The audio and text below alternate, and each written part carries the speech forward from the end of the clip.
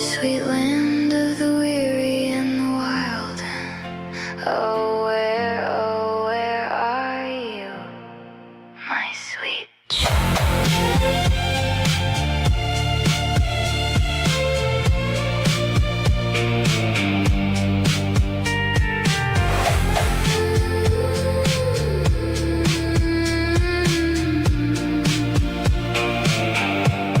The garden's either dying or about to come alive. The river's either drying or it's deep enough to dive. Can't tell if it's the dusk or if it's breaking into dawn. Are we going on or are we going? Somebody said a storm is coming, but it's been a long time. I don't know what's up, but please, baby, don't you look behind. So tell me, is it gonna be free energy forever, or just the same damn old grind? Singing, sweet land of the weary and the wild. Are we 1 year from the grave, or is this just the beginning?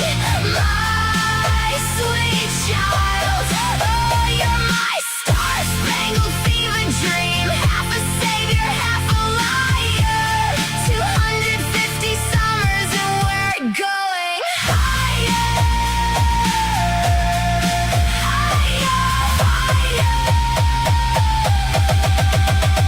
singing, sweet land, going.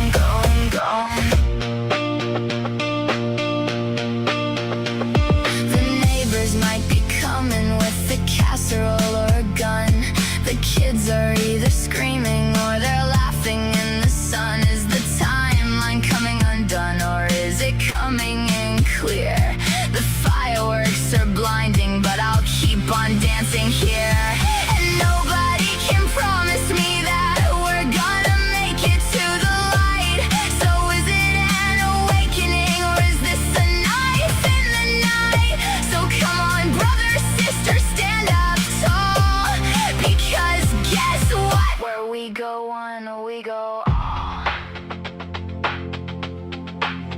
If you can hear this from the other side, across this great quantum divide, don't get me wrong, now is the time to stay strong. So, with all of that, I'll say, God bless the USA!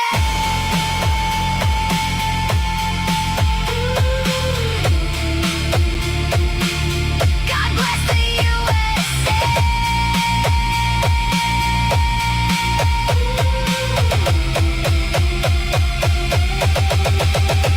Singing, sweet land, going on. 250 years and it's going on and on the edge of a forever or the edge of being gone. Is it midnight? Is it morning? Is it ruining? Is it time to rise? 250 summers gone by.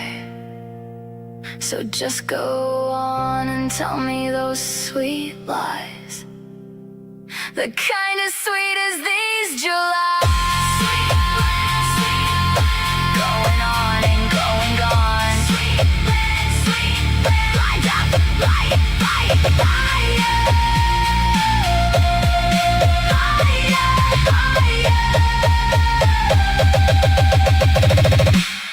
Sweet land's going on.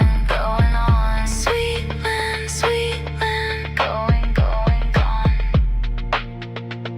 So please, just know that we can still rebuild. We can still make something better. All right. Hi, everybody. Welcome to Indy After Dark. I am here with, let me take this down real quick.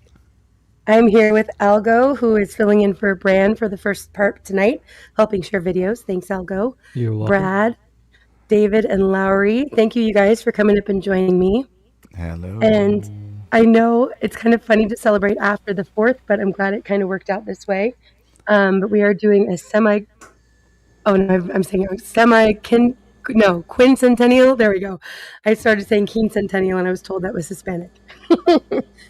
Um, but anyway, so See, we're celebrating, and I thought that song, I'm not a big fan of AI, but when I heard that, and thank you, Sal Caruso, for sharing it with me, I just love it. I think it really captures where we're at right now. Where are we going? Where's this all headed? And you we know can what's weird about celebrate that, the Indy, past and look forward to the future. is like every other country in this place has a culture that's beautiful. There's tons of beautiful cultures all over the place. And are we supposed to be ashamed about ours? Right. That's Yep. like the thing. It was a Yeah. beautiful video, but it's like really, it's just like, don't we get our culture too? Like whatever the Exactly. thing Yeah, that we'll be we talking about that a did. little bit later tonight too, for Yeah. sure. Yeah, so we have music the first half tonight. Yes, God bless the USA. Well said, Cheryl. And good to see everybody coming in. Thank you so much for everybody being here. I know I'm not streaming every week, and so it's a little confusing when I'm here and when I'm not. Um, I'll give a quick update. We are moving at the end of this month now. Like, I know it's this like ongoing saga of moving. It has been for us too, believe me. But it's worked out actually really well, and it's all kind of falling into place in a great way. Good to see you, Mr. B. And so it's still kind of hit and miss for streaming. I am still doing the backstage speakeasies on Friday nights. So I hope more of you will come and join us there. Good to see you, Moon. Ozark, good to see you. Catherine, much love. Craig, Matt, good to see you guys. Tate, seeing everybody coming in. Love to see you guys. Okay, I'm going to go ahead and play one more video here, and then we're going to get into live music with Brad and David and Lowry. And then the link is pinned. For any other musicians who want to come up. We are doing kind of a patriotic Americana theme tonight. But if you want to come up and you don't have a song that ties into the theme, that is okay too. Again, Sal, thank you so much for that last song that we kicked things off with tonight. I am going to go ahead and play that again if you missed it as we're kicking off conversation, because it is a good conversation starter. And this song is the latest from Sal Caruso and Dynamite Throw, and it's their song 4th of July. Here we go.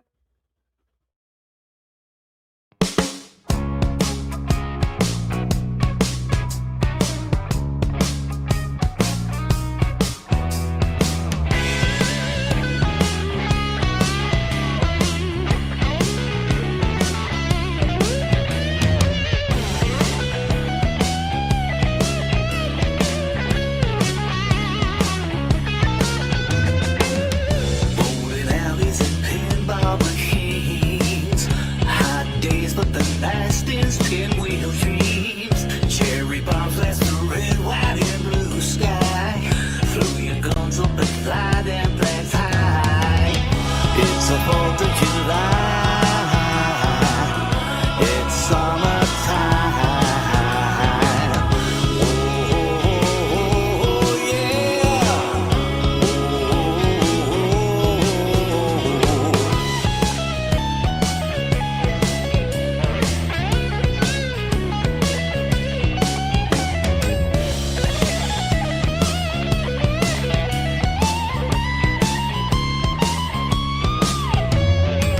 Cicada winding drone till the heat is high. The musky scent of a skunk in the distant night. We're gonna play some horseshoes and barbecue. And when it gets too much, jump in a pool. It's the 4th of July. It's summertime. Oh, yeah. It's the 4th of July. It's summertime. Oh, yeah.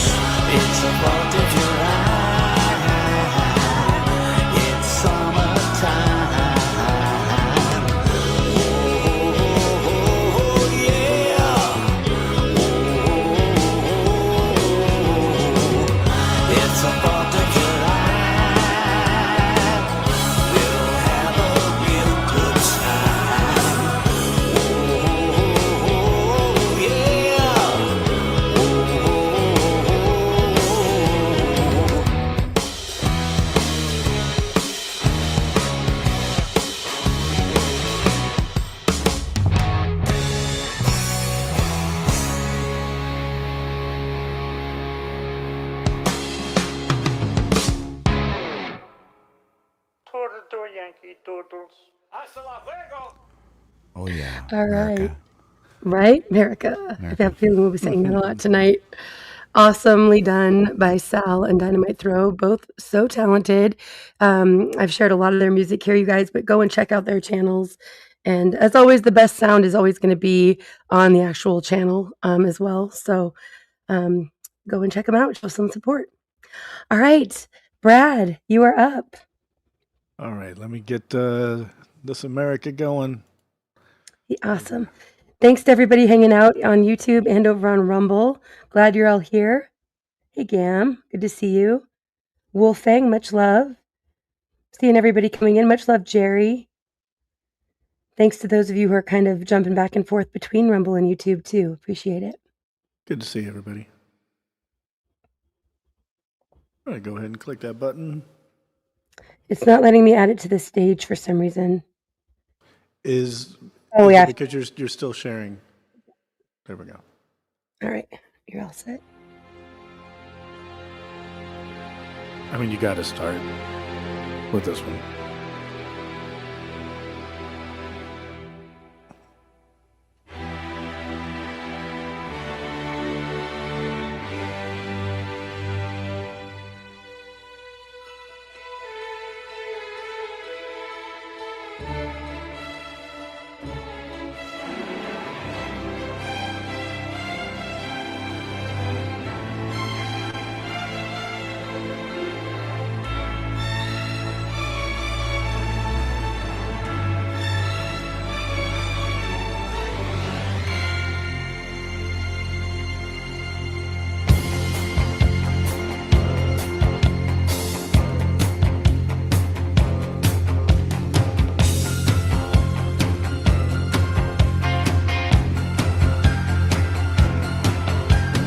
Far, we've been traveling far without a home, but not without a star. Free, only wanna be free.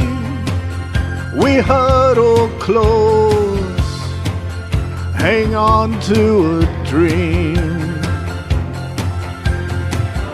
On the boats and on the planes, they're coming to America, never looking back again. They're coming to America, home. Don't it seem so far away? Oh, we're traveling light today, in the eye of the storm. In the eye of the storm. Home to a new and shiny place.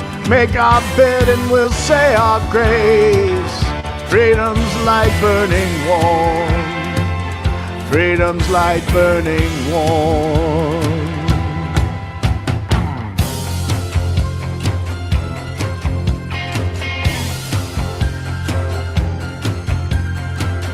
Everywhere around the world, they're coming to America. Every time that flag's unfurled, they're coming to America. Got a dream to take them there. They're coming to America. Got a dream they've come to share. They're coming to America. They're coming to America. They're coming to America. They're coming to America. They're coming to America today. Today. Today. Today. Today, my country, 'tis of thee, sweet land of liberty, of thee I sing, of thee I sing. Today, today.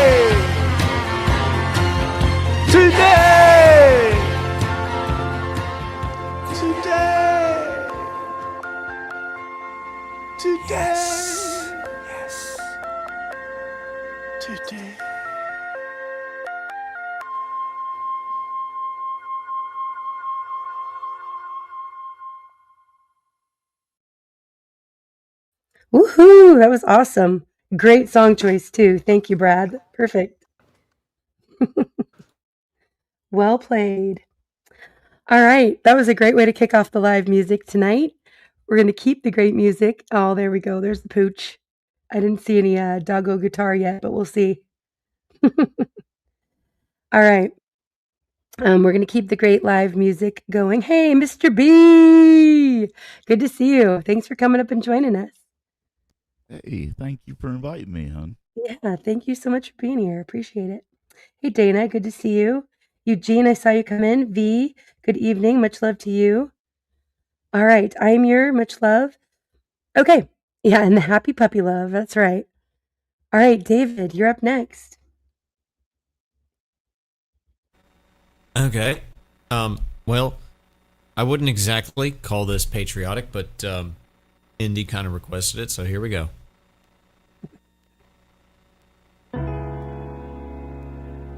Lately, I've been losing sleep, dreaming about the things that we could be. But baby, I've been praying hard. Said no more counting dollars, we'll be counting stars. Yeah, we'll be counting stars.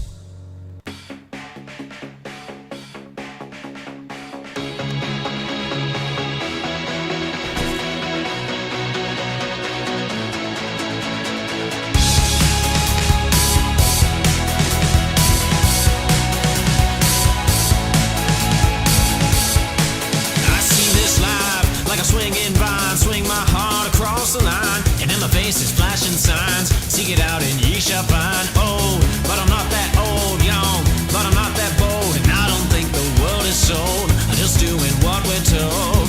I feel something so right, doing the wrong thing. I feel something so wrong, doing the right thing. Couldn't lie. Everything that kills me makes me feel alive. Lately, I've been losing sleep, dreaming about the things that we could be. But baby, I've been praying hard. Instead of counting dollars, we'll be counting stars.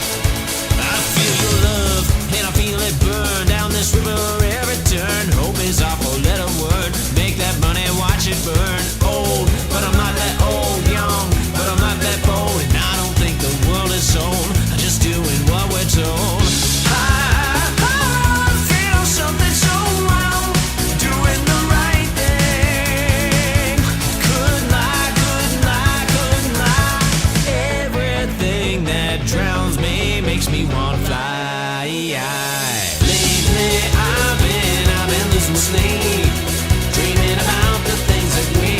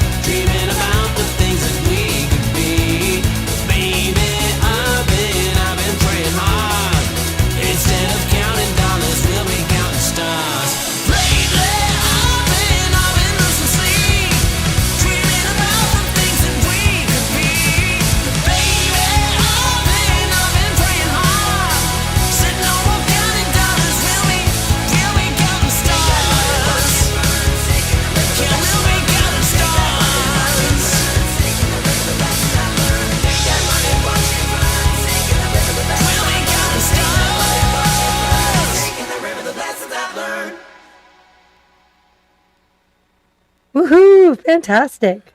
Great Yeah, job. well done, David. That was good. That's really like my good. first time singing in in a few months, so I'm a little rusty. You sounded awesome. Yeah, never, Thanks. never, sell yourself short because you sound great. Oh, that reminds me too. I have had some people asking about me. I'm not sick. My voice, you guys, it's been like 3 months. It's driving me crazy. It keeps coming and going, but I had it like it was almost completely gone for 2 days, just a couple days ago. So I've been really trying to rest it up a little bit, which is hard for me to do. I'm a talker and a mom, so it's complicated.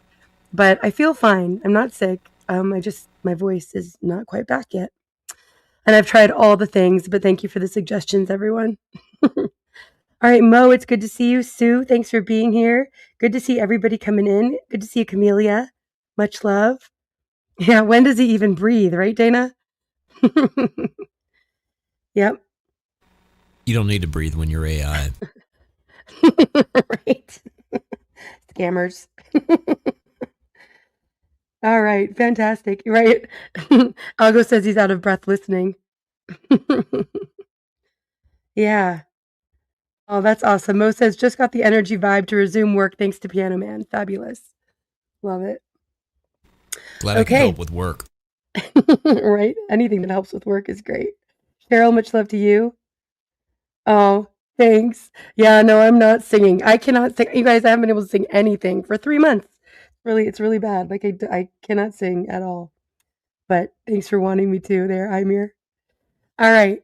Lowry, you're up next. And then we'll go right to you, Mr. B. You're gonna make me follow that? I am. No. I can't. But I do have a song called Fourth of July, though. Nice. I was like, this is when I was like 21, and I was like in love with this like beautiful, like black-haired, like just beautiful girl. I was in Kansas City at the time. This is like 25 years ago, and we were a bunch of pyros, so like we always like, bombs and shit. We just like blow shit up, and I probably scared her off because like we were just shooting off everything at once, not by the rules, just like those mortar shells that you get. Mm-hmm. And we wouldn't drop in the tube. We would just light them in our hands and just throw them off in the weeds and see what would happen. Crazy. And like people would scatter and like all this stuff. And she was like, "I don't think I want to be with you. You're too dangerous." And I was like, "I get it. I get it." I was like, "Yeah, it's probably true." You're like, well, this is not what the this song one. is about. I know this is what this song's about. It's but it's 4th of July. It's a thing. Can you let me know? How's that sound there? Sounds good. Yeah. That sounded great. Yeah. Can you hang on 1 second, Lowry? Just 1 second. Sure. People saying hi too. John, thank you so much for the super chat. Much love and good to see you. He says, America, a special place, a special memory, a special experience, full of special people, ideas, differences, and emotions. Planted in the soil 250 years ago was a spirit that watched over this great experiment. Self-defined, I've always called home. Love it. Thank you so much, John, for your words and for the support. Indeed. Very much appreciated. Indeed. All right. I mean, it's where we live, right? I mean, it's like, Absolutely. can you not like just? Is One of the it best okay places in the world to be. Yeah, to be proud about? It's not nationalism. Well, it is nationalism, but it's really just like this is where I live, and it's cool. I like it.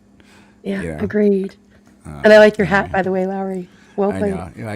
Yeah, it was a special thing. Then I had another one that I was gonna play, but it was just a little too hot. So, but this is called 4th of July. This is from my first record, Awful Joy. All right, let me see if I can get this right and make sure this mic is set up. All right, hopefully you guys can hear it. All right.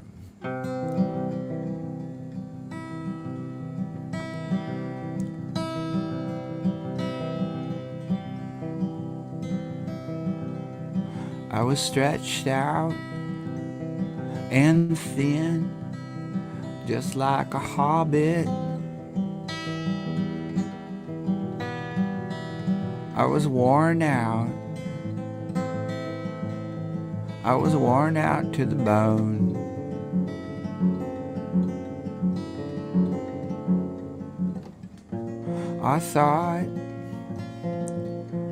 I thought I'd done myself in.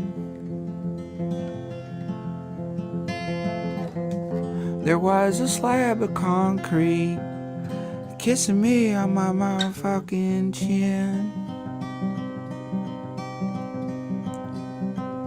Whoa, whoa, whoa, whoa, whoa, whoa, whoa. And there was dirt. There was dirt in my ear. And there was doubt. There was doubt in my eye.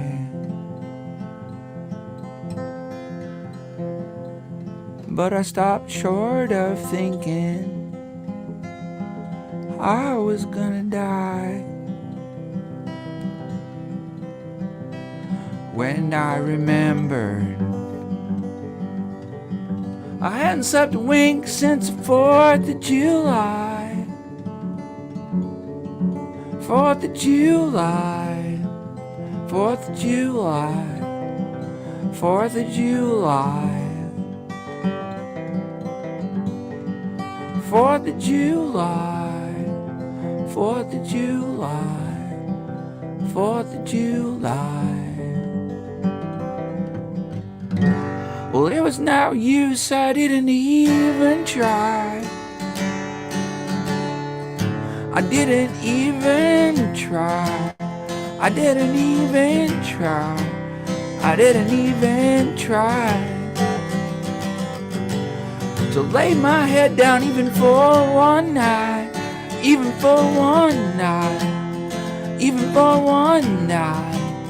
Even for one night. 'Cause I didn't want to miss it. Whoa. When you drove by. When you drove by. When you drove by. 'Cause you might have stopped to visit. Whoa. When you drove by. When you drove by. When you drove by. 'Cause you might have tried to kiss me. Whoa. When you drove by.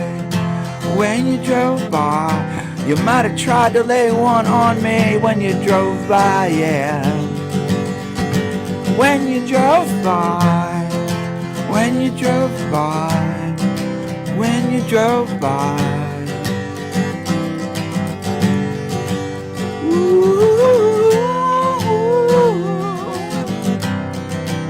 Yeah, mama.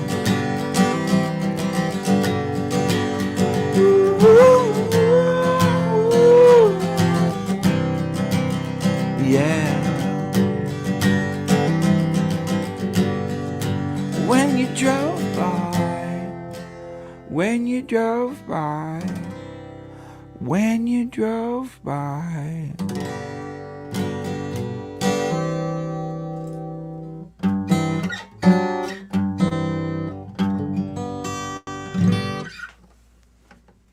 Fantastic, Lowry. I like that one. Thank you. Well done. Very cool. bud. Thank you. Thank you. Thanks so much for being here. You're welcome. Always appreciated, Lowry. All good. Yeah. Mo, thank you so much for the 10 gifted memberships. Appreciate the support. And thanks for being here. Much love to you. Hope you're having some ice cream, even though it's not a Thursday. Agent, good to see you. Thanks for being here, and happy 250th to you too. All right, Mr. Wait, hold on, I gotta do this at least once. Mr. Oh wait, no. Don't blow your throat out, honey. Oh, I don't think it's working. Why isn't my reverb working? How about now? There we go. Mr. B. Oh, thank you, dear. That's too funny. All right. Well, I think this one is pretty There we go. fitting for the holidays. Yeah, I hope y'all have a wonderful 4th. I know I sure did. I hope you did too. Yeah, it was great. Yeah, mine was great. Oh, let's get this in the right place. There we go. I'm not going to cam up tonight, sweetheart, because I'm still having some residual effects from, well, you know. Yeah, no worries. No worries at all. Thanks for being here, Mr. B. I know Mondays aren't always a great night for you to be here. I really appreciate you being here. So thank you. I made a point to be here. So I know you did. Thank you very much. yes, ma'am. All right, guys.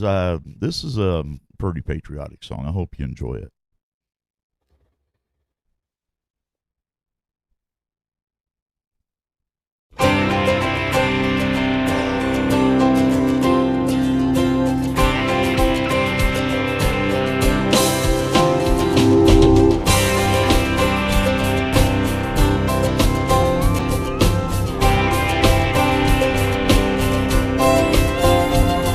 Well, if you ask me where I come from,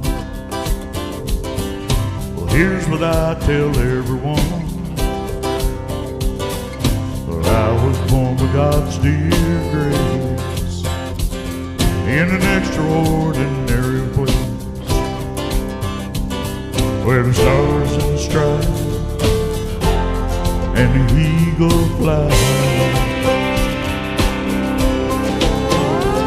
Well, it's a big old land of countless dreams. Well, happiness ain't out of reach.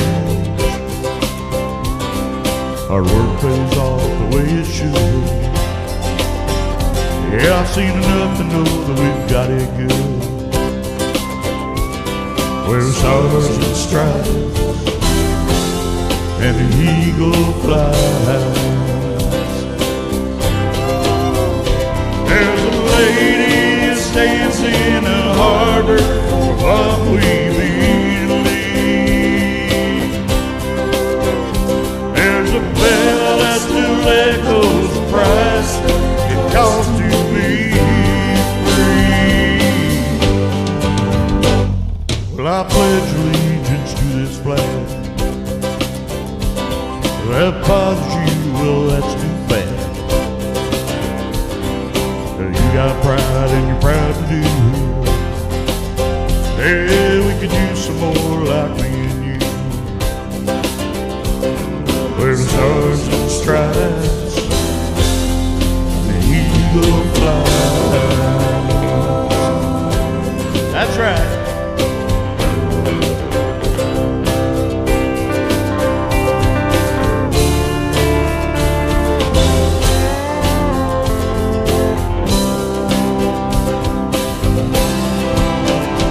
There's a lady that stands in the harbor while we believe. And there's a bell that still echoes the price it costs to be free. Well, it ain't the only place on earth. It's the only place that I prefer. To love my wife and raise my kids, yeah, the same way that my daddy did. Where the stars and stripes, the eagle flies. Where the stars and stripes, the eagle flies.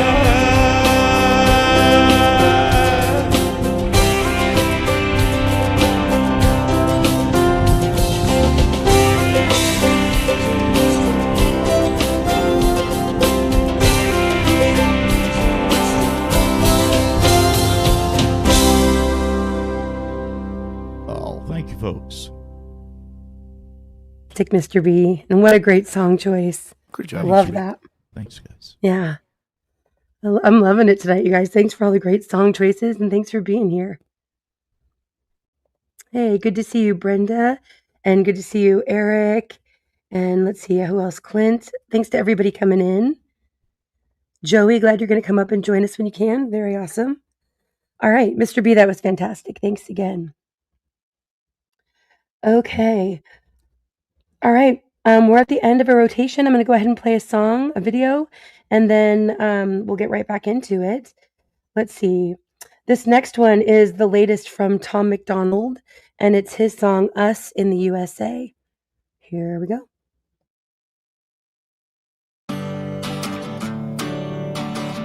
We still don't trust what the headlines say. That's okay. We think that they want us to be laid in a grave. We do our best, we pray and we pray for a change. We put the us in the USA every day. We put the us in the USA. We're the diesel trucks on the interstate. Flags in our yards where our children played. Stars and stripes and rattlesnakes. And it's me and it's you and it's red, white and blue. With American dreams and taxes. We want World War II. We put men on the moon. Well, depending on who you asking. We put the us in the USA. We put the us in the USA. We put the us in the USA. We put the us in the USA. We still don't trust what the government claims is to blame. And the media says the country is safe, but it ain't. We do our best, we pray and we pray for a change. We put the us in the USA every day. We put the us in the USA. We're the reason why America's great. It's the home of the free and the flags we wave are the stars and stripes and rattlesnakes. And it's me and it's you and it's red, white and blue. With American dreams and taxes. We want World War II. We put men on the moon. Well, depending on who you asking. We put the us in the USA. We put the us in the USA. We put the us in the USA. We put the us in the USA.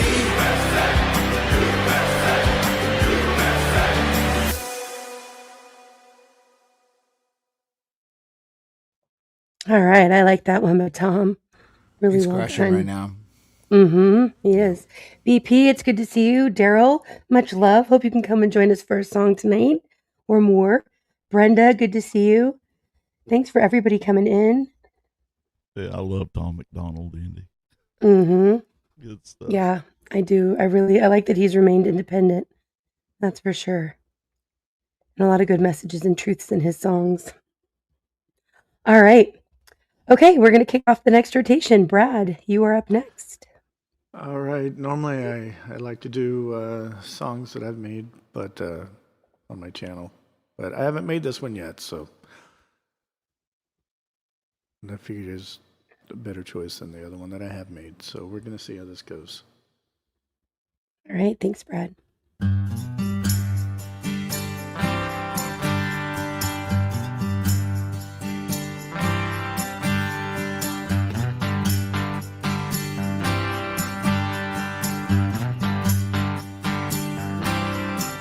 Well, there's a black man with a black cat living in a black neighborhood. He got an interstate running through his front yard. You know, he thinks he's got it so good. There's a woman in the kitchen cleaning up the evening slop, and he looks at her and says, "Hey darling, I can remember when you could stop a clock. Oh, but ain't that America? You and me, yeah, ain't that America? Something to see, baby, ain't that America? Home of the free, yeah. Little pink houses for you and me. Oh, yeah, for you and me. Oh.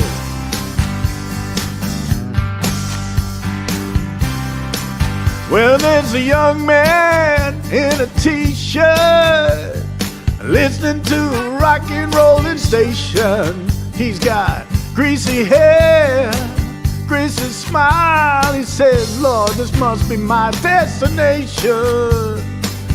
'Cause told me when I was younger, said, boy, you're gonna be president. Just like everything else, those old crazy dreams just kinda came and went. Oh, but ain't that America? For you and me, yeah, ain't that America? Something to see, baby, ain't that America? Home of the free, yeah. Little pink houses for you and me. Oh, they build them, baby, for you and me.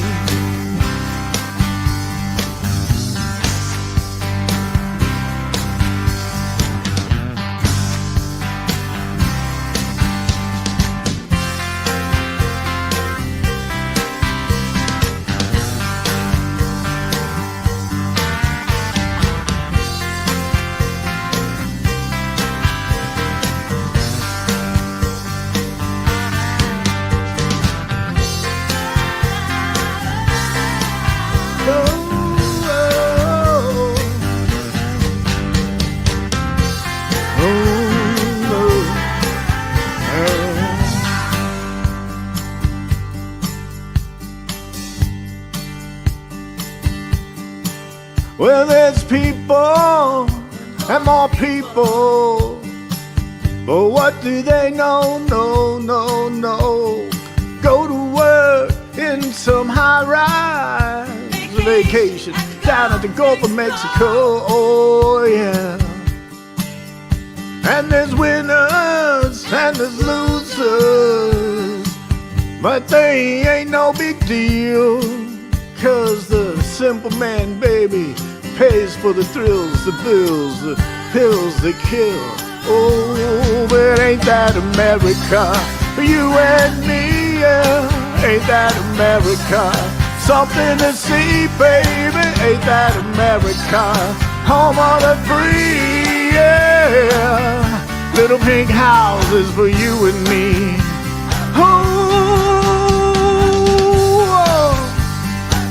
Oh yeah, ain't that America? For you and me, ain't that America? Hey, well, something to see, baby. Oh, wait there, the home of the free. Oh yeah, yeah, yeah, yeah, yeah, yeah, yeah, yeah. Little big houses, baby, for you and me. Ooh yeah. Oh yeah, yeah.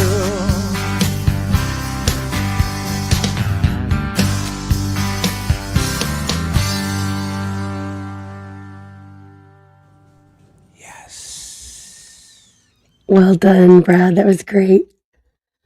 And I did see the doggo guitar in there this time.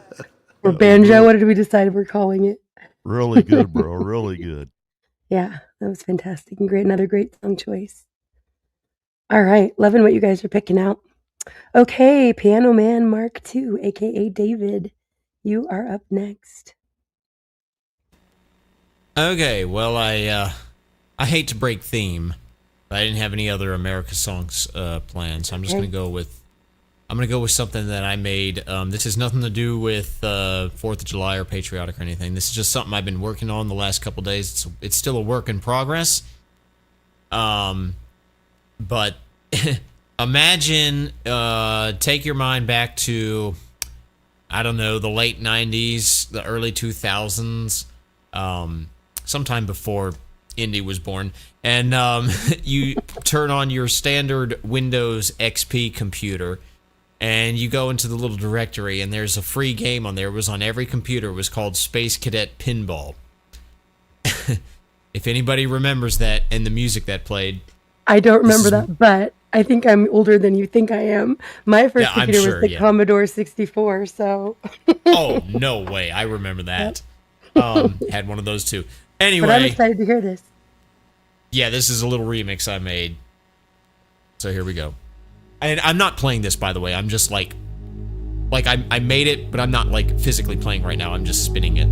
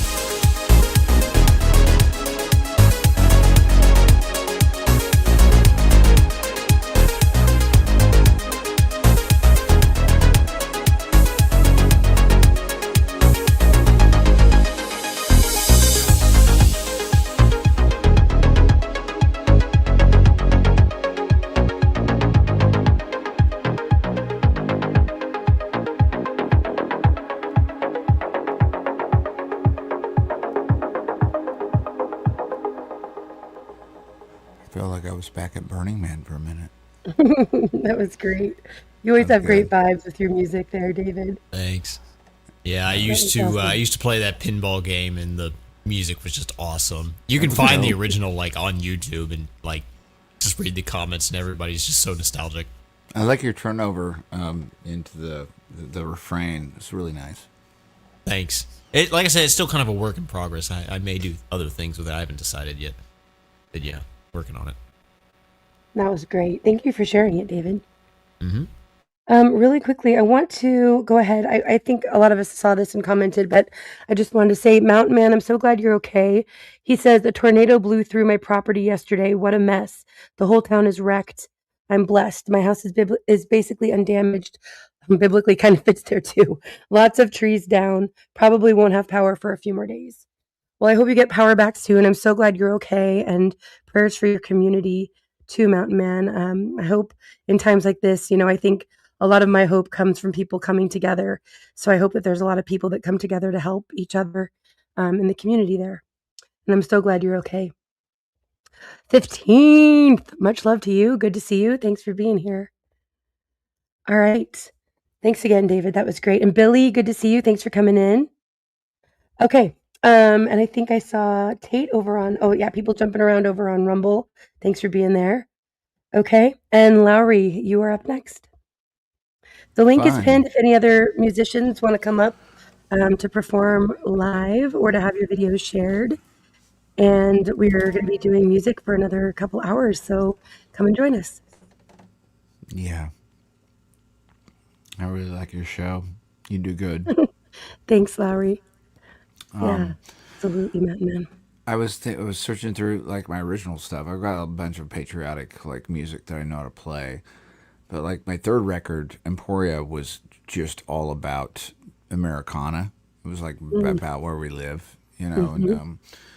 and one of those things that is, you have to take with it is that the trailer court is something that exists out there, and it's all over, and it's where people live, and the jokes about the tornadoes and everything else. It's not really that tornadoes just hit trailer courts. It's just that trailer courts are where poor people live, and their houses just happen to be like made of very Right, not so good stuff. And exactly. yeah, and I grew up around trailer courts.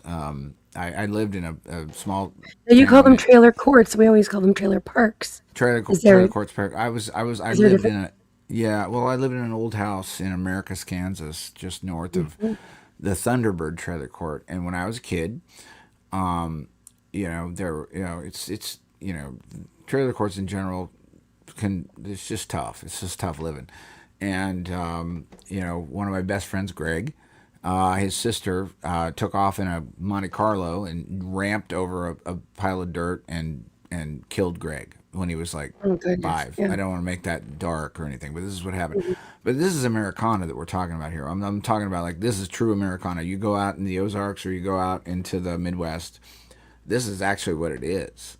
It's you have some people that have money and then you have some people that don't, and most of them that don't live in trailer courts. And so I wrote this song, and I was just thinking about it. There was this movie called maybe you guys remember it. It was oh shit, hold on. Oh wait, hold on a second. I got it. Hold on. It's about a guy who's living in a trailer court and he plays a video game, and then it takes him out to outer space. Bleh, The Last and Starfighter. the Last Starfighter. Yeah, that's it. That's it, Brad. One of my There all-time you go. favorite Which the movies. assist there, Brad. Yeah, yeah. Don't make So me go grab my Last Starfighter T-shirt I know. So like, this is kind and of where this Blu-ray. is. This is Americana. This is Americana music. This is like I came up in a Love Navy it. family in the middle of nowhere, and I have some patriotism as whatever that means. I don't even know what Right. that means at this point in time, but Ever changing. yeah. But anyway, yeah. So Awesome. this Thank is you, Lowry. yeah. This is called Thunderbird Trailer Court. And let me see if I can get this right. All right. All right. Everything that you left on the porch shadows from the lantern and plans to abort.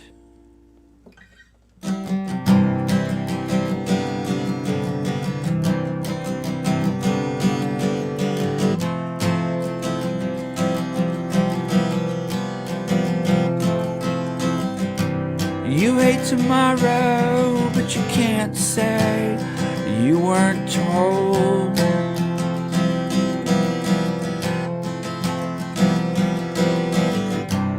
Big bay windows framing a life of growing old.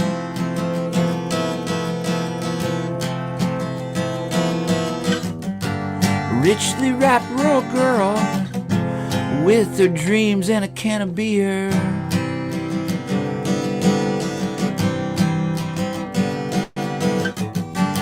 No matter how hard you look, there's no last starfighter here.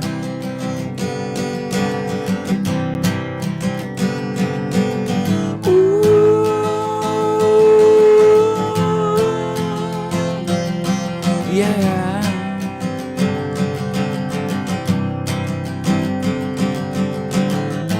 Thunder on, Thunderbird, trailer court, thunder on.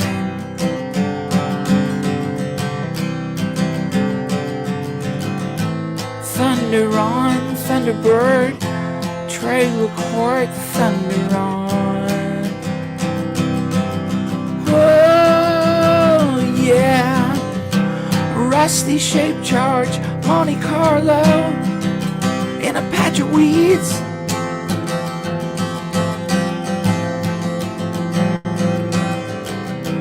Medicine show madman, never again to be seen.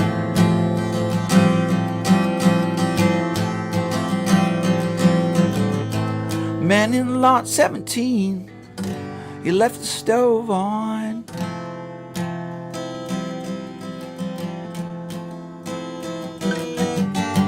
Mushroom clouds making shadows on the lawn. Yeah, ooh, yeah.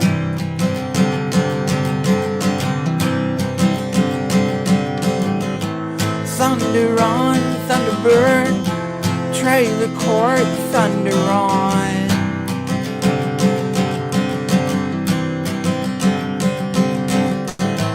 Thunder on, Thunderbird, trailer court, thunder on. Woo, yeah, mama.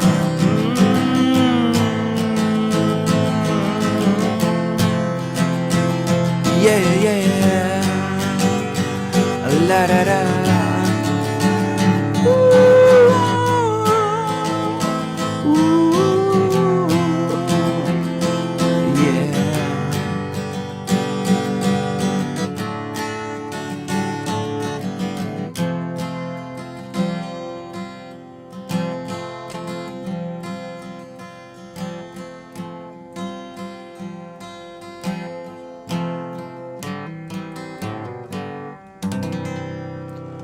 Thunderbird trailer court, everybody. I love it. That was great. Yeah, I like it. Thank you. Nice. Appreciate Yeah, really well done. it. Yeah, thank you. All right. Thanks to everybody coming in and here and hanging out. Appreciate you all. Good to see you. Thanks for being here. Okay, Mr. B, you're up next. All right, honey. Well, somebody in chat said somebody up there needs to play this one for the 4th celebration. So Awesome. it's not something I've ever done before, but we're going to give it a shot just for the folks. How's that? Perfect. I'm sure it'll be great. Thanks, Mr. B. Is it Katy Perry? Definitely I think not. I know what it is. You're going to do great. American girls, American guys will always stand up and salute. Will always recognize when we see old glory flying.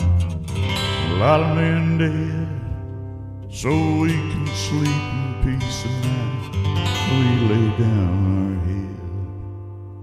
My daddy served in the army, where he lost his right eye, but it flew a flag in our yard. The day that he died, he wanted my mother, my brother, sister, and me grow up and live happy in the land of the free. This nation that I love falling under attack. The mighty sucker punch came flying somewhere in the back. As soon as we could see clearly through our big black eye, man, we lit up the world like the 4th of July. And the Sam put your name at the top of his list, and the Statue of Liberty started shaking her fist. An eagle will fly, and it's gonna be hell when you hear Mother Freedom ringing her bell, and it feels like the whole wide world is raining down on you. Well, brought to you courtesy of the red, white, blue.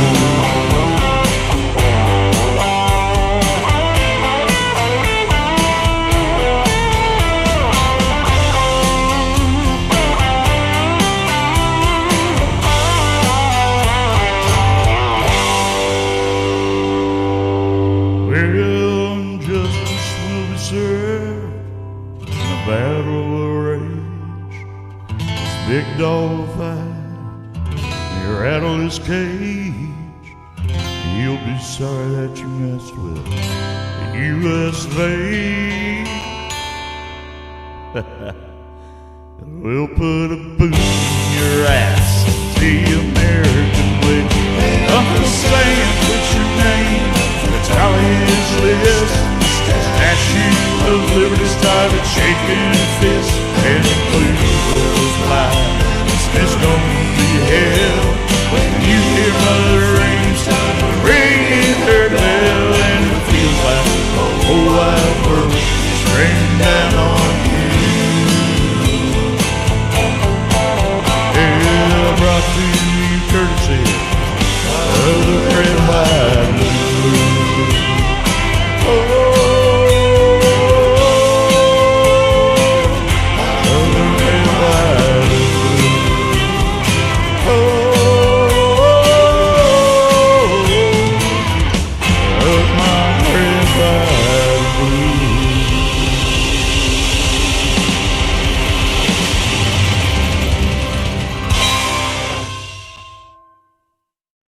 That's pretty close. America! America. Yeah, it was great. Mr. B, that was fantastic. Yep. Awesome rendition. Agreed, Dana. Thank you, guys. Fantastic, Mr. B. Agreed, Brenda. Thank you so much, Mr. B. That was fantastic. Thank you. Firefly, it's good to see you. All right. Thanks, everybody, for being here and for hanging out. And thanks to everybody on panel for sharing your music with us. Tate, thank you for the Cash App and the jewels. Appreciate you and all of your support. All right. Yeah, excellent. Agreed, Daryl. Daryl, thanks for coming up and joining us. You are up next. Good to see you, Michigan. Much love to you. Hope you're doing well. Okay, thank you for having me. Let me just fix this for a second. Microphone should be this one. Thanks for being here. Glad you joined us tonight, Daryl. Happy that you're here. It's nice to see you, Indy. Great to have you live again. Yeah. I hope I'm going to be doing a Laura Nero song that that made me think of America because it's called American Dreamer. Great. My first time singing it, so I hope I do it okay. Let's see. You can hear me okay, right? Yep, you sound great. Terrific. Okay. So I found a tab to put this Let in. me check real quick actually and just make sure your sound on this side won't cut out when you're singing. Yeah, okay. I'm going to turn off your echo cancellation. Okay, Go great. ahead. There we go. Yeah, that's And better. let's see, tab audio. Okay, great. So I have this track over here, and I'm going to have the lyrics here. Okay, wish me luck. I hope I Do you know want this. do you want me to put the lyrics up on this No, screen? Is that helpful? no, Or this screen just has the music, and I have the lyrics on a different screen. But I'm going to okay. share this one for the sound. Okay, All right, here we perfect. go. Thanks, Carol.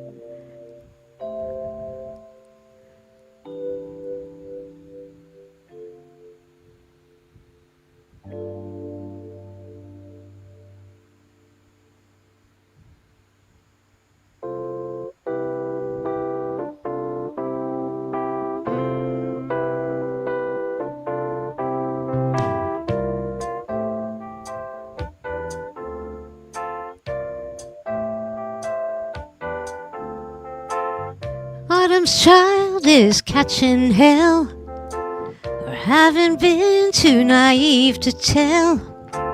Property rights from the chapel bells. There's nothing we can do. We could not get there in time. It's too. She signed on the dot. Oh God. Sorry, I'm not getting this right. I'll find it now. Oh, shoot 'em up, cops and robbers. Oh, America. The manager smiled, he said, "We'll straighten this mess." He had a picture of Spud and Jane on his desk. So I signed the contract with a perfect line. There's nothing we can do. We could not get there in time. It's too late. She signed on the dotted line.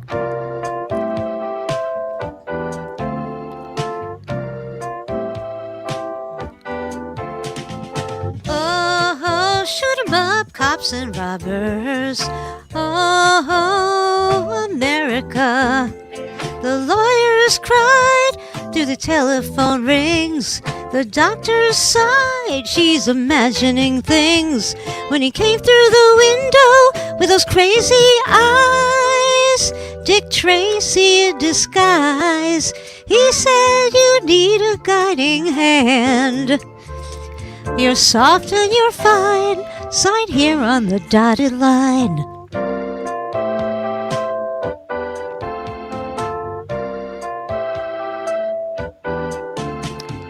Oh, big deals, cops and robbers. Oh, America. I am your rose, American dreamer, flying high and down through America. Don't you know, American dreamer?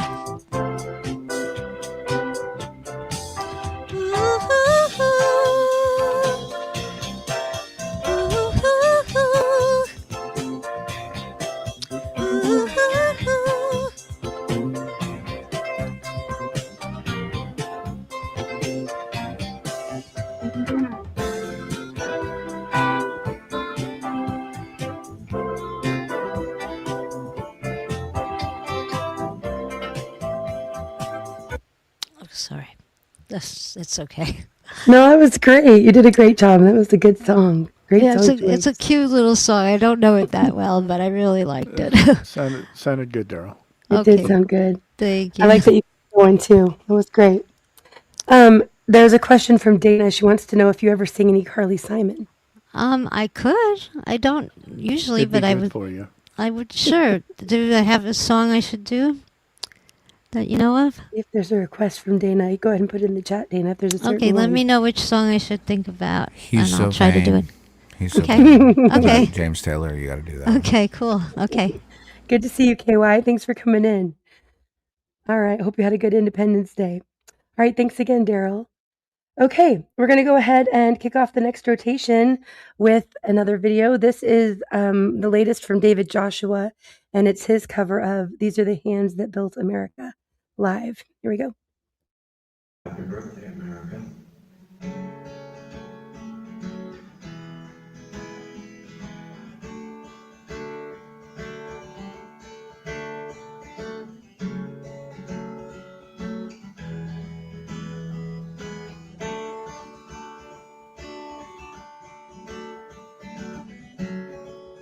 Oh, my love,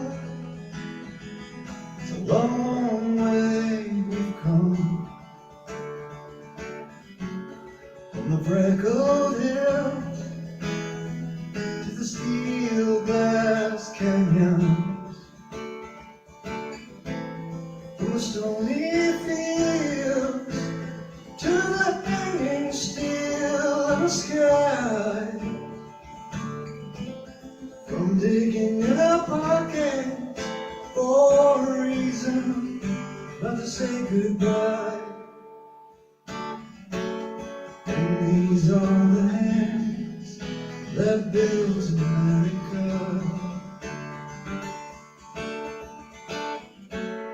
And these are the hands that built America. I saw your face in a watercolor sky. I see birds argue a long goodbye. I took your kiss on the spring moonlight star. Gotta live with your dreams, don't make them so hard. No. And these are the hands that built America.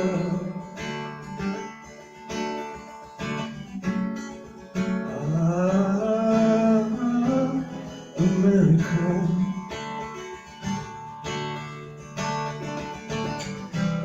With all of the promises, is this one we can keep? Of all of the dreams, is this one still out our reach? Ale, ale.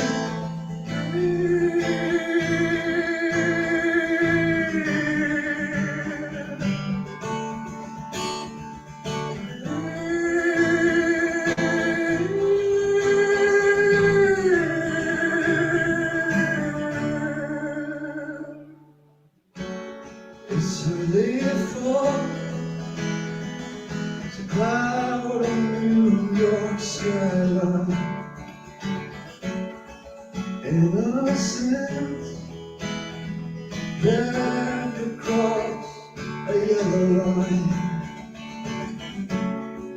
These are the hands that built America.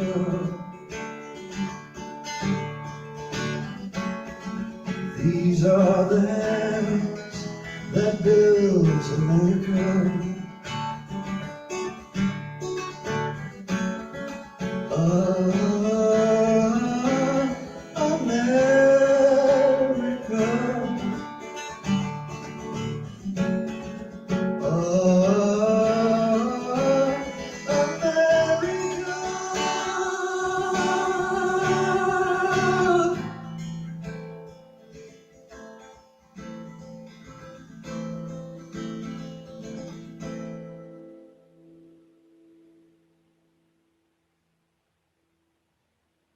Really well done by David, and such a great song.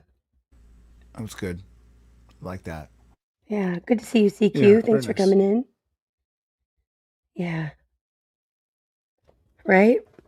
Of course. Happy birthday, CQ. Much love to you. Hope you're having a good time celebrating. Okay. All right, we're going to kick off this next rotation with Brad. All right, and of course I had to change my song because that's what you do. That's what you do. It's great. David, well, you know, you got to follow that. If with you're doing something. American Pie, dude, I'm just gonna get mad. No. I'm not really doing No, that. but he went U2, so I'm going U2. Nice.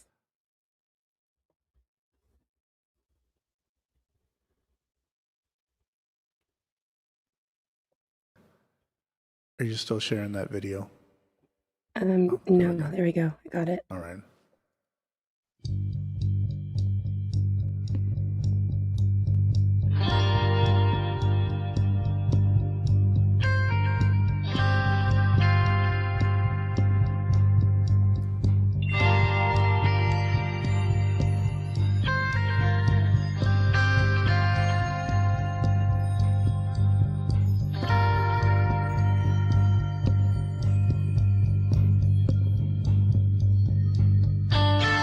See the sunrise over her skin, don't change it. See the sunrise over her skin, don't changes everything, everything. And the delta sun burns bright and violet. Mississippi in the cotton wool heat. 66, a highway speaks of deserts dry, of cool green valleys, gold and silver mines of the shining cities. In this heartland, in this heartland, son, in this heartland, heaven knows this is a heartland, heartland, heartland. See the sunrise over her skin. She feels like water in my hand. Freeway like a river cuts through this land into the side of love, like a burning spear, and the poison rain brings a flood of fear through the ghost ranch hills, Death Valley waters, in the towers of steel. Belief goes on and on in this heartland, in this heartland, son, in this heartland. Heaven knows this is a heartland, heartland. Heaven knows this is a heartland, heartland, heartland, heartland. Heaven's Day here in the heartland,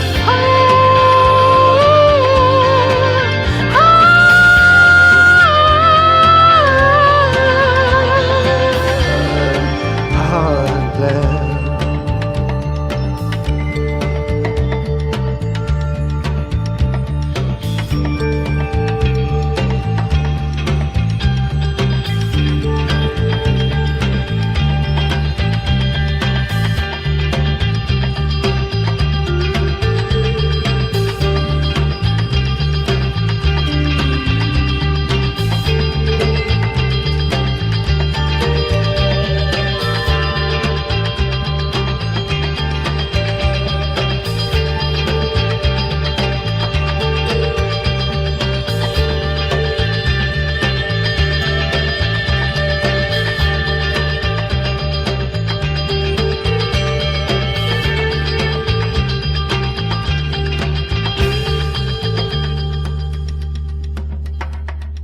There we go. Yeah. Wow. There's a few There's notes in notes. that one. Yeah, amazing. Oh, Yeah, that was epic. that was epic. Fantastic, Brad. Thank you very And much. that's from Rattle and Home, which has some good stuff on it. Mm-hmm. Yeah, we are the Heartland. That's right, Jerry. All right. Okay, Piano Man Mark II, you're up next. Okay. Now this probably is going to be my last one for the night. But, All right. But I Thanks am. for being but- here. It's good. It's Yeah. been good to see you, David. We've been missing you, seeing you around. And I know you'd mentioned backstage you might be doing a stream here soon. Yeah, I'm share what's going on? planning to do a stream. I'm planning to do a stream in 2 days. It'll be my birthday. But yeah, I'll try to get back up here every now and then. Awesome. But I am gonna do a America song. I was able to find one, so Fantastic. hope you all enjoy this.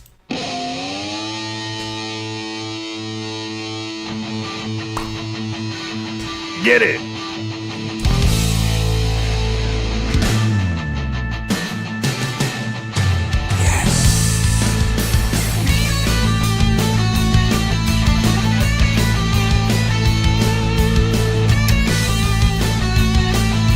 I've also never sung this one before, so this could go bad.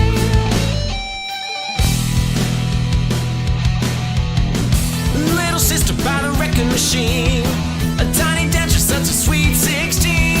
She's going out, she's gonna party tonight. She's gonna shake and make it last all night. Little brother's got a driving machine, a fast driver, such a clean machine. They're going out, they're gonna put out the lights. They're gonna rock it, rock it, rock out. You can still rock in America. Oh yeah, it's alright. You can still rock in America. Oh yeah, all night. You can still rock in America.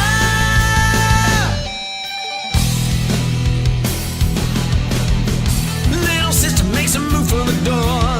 The door squeaks, she's on the second floor. The daddy wakes, is everything okay? Not a sound as she makes her get away. Little brother's got her ready to roll. Tire's burning as they head for the show. Light it up and turn the music on loud. They're rockin', rockin', rockin'. You can still rock in America. Oh yeah, it's alright. You can still rock in America. Oh yeah, all night. You can still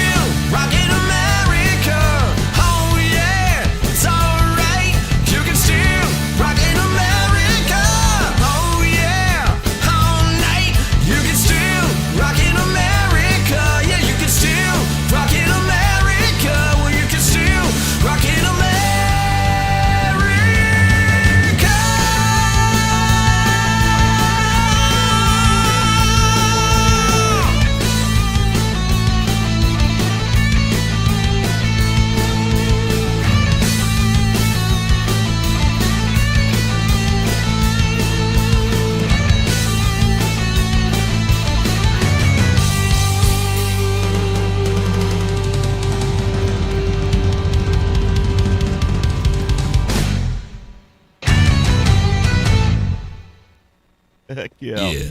Crushing. Banger.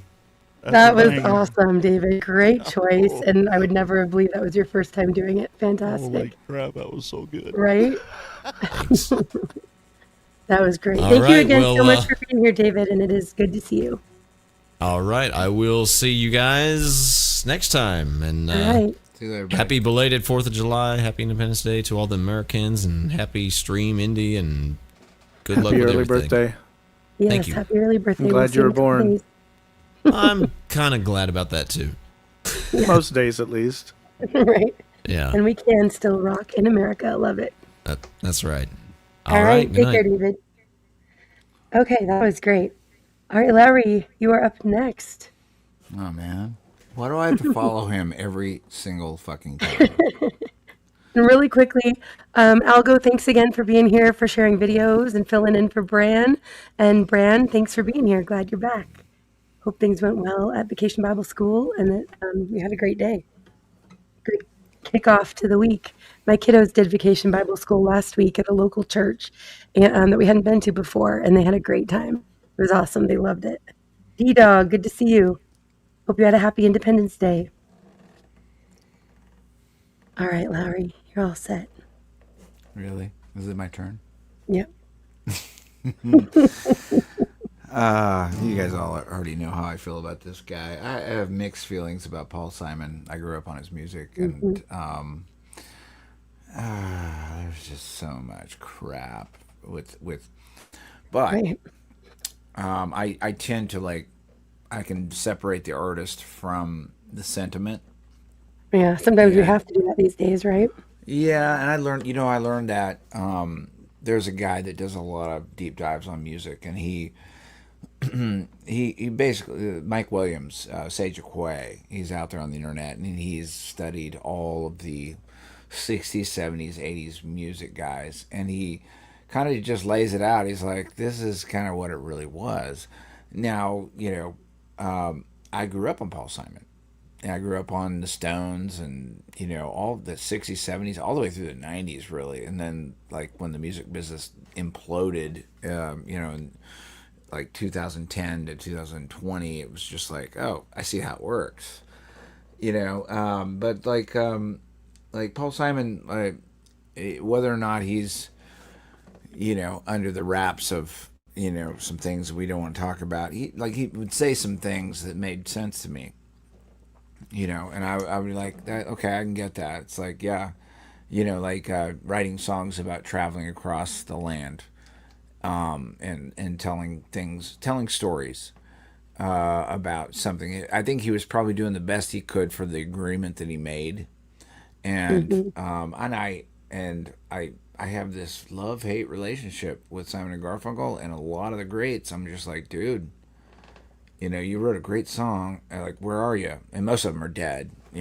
But Right. Anyway, that's a rant for later. But I'm gonna get this Just you, mic up here next to here, and Right. Algo says, pretty wild how we can see through it now and couldn't then. you can see it through it now, and you have to, especially as a music lover, you have to be like, fuck, you're one of those guys. Shit. And then you just have to be like, damn, you wrote a really great song, and but I can't get on board with your game, right? So I'm like, I'm still gonna enjoy your song. I'm still gonna enjoy. I like the Stones. I like all that stuff. I'm gonna enjoy it, but I'm not getting on your boat, buddy. Right. And that's just, there it is. That's the rant. That's all I got.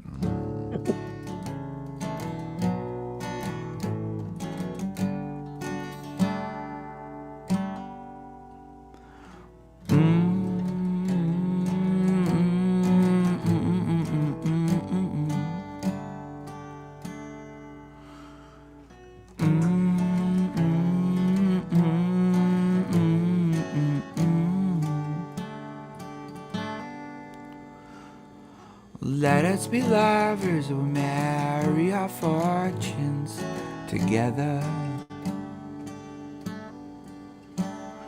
I've got some real estate here in my bag,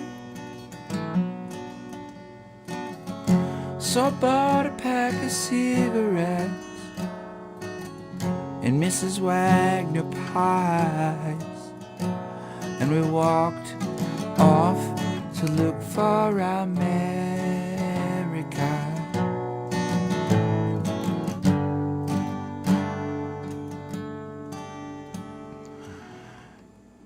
Kathy, I said, as we boarded a Greyhound in Pittsburgh, Michigan seems like a dream to me now. It took me 4 days to hitchhike from Saginaw, not come to look for America. Laughing on the bus, playing games with the faces. She said the man in the gabardine suit was a spy. I said, be careful, his bow tie is really a camera.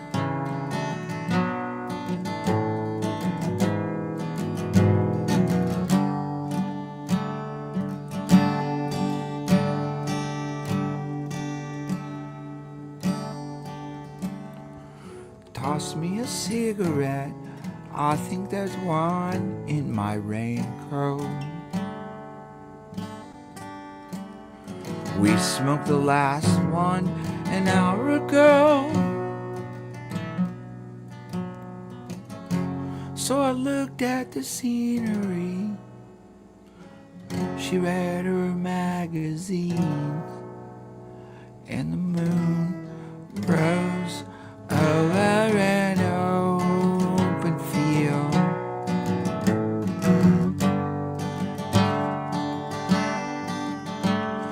Kathy, I'm lost, I said, though I knew she was sleeping. I'm empty and aching and I don't know why. Counting the cars on the New Jersey Turnpike, they've all come to look for America. All come to look for America. All come to look for America.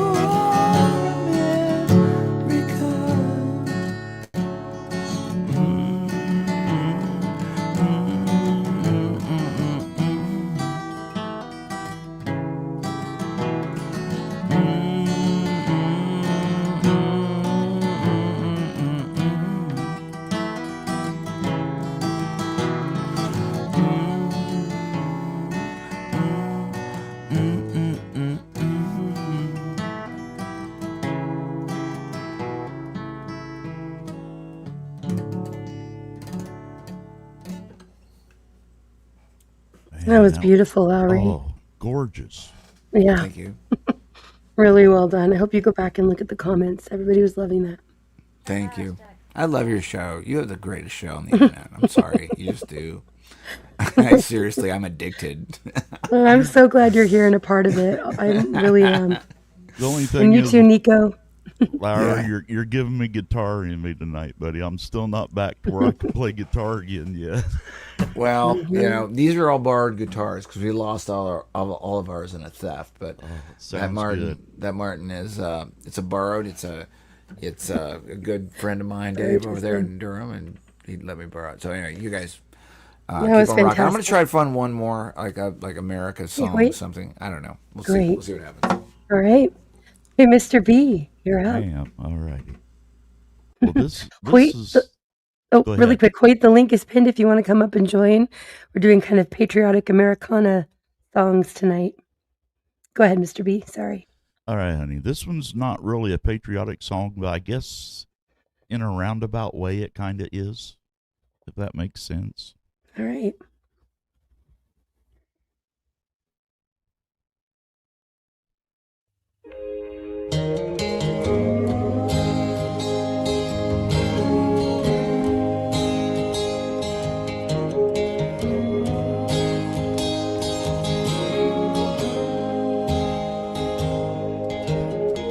Tonight I hit rock bottom, sitting on an old bar stool. He paid my tab, put me in the cab. He didn't have to. He could see I was hurting. Oh, I wished I got his hand. I didn't feel worth saving. He saved me just the same.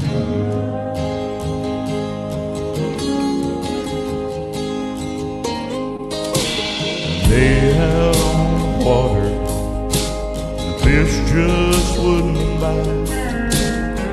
I put my pole down and floated around, just so quiet I could hear my old man saying, son, just be still. But you can't find peace like this bottle or a pill.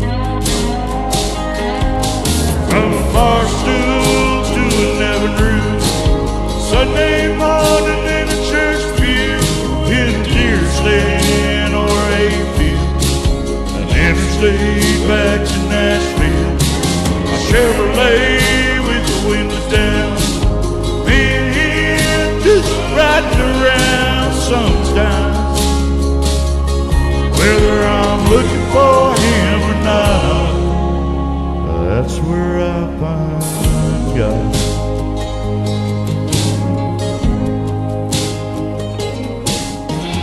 Sometimes late at night, I lie there and listen to the sound of her heartbeat, the cricket singing.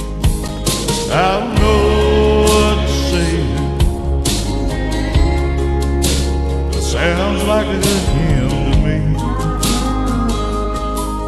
Well, I ain't too good at praying. Thanks for everything. From a bar stool to a living room, Sunday morning in a church pew, in a deer stand or a field, an interstate back to Nashville, Chevrolet with the windows down, me and him just riding around sometimes. Whether I'm looking for him or not, that's where I find God.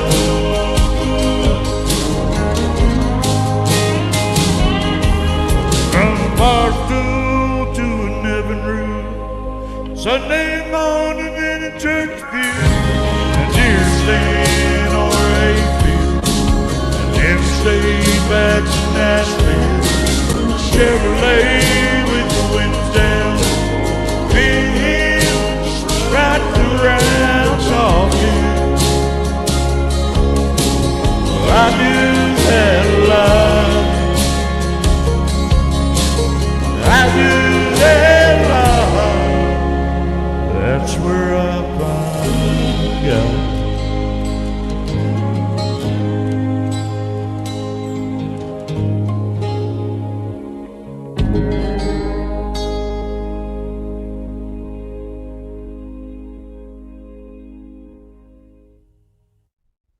Great song choice, Mr. B. That was fantastic. Oh, thank you. Loved it. Thank you. Over on Rumble, Carl says, great voice. Makes you feel like you're listening in a venue with a nice drink or two. I agree. Oh, nice, nice. Good to see you, Phoenix. Thanks for being here. Yeah, that was epic. Thanks for the dance there, too. All right. Let's see. Daryl, you're up next. That was fantastic. Well done. Yeah. Everybody here is so talented. You guys are fantastic. You Nice. are. And thank you, everybody, for being here. Very much Great appreciate show. you. Great show tonight. Everybody's doing so good. All right, so I had a Carol. Oh, shoot. Carol King. Oh, no. That's not Carly Simon. That's Carol King. Oh, I had. You can do either one. I We can.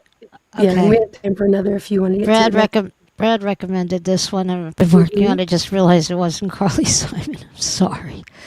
I hope that's okay. All right, because I guess I had a request, but I hope this is okay. I'm sure It's it'll gonna be be great. great. Daryl. Okay, so we'll try this one. Okay. I just realized it wasn't Carly. It's gonna I be get them great. Not just confused. because I suggested them. I'm glad I'm not the only one. I had to take a second. I'm like, okay, I know they're two different people, but I mix their names up. I think They're funny how that everybody happens. does. Everybody does that, right? I don't know, but we'll try either one. I don't know either song, so I'll try. This is my first time, so wish me luck. Okay. I believe in you. Thanks, Brad. Okay. There we go.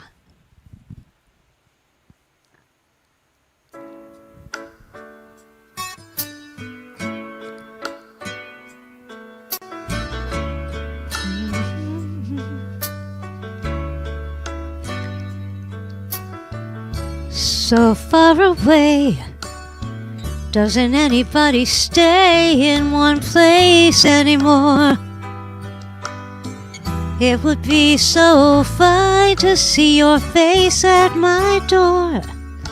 It doesn't help to know you're just time away. Long ago I reached for you and there you stood. Holding you again could only do me good. How I wish I could, but you're so far away. One more song about moving along the highway. Can't say much of anything that's new. If I could only work this life out my way, I'd rather spend it being close to you. But you're so far away. Doesn't anybody stay in one place anymore? It would be so fine to see your face at my door. Doesn't help to know you're so far away. Yeah, you're so far away. Traveling around sure gets me down and lonely. Nothing else to do but close my mind. I sure hope the road won't come down to own me. There's so many dreams I've yet to find. But you're so far away. Doesn't anybody stay in one place anymore? It would be so fine to see your face at my door. It doesn't help to know that you're so far away. Yeah, you're so far away. Hey, you're so far away.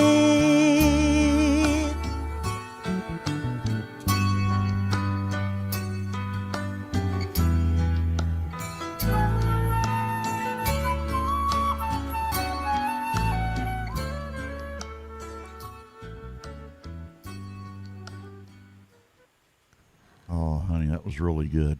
And that was beautiful, Daryl. Oh, thank you. Thank you. Good record, Daryl. Brad. Daryl, thank you for hustling us. Hustling you. Right. There's two songs. I don't really know either one of them, so I'll just give it a try. And then And then nails it every time. Yep. Well done, Daryl. I mean, it's such a good song, and even if you don't think you know it, you know it. So Yeah. That was, yeah, you do. I guess we've heard it so many years, you know. She's fantastic, and thank you for recommending that. Karen Carpenter said that Carole King was her first concert and her mom took her. Oh, wow. you're Yeah, so that's lucky. awesome. Wow. And Carl said, nice, Daryl. Another one with great lyrics. Thank you so much. Thank you. Yeah. Thanks for coming up, Hoyt. How are you doing? I'm doing pretty good. And yourself? I'm doing great. Having a fun night. You guys are making it awesome. Yes, ma'am. Hoyt, if you want to jump right in, it's right at the end of a rotation. So if you want to, you can, or you can wait. It's up to you. It's up to y'all.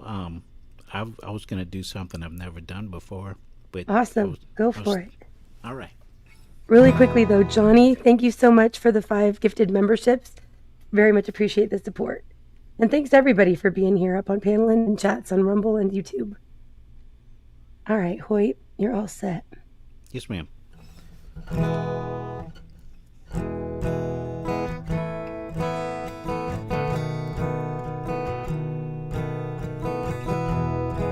Hopefully nobody's done this song yet. Sun coming up over New York City. School bus driver in a traffic jam. Staring at the faces in a rearview mirror. Looking at the promise of the promised land. One kid dreams of fame and fortune. One kid helps pay the rent. One could end up going to prison. One just might be president. Only in America, dreaming of red, white, and blue. Only in America, where we dream as big as we want to. We all get a chance. Everybody gets a dance. Only in America.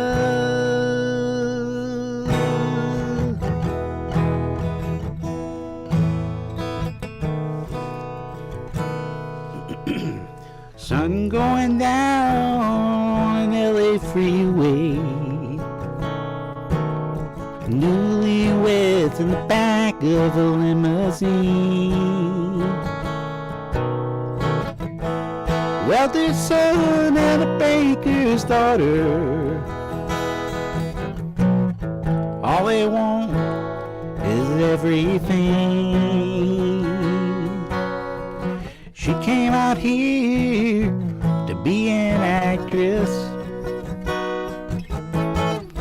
He was a singer in a band. I wasn't. They just might go back to Oklahoma and talk about the stars they could have been. Yeah. Only in America, dreaming of red, white, and blue. Only in America, where we dream as big as we are too. We all get a chance. Everybody gets a dance. Only in America.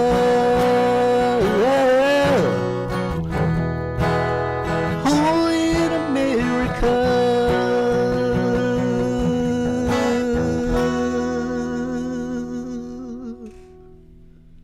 Hopefully I didn't ruin that.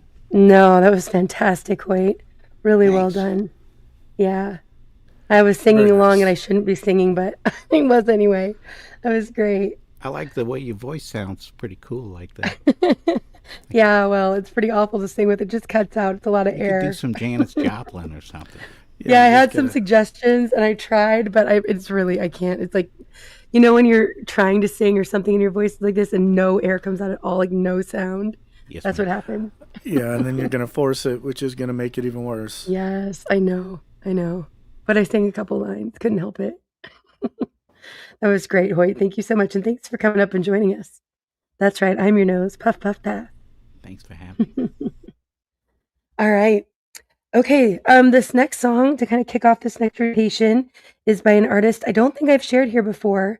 His name's TJ Rosenthal, and this is his latest song, American Flags. Here we go. 2, 3.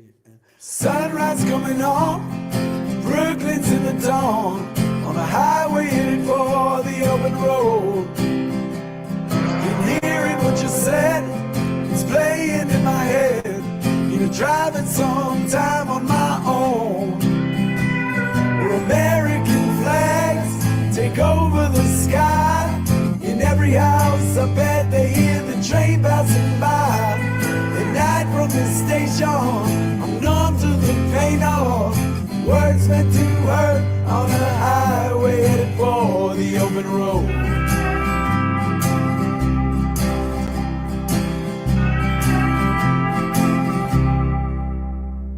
Sun hits the water and it lights up the bridge on a highway headed for this river town. Keep hearing what you said, it's playing in my head.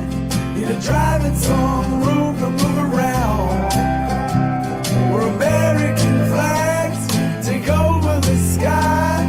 In every house, I bet they hear the train passing by. At night from the station, I'm numb to the pain of words meant to hurt on a highway for this river town. Yeah. Sunlight's the end of the street,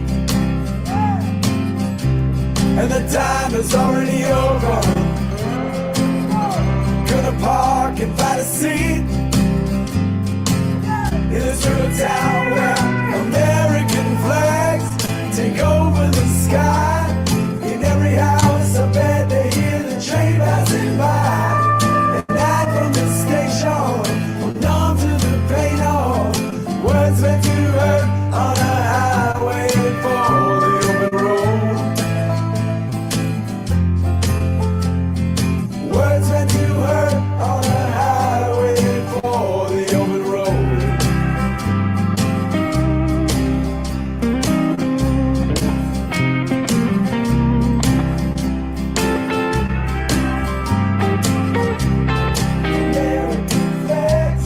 American flags, take over the sky, take over the sky. American flags, take over the sky, take over the sky.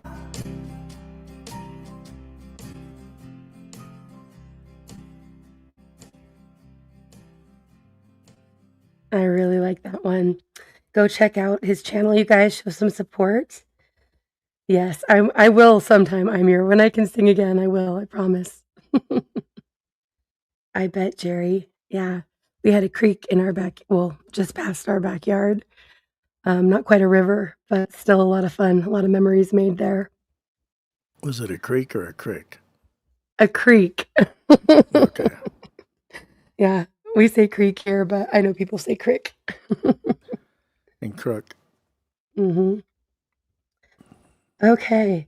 All right, Brad, you're up next. All right, following the We back have- of that last one. Yeah, awesome. We have about another hour of music. If anybody else wants to join us, there's still time. All right, Brad.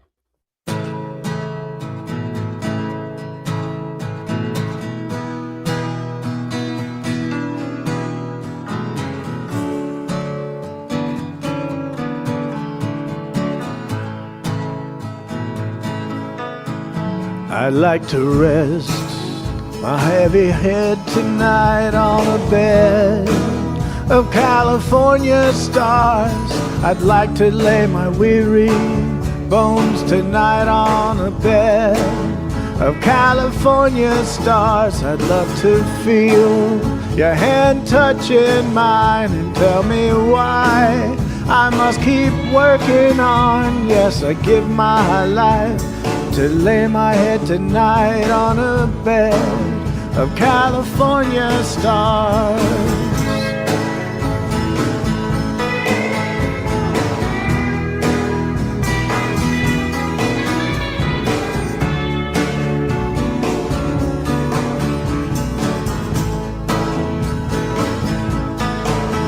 I'd like to dream my troubles all away on a bed of California stars.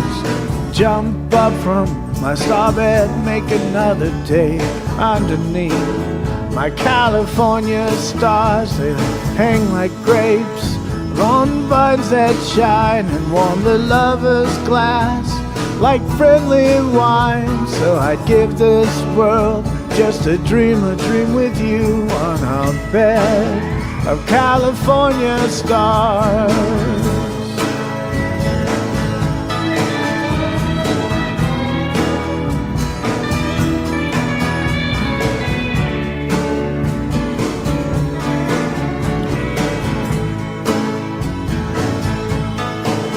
I'd like to rest my heavy head tonight on a bed of California stars. I'd like to lay my weary bones tonight on a bed of California stars. I'd love to feel your hand touching mine and tell me why I must keep working on. Yes, I'd give my life to lay my head tonight on a bed of California stars.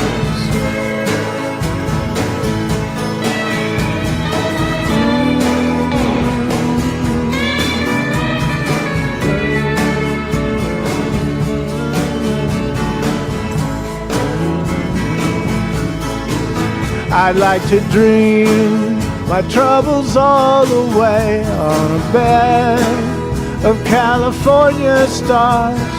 Jump up from my starbed, make another day underneath my California stars. They hang like grapes on vines that shine and warm the lover's glass like friendly wine. So I'd give this world just a dream with you on a bed of California stars.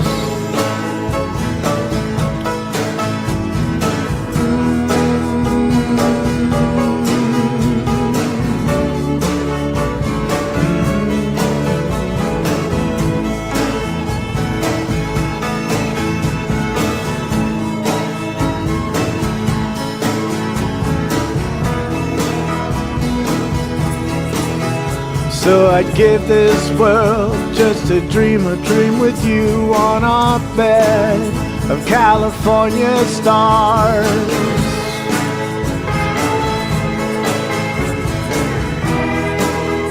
Dream a dream with you.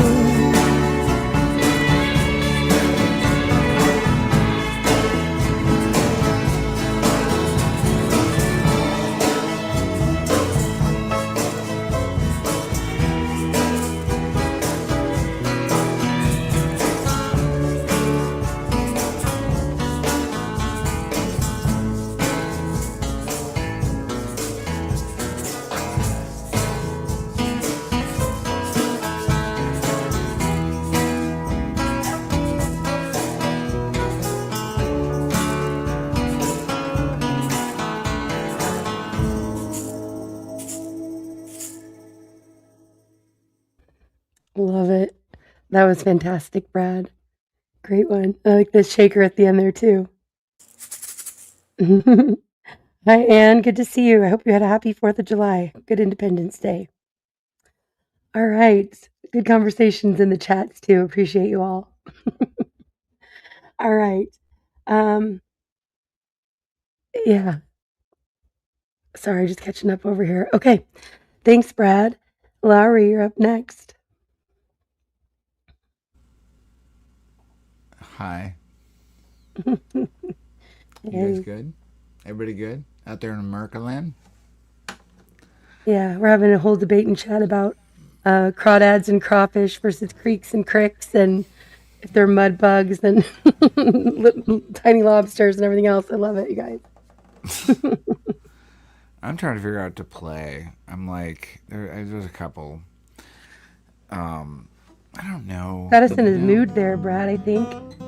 Right? Oh, yeah. I don't know. It's like, what are America songs really? Like, what are they even? Like, I don't know. I mean, Definitely open to Americana is interpretation. its own kind of genre. Yeah. Like I pick songs in particular because they have a thing that kind of gets me in the rib, you know. But I don't really know what an America song is. It's an island in the sea that we live on, you know. And Right, so it's like, right. what are we supposed to do with this place? You know, it's like, oh yeah, well, George Washington. Rah, rah, rah. Well, we don't fucking know shit what happened back then. I mean, we have a general idea, you know, of what happened, and because it was told to us. Right. But Yeah, nobody fucking knows shit what happened it's before true. yesterday. Try homeschooling history these days. Yeah, yeah. And so, like, you know, I'm like, what does a song about America actually mean? It's like, I do like the Stephen fact that, Cheryl. you know, people are keeping guns because we need guns to shoot people that are shitty.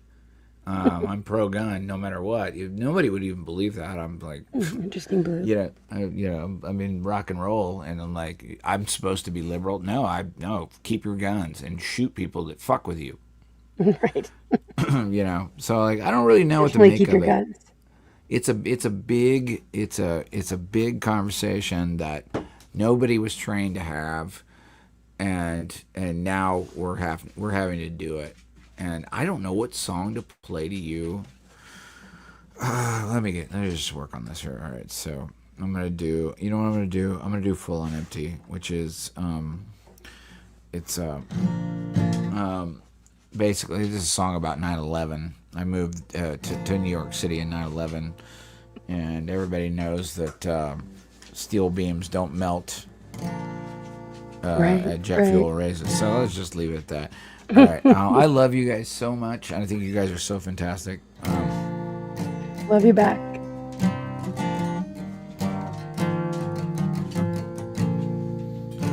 Right, so.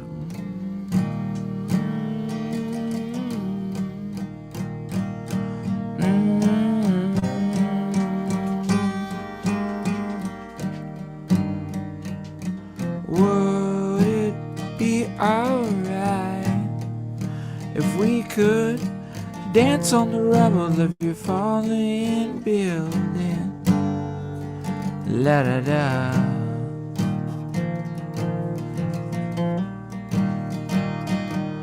I think it's right here actually.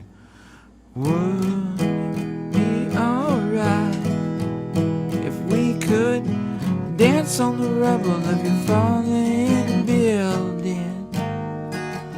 La da da.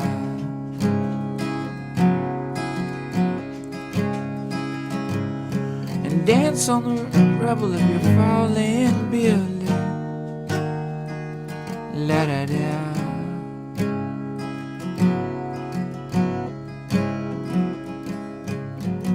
You said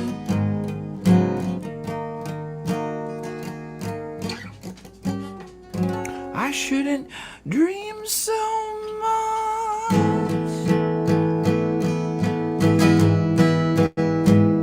but I am self-aware. I am trying to spare your life, your life, your life, your life. I'm trying my best to save your whole life.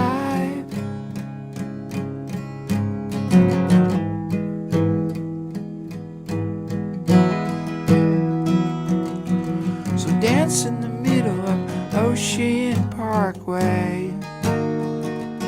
La da da.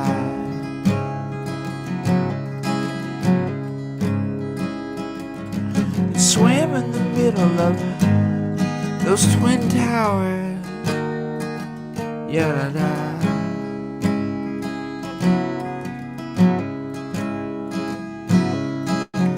You said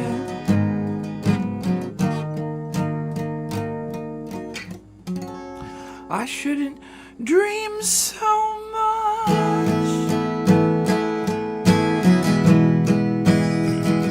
and I am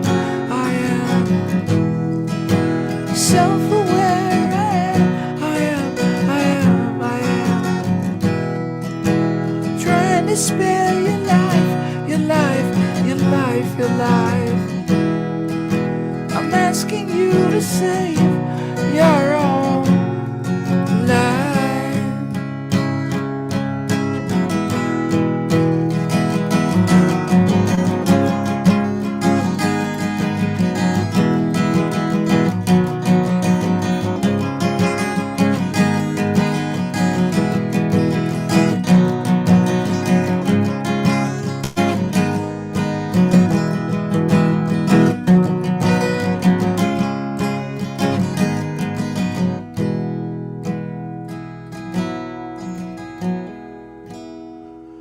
If you get alarms,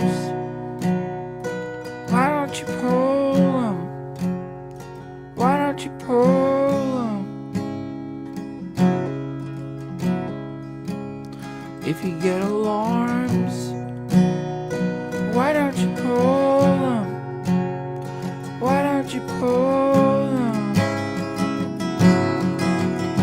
Yeah, yeah.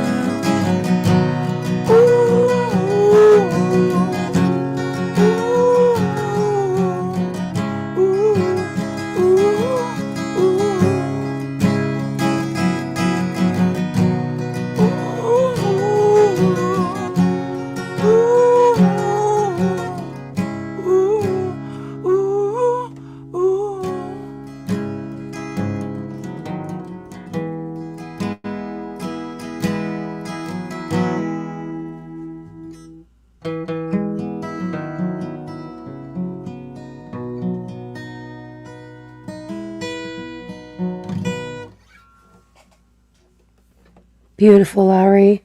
Yeah. Great song choice. Thank you. You guys Yeah, I keep love that. crushing. We're gonna keep listening. I love you guys. Love you back. Keep Thanks for being being awesome. here. Yep, Yep. you got it. All right, Mr. B. Oh, man, that was a good song. Yeah, was. All right, I don't do much of this anymore, honey, but this is a special occasion. I don't come on your show very often. So, I'm so glad you're here, Mr. B. well, thank you, dear.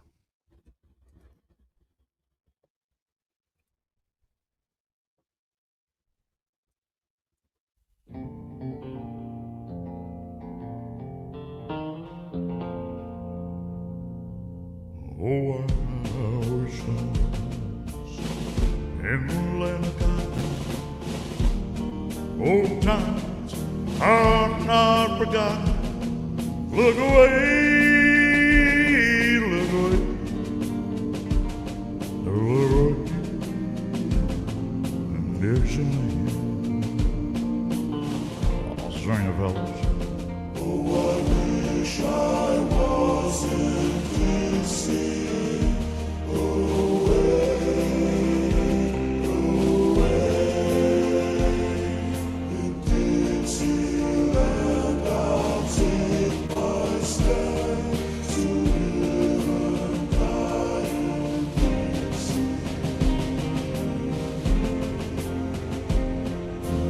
This land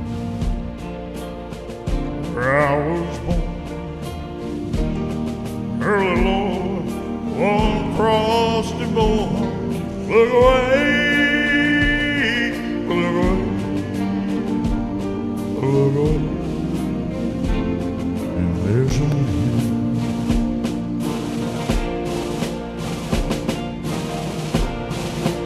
Glory, glory. Hallelujah.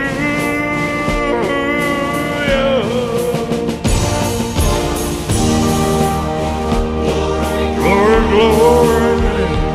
Hallelujah.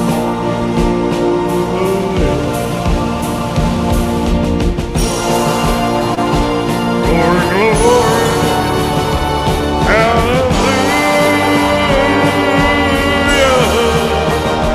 His truth is pushing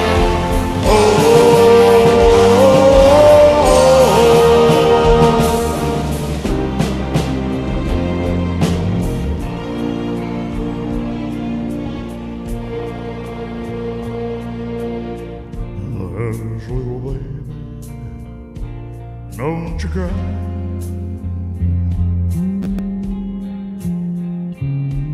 You don't know your daddy's bound to die.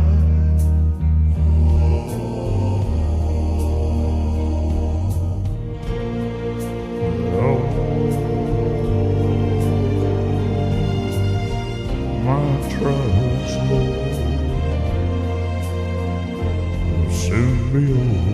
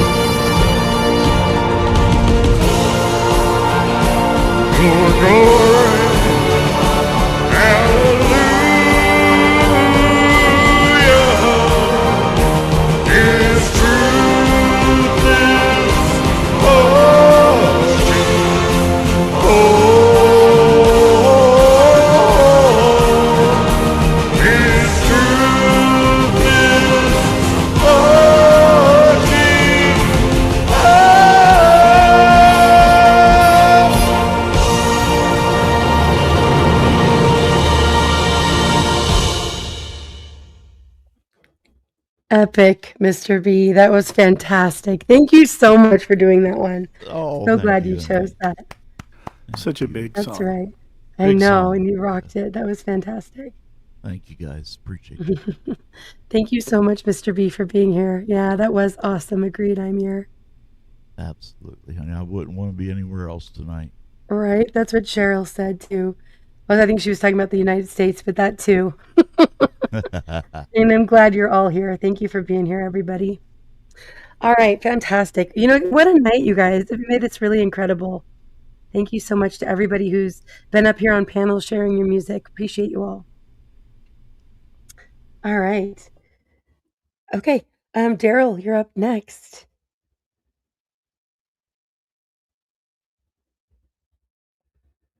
Yeah, it does matter where you are, Blue, that's for sure. Yeah, Dana, I know that song. I love that song. I really loved Live when I was in like high school.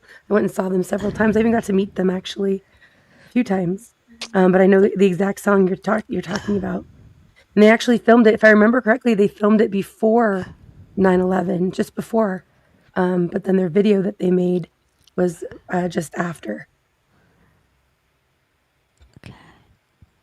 All right, All right, Daryl. I have a good one for the theme. This is a good one. Okay, here we go.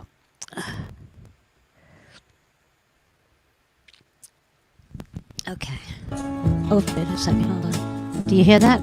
Yep, again. Oh, shoot. I don't know if I like this version. Riding on the city of New Orleans, Illinois Central Monday morning rail.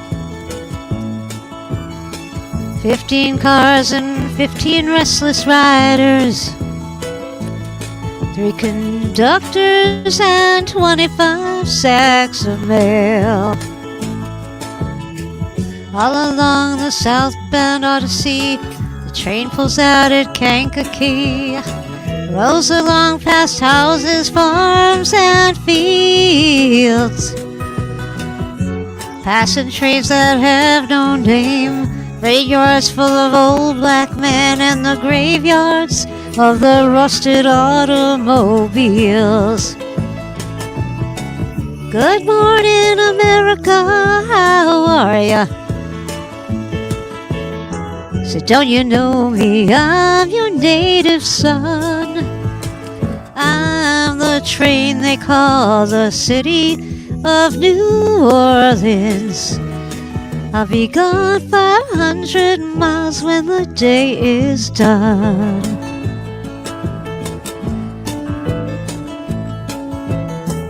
dealing card games with the old man in the club car.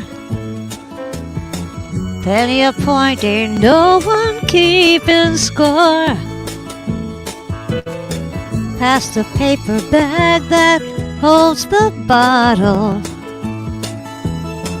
Feel the wheels rumbling beneath the floor. And the sons of Pullman porters and the sons of engineers ride their father's magic carpets made of steel. Mothers with their babes asleep are rocking to the gentle beat, and the rhythm of the rails is all they feel. Good morning, America, how are ya? I said, don't you know me? I'm your native son. I'm the train they call the city of New Orleans.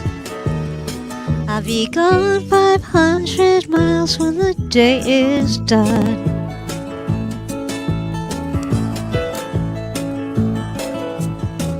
Nighttime on the city of New Orleans, changing cars in Memphis, Tennessee. Halfway home, we'll be there by morning. Through the Mississippi, darkness rolling down to the sea.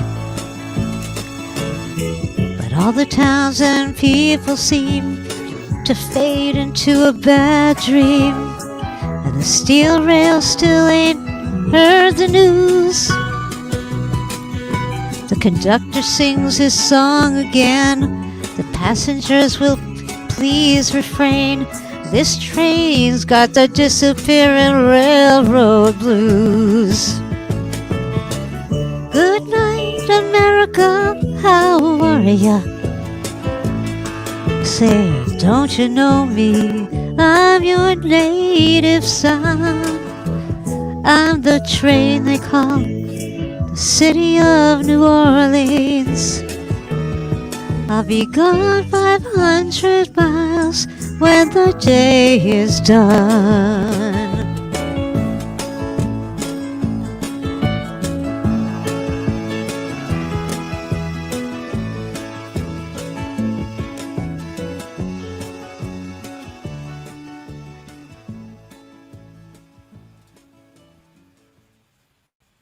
I love that song Great there, job. Daryl. That was great. Yeah, I like the way you phrase it too, man. That was great.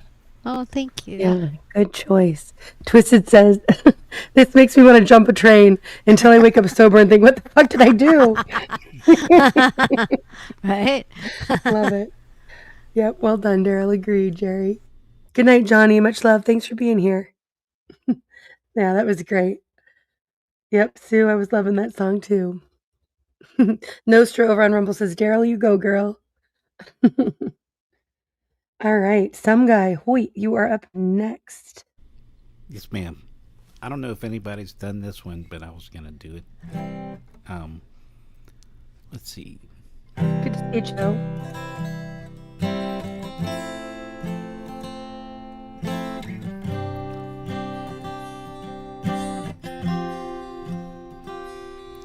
If tomorrow all the things were gone, I worked for all my life, and I had to start again with just my children and my wife.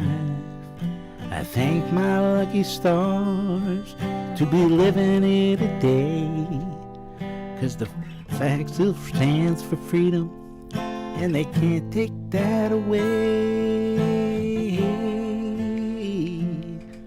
And I'm proud to be an American, where at least I know I'm free.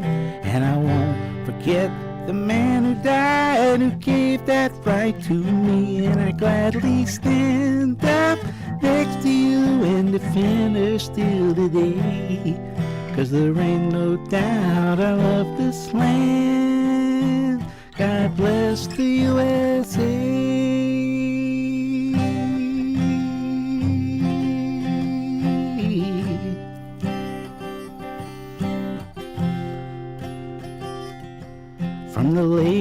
Minnesota to the hills of Tennessee, across the plains of Texas, from sea to shining sea, from Detroit down to Houston and New York to LA, where there's pride in every American heart, and it's time we stand and say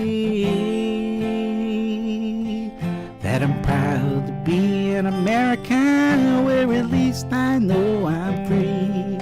And I won't forget the man who died, who gave that right to me. And I gladly stand up next to you and defend her still today. 'Cause there ain't no doubt I love this land. God bless the USA.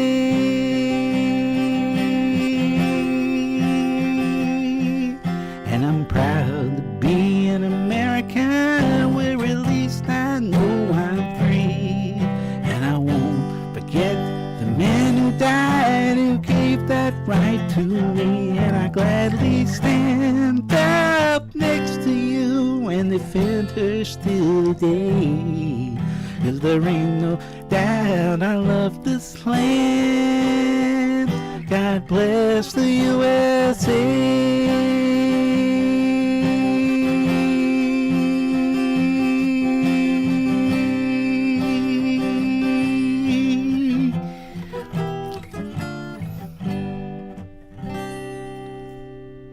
I'm glad you didn't pass out.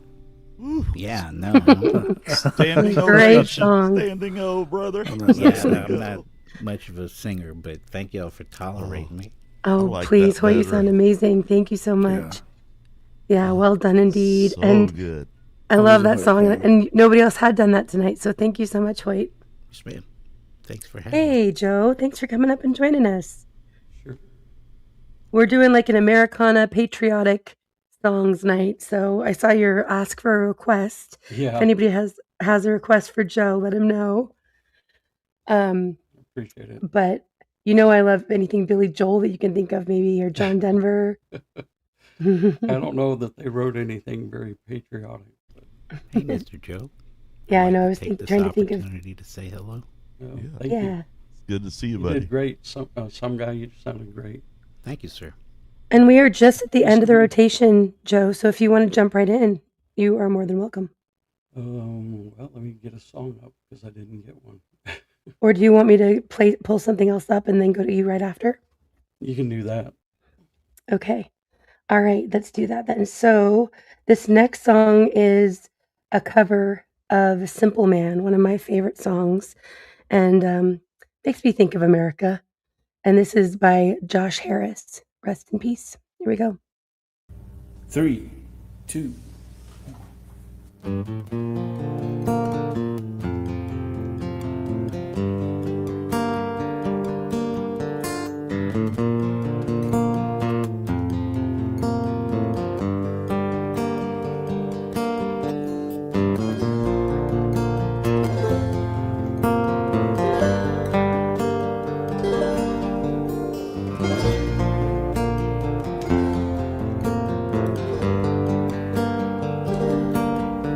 Mama told me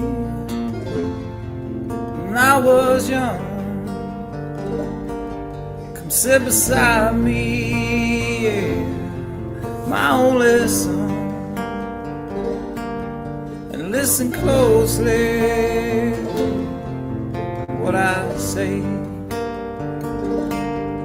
And if you do this, it'll help you some sunny day.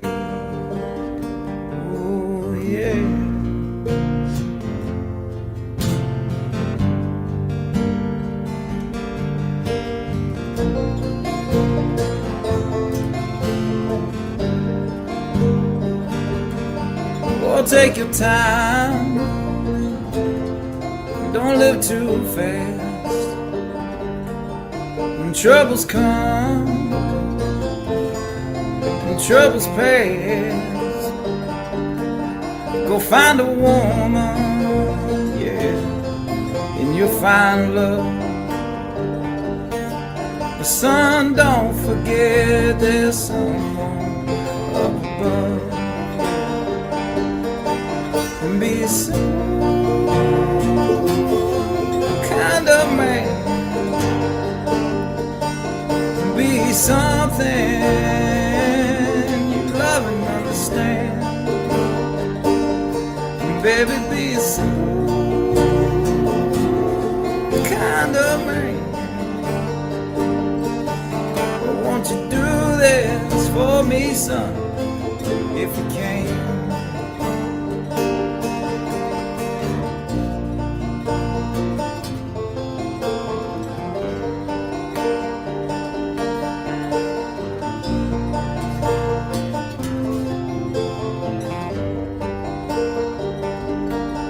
Forget your lust for a rich man's gold. All that you need is in your soul.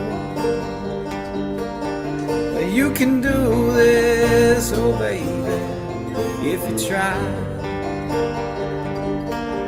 All that I want for you, my son, is to be satisfied, yeah, and be a simple kind of man. Be something you love and understand. Baby, be a simple kind of man. Won't you do this for me, son, if you can, yeah. Oh, yes, I will, yeah.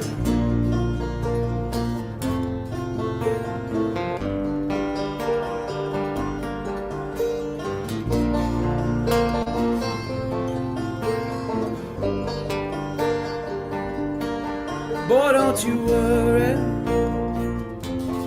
you'll find yourself. Follow your heart and nothing else. And you can do this, oh baby, if you try. All that I want for you, my son, is to be satisfied. Be a simple kind of man. Be something you love and understand, yeah. Baby, be a simple kind of man. Oh, won't you do this for me, son, if you can, yeah. Oh, be a simple kind of man. Be a simple man, yeah. Oh, be something you love and understand, yeah. Be a simple kind of man.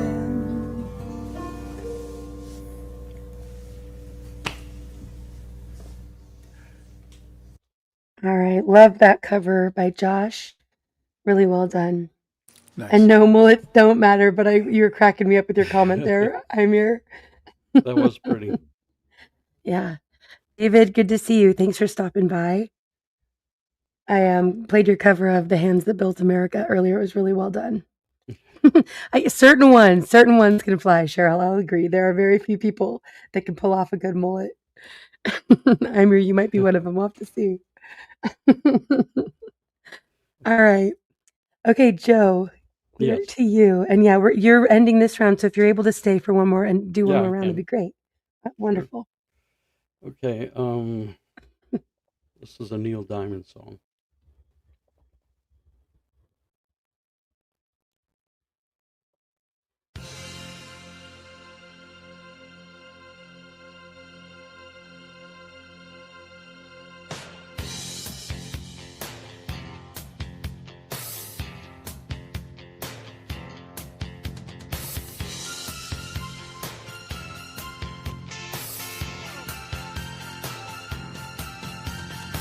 far. We've been traveling far without a home, but not without a star. Free, only want to be free. We huddle close, hang on to a dream. On the boats and on the planes, they're coming to America, never looking back again. They're coming to America, home. Don't it seem so far away?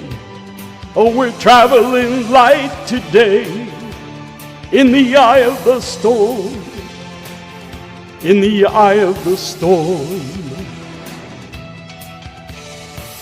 Home to a new and a shiny place. Make our bed and we'll say our grace. Freedom's light burning warm. Freedom's light burning warm.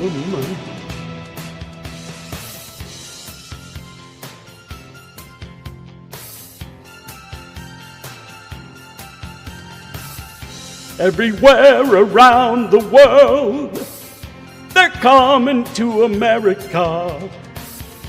Every time that flag's unfurled, they're coming to America. Got a dream to take them there. They're coming to America. Got a dream they've come to share. They're coming to America. They're coming to America. They're coming to America. They're coming to America. They're coming to America today. Today. Today. Today. Today. My country, 'tis of thee, sweet land of liberty. Of thee I sing, of thee I sing today, today, today, today, today, today, today. Today, today.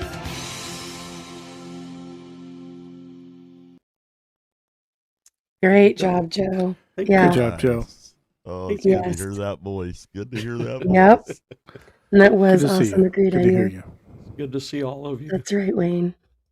Yeah, thanks for being here, Joe. Thanks for coming up. Sure. All right. Okay, I'm going to pull up a video and then we'll get into the final rotation of music for tonight. Thanks so much again to everybody who's been here. What an epic night, you guys. I really enjoyed it. Hope you all have too. Okay, this isn't necessarily an America song, but I thought that it kind of fit the mood tonight. This is by Mark A. Ridge, a really great musician. I've really enjoyed a lot of his music, and this is his A Change Is Gonna Come. Here we go.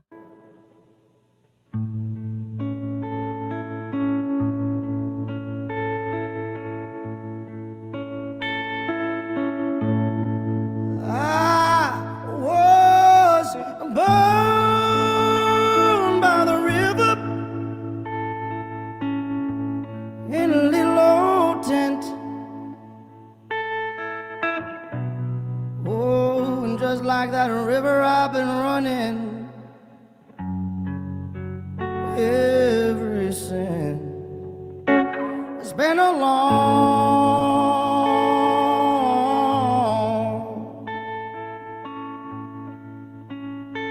such a long time coming, but I know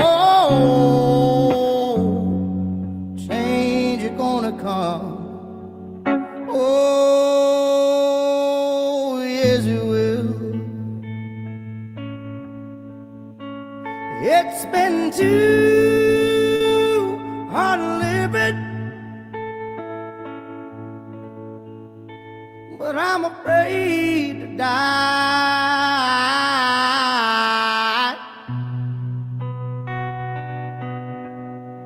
'Cause I don't know what's up there beyond the sky. It's been a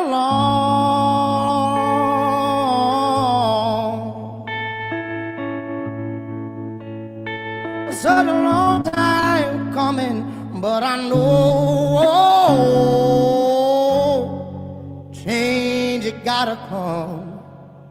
Oh, yes, it will.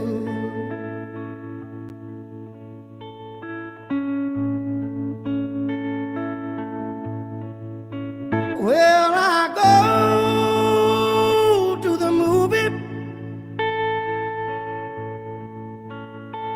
Yes, I go downtown.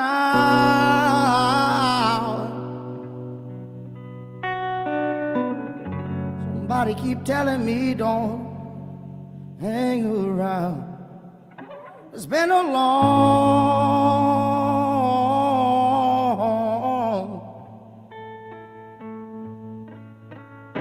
such a long time coming, but I know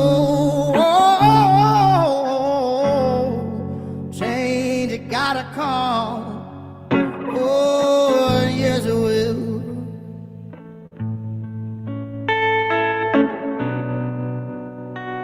Then I go to my brother and I said, brother, help me please.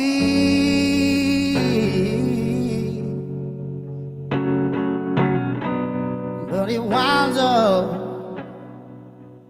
not getting me.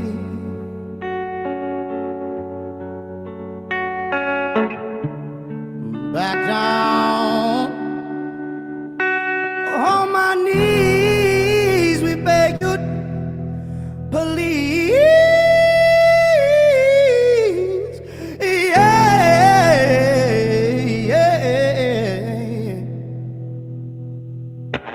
There's been times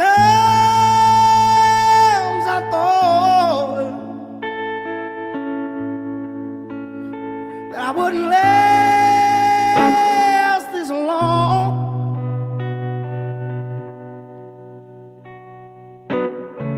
Now I think I'm able to carry on. It's been a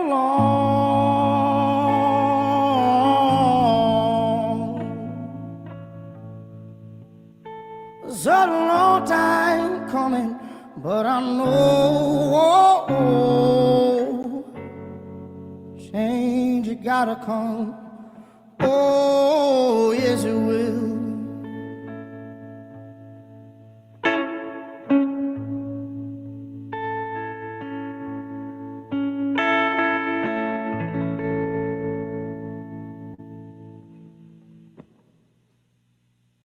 Wow, wow, wow. Right?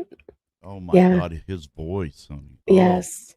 I'm glad you guys all enjoyed that as much as I do. Yeah, you guys, and Well, every always a song great of hers, of his, sorry, every Fantastic. song of his I've heard, I love. Yeah.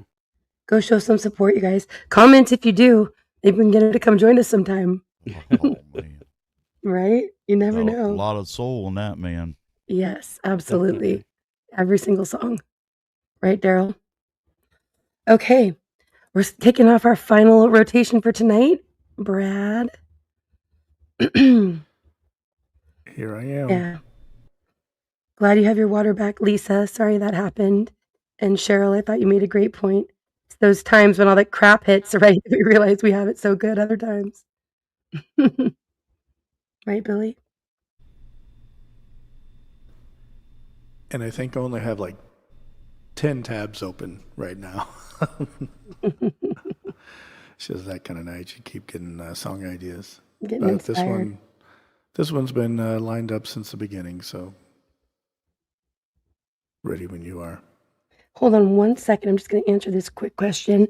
Narrow Way Media, good to see you. And the discussion tonight, we're actually starting off with a bunch of videos and kind of going over some things about the celebration of the 250th and some history and things, but it should be pretty good. And then we'll get into some conversation, open conversation after that. So wherever we take it. All right, go for it, Brad. Thank you. All right, I think you need to share it. Oh, sorry. Yeah, I shared the wrong one. I shared what Brand was sharing. Sorry about that. No problem. Just want to save everyone an yeah, there it acapella is. song. Huh, my StreamYard's being weird. Okay, I think I have the right one, right?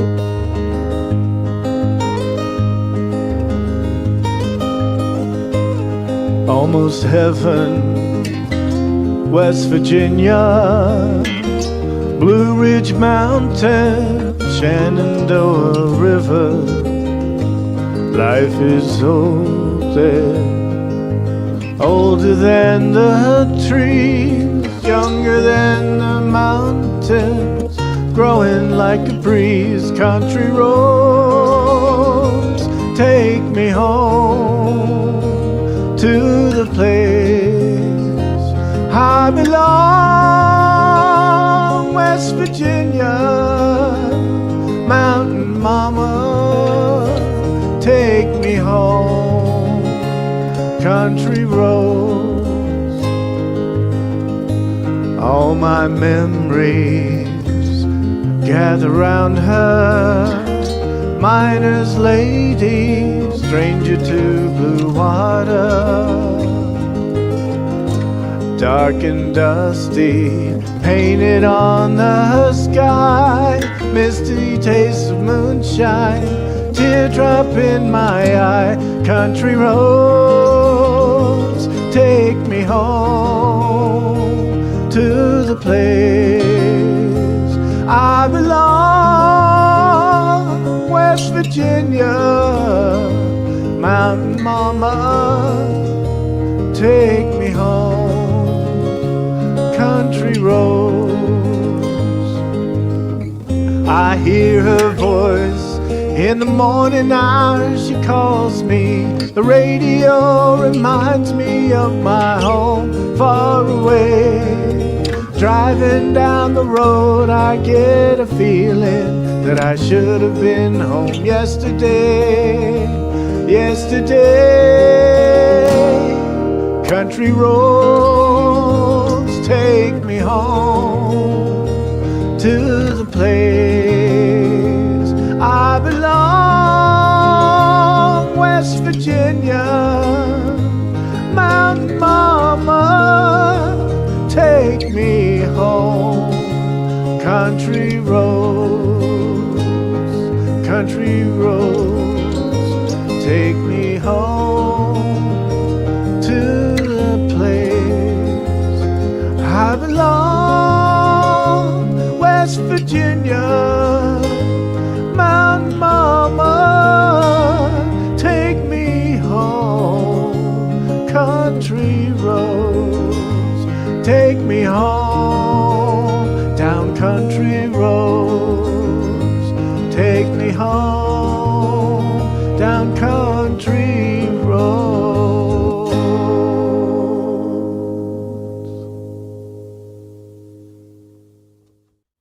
I love that song, Brad. Thank you so much for doing it. Really well done. Good choice, too, Bub. Yep. I hear you, Amir. Great Is that job. a shiny shirt? You're just now noticing? Be thankful he's got one on. Right. Mr. B knows. I know. I mean, how many of y'all are wearing shirts? You're just not on cam, so no one even knows shirts, pants.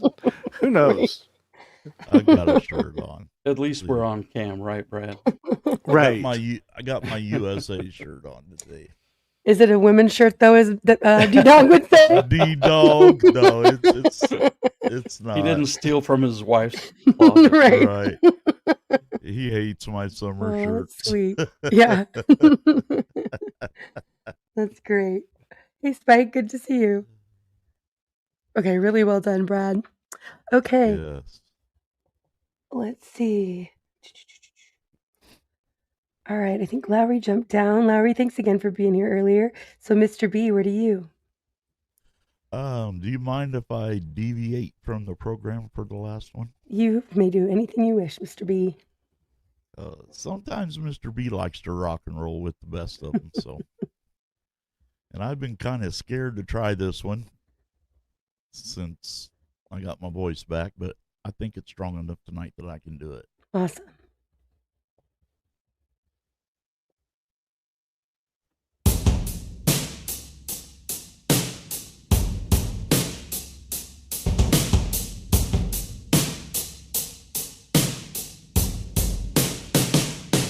Here we go.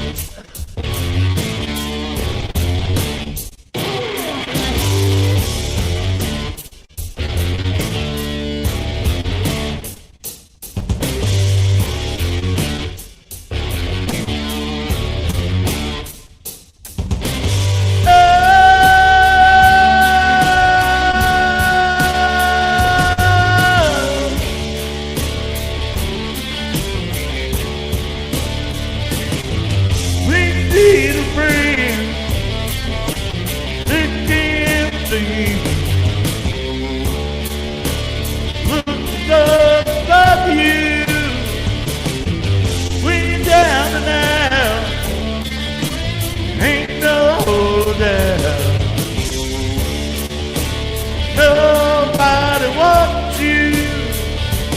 You're rocking, baby. Hard, sweet, and sticky. You're rocking, baby. Hard, sweet, and sticky.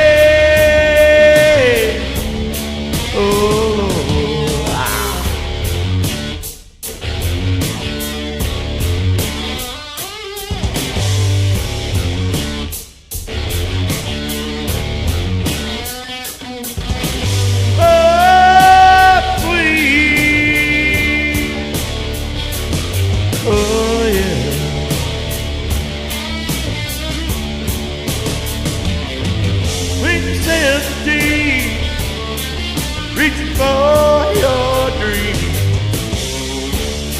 Don't let no one reach for you. Love the pain. Time to take a chance. Think if you're done, you can do it. You're rocking me, baby. Hard, sweet, and scared.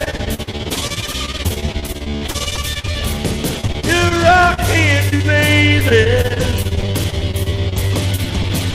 Hard, sweet, and scared.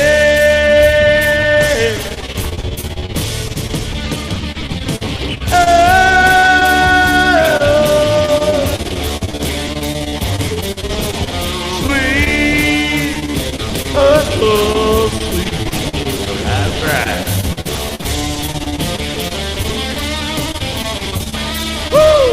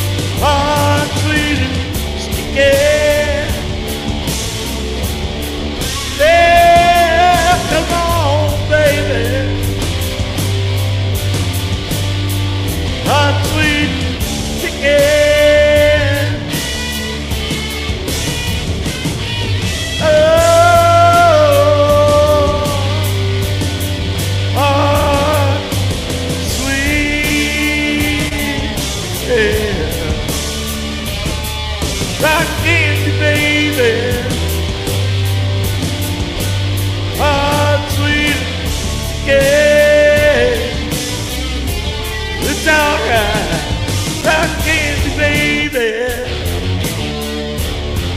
Oh, yeah.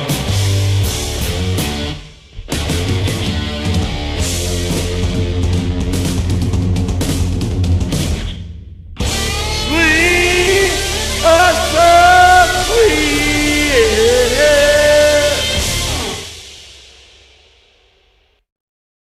Yeah, well done, Mr. B. That was great. I am so glad you went for that one. You sounded awesome. Oh, thank you. Thank you. Yeah, Well, great It's been a song. long time for that one. I know you don't look like one, but you sound like a little horse. I know. It's been like 3 months, Joe. It's awful. But yeah, it comes and goes. My voice is just coming and going. I'm trying all the things and see what I can do to try to get it back. Thanks, Lily. Hope it comes back soon.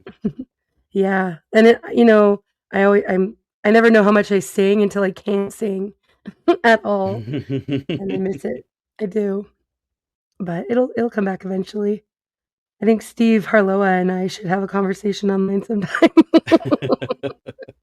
Nothing helps a hoarse voice more than talking a lot. Right? Yeah, I know. I try not to. Difficult. That was great, Mr. B. Thank you so great much. job, Mr. B. Good job, Oh, Mr. thank B. you guys. Thanks. All right, Daryl, you're up next. You're definitely And getting I'm stronger. sharing for Daryl. Daryl wants us Okay. to join her, so she will need the words shared. Okay, so I'll For be. the screen. Okay. We have Gotcha. 3 parts. We're going to try this 3 ways. I've tried this Make with it full Brad screen. 2 ways. That worked. I never tried 3 ways. So we'll see. Well, she's There just we putting go. all her business out there, Daryl. TMI, Daryl. I'm sorry. I just realized what that sounded like. I'm done. But this should be fun. I hope this works. All right, so you're I'll be girl number whatever. It's Right, amen, Cheryl. okay. female 1. I'll be female 1. Brad female 2. And who's going to join us? Do we have a third? Somebody. Female 3. Good. Okay. And I forgot a color. I forgot my color.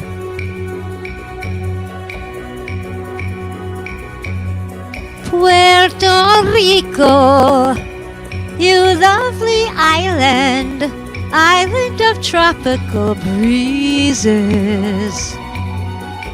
Always the hurricane growing, always the population glowing.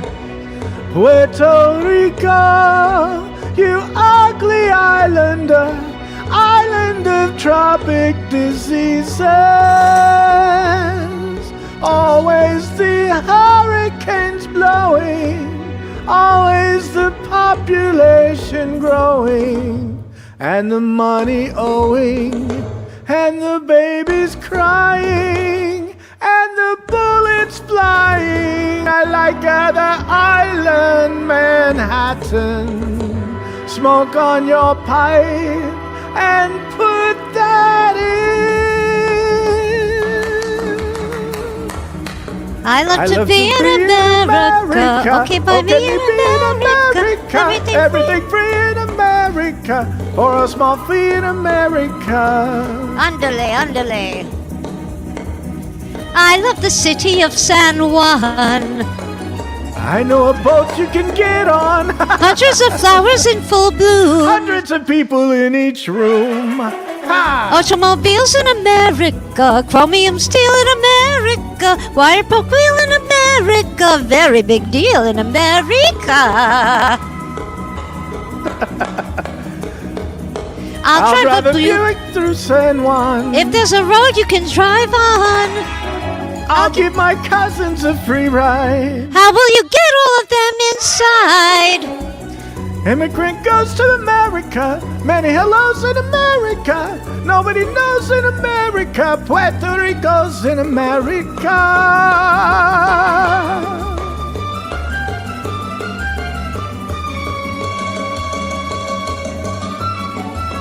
Oi,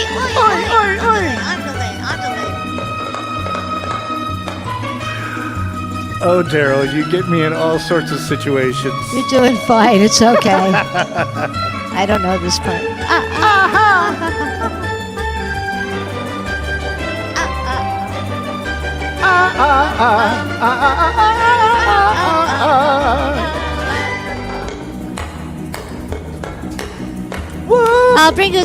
I'll bring this TV to San Juan. If there's a current to turn on, I'll give them a new washing machine. what have they got there to keep her clean? I like the shores of America. Comfort is yours in America. Knobs on the doors in America. Wall-to-wall floors in America. I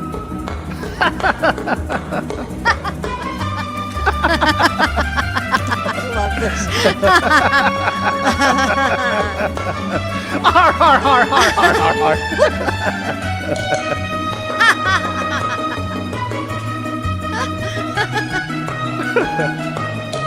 Whoop-a. Whoop, whoop, whoop.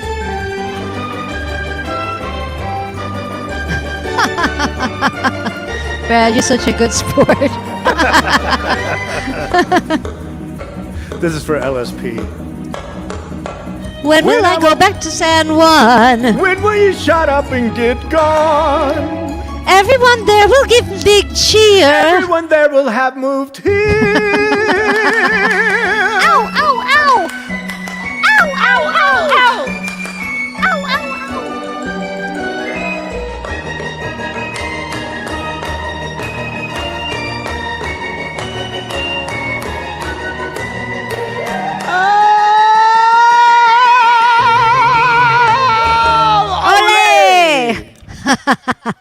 Arriba! That was awesome. Well done, you guys. You got me rolling. Yeah, you guys are hilarious. That worked out pretty well. Oh, it was so fun. Very fun. It was an adventure. It was, right? Handled that. You handled that delay really good too. Oh yeah, there was Yeah, you did. there was a delay, right? Just a little bit. Yeah, it wasn't too bad. You guys got on there. It was great. That was fun. Thank you. That was fun. You're It's a great happening, sport. everybody. Thank you. That was great. Thanks, Daryl. And thanks, Brad. Thank you so much. My pleasure. All right. Hoyt, you're up next. Yes, ma'am. I was going to do an Alabama song. Guitar's a little out of tune, but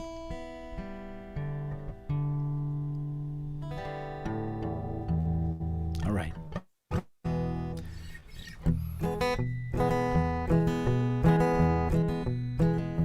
There are people in this country who work hard every day, but not for fame or fortune do they strive. But the fruits of their labor worth more than their pay. It's time a few of them were recognized. Hello, Detroit auto workers, let me thank you for your time. You work a 40-hour week for a living, just to send it all down the line. Hello, Pittsburgh steel mill workers, let me thank you for your time. You work a 40-hour week for a living, just to send it on down the line. This is for the one who swings the hammer, driving home the nail, or the one behind the counter, bringing up the sale, or the one who fights fires, the one who brings the mail, for everyone who works behind the scenes. You can see them every morning in the factories and the fields, in the city streets and the quiet country towns, working together like spokes inside a wheel. They keep this country turning around. Hello, Kansas wheatfield farmer, let me thank you for your time. You work a 40-hour week for a living, just to send it on down the line. Hello, West Virginia coal mine, and let me thank you for your time. You work a 40-hour week for a living, just to send it on down the line. This is for the one who drives the big rig up and down the road, or the one out in the warehouse bringing in the load, or the waitress, the mechanic, the policeman on patrol, for everyone who works behind the scenes with a spirit can't replace no machine. Hello, America. Let me thank you for your time.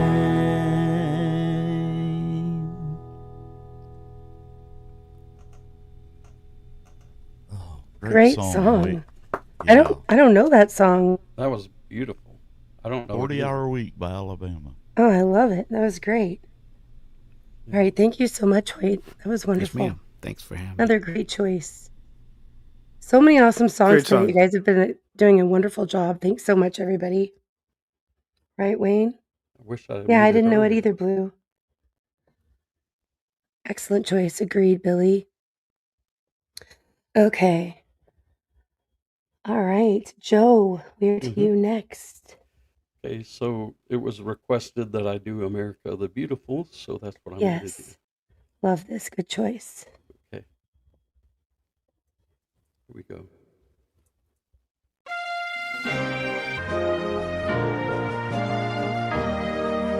Wait. It's too loud. Let me change that. Hold on. Wait. Now it's not the right pitch. Okay, now we got it.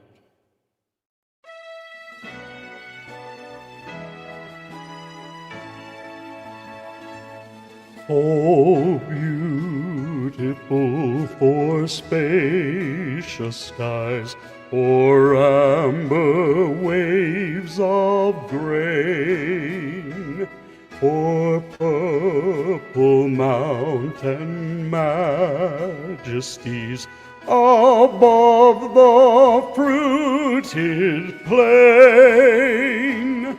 America,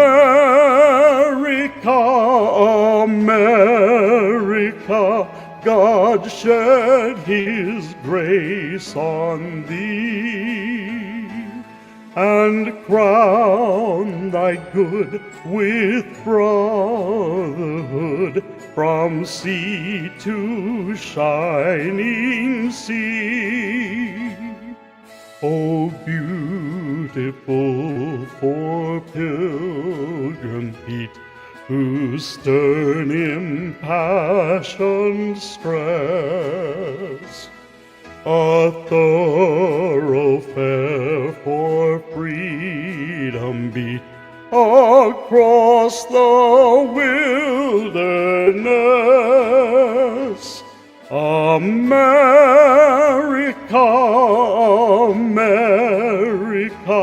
God mend thine every flaw. Confirm thy soul in self-control, thy liberty in law. Oh, beautiful for patriot dream that sees beyond the years. Thine alabaster cities gleam, undimmed by human tears. America,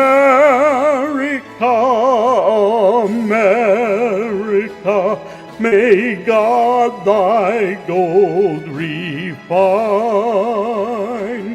till all success be nobleness, and every grace divine.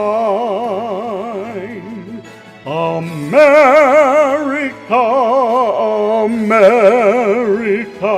God shed his grace on thee, and crown thy good with brotherhood from sea to shining sea.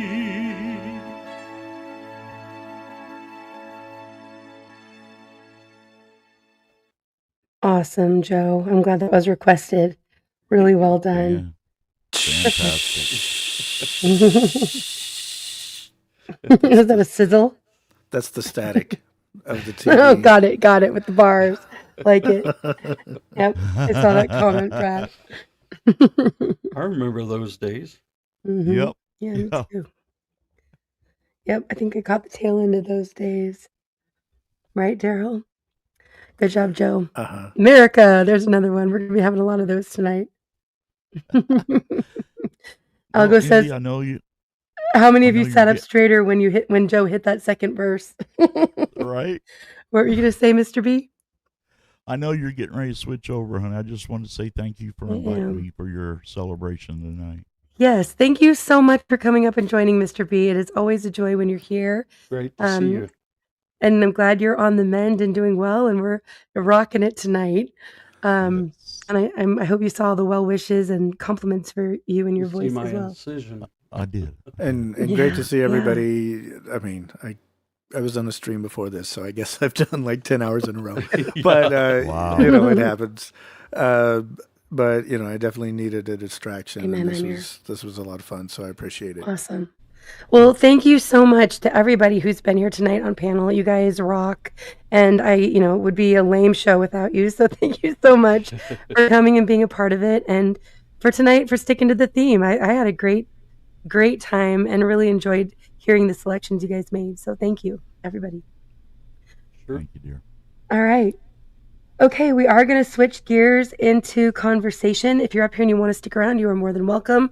The link is pinned for anybody who wants to join. But I will tell you, the very beginning of conversation tonight is very video heavy. I've got a lot of videos that I'm going to be pulling up to play, kind of looking at what happened with the Semiquincentennial, and then also going over some kind of history and patriotic videos and topics from our history of our country. So you're more than welcome to join. And Ricky, thanks for coming up.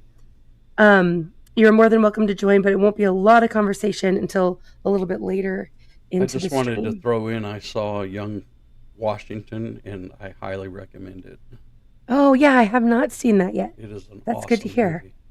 Cool, yeah. Yeah, I don't know how that was off my radar until just recently, but I'm looking forward to it. All right. Okay, I'm actually going to do something I don't do very often. And Ricky, do you want to test real quick and make sure we can hear you? Sure. I'm assuming that. How's it working? All right. Ricky, did you want to sing a song before we shift into conversation? I can always can. You know me. If you have like a patriotic or American song you want to sing, yeah, we can go ahead and do that right now. That'd be great. I can. Right, I agree. I'll go. Absolutely nailed it, Joe. And then, okay, so after Ricky sings, I'm going to go ahead and pull up the song that I actually opened tonight's stream with because I just think it's great and really good for kicking off conversation as well. And then we'll get into a kind of a stream of a few videos that are all pretty short, but kind of go back to back. And we'll talk a little bit after that before we get into some more videos. That's right, Bonnie. Good to see you. America, baby. Has anyone sing? I'm sure somebody has to. Anybody sing Lee Greenwood tonight? We did, yes. No, Yeah, figured. but it's okay if you want to do a double up. It's all right. No.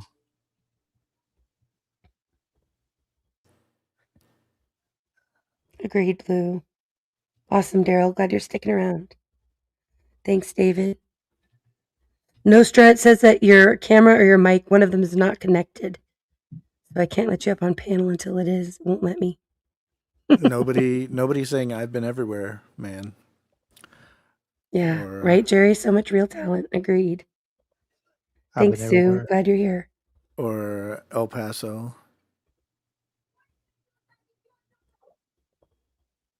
I'm trying to think of all Brad's the got a extra whole list songs still going. I know. I These had are all the other tabs we didn't get to. I had all these tabs, and I'm like, oh, but this one, oh, and Right? this one, and this one. Good to see you, Sharon. Thanks for coming.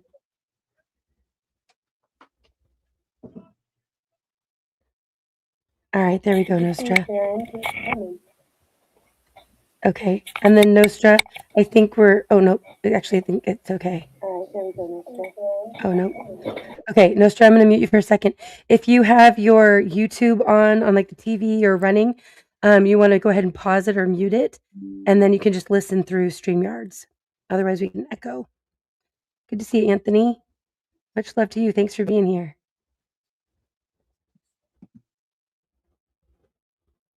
Okay, Ricky, ready when you are.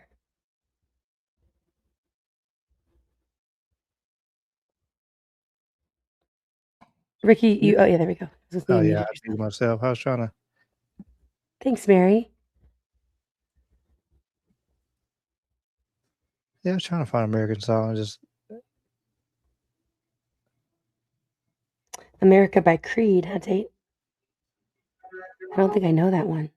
America by Creed. I don't know. By Creed? I Yeah. try. I ain't scared to do anything. I used to do like kamikaze karaoke where it was just somebody pick a song. It didn't matter if I knew it or not. I just sing it. Yeah. I would never do that. It's fun in America. Other people more talented than I could. I just ain't scared. I ain't scared what people think. That's the way to be. There you go.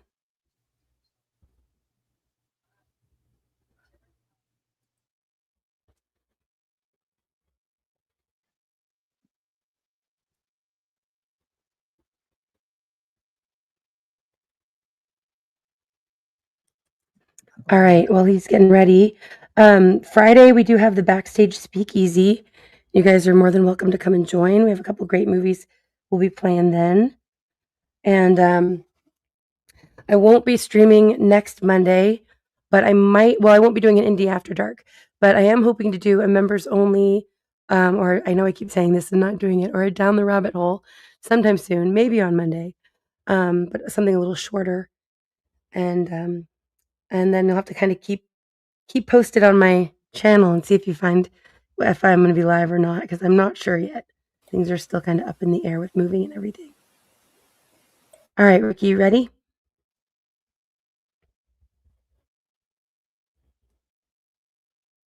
Yeah, we'll do some.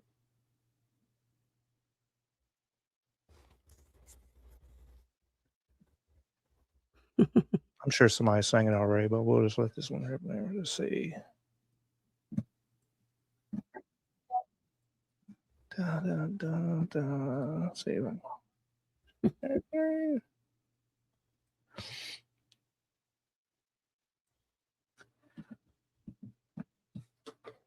Okay, all set. Where's my mic? Well, I'll just use this one and be all right. All right, here we go.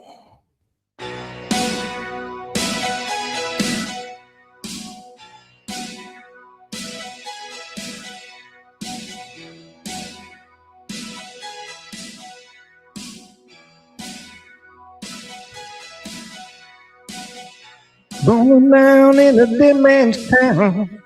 The first kick I took, I was a hit to the ground. You ended up like a dog, like the best you took. Should have spent a half your life just recovering love now.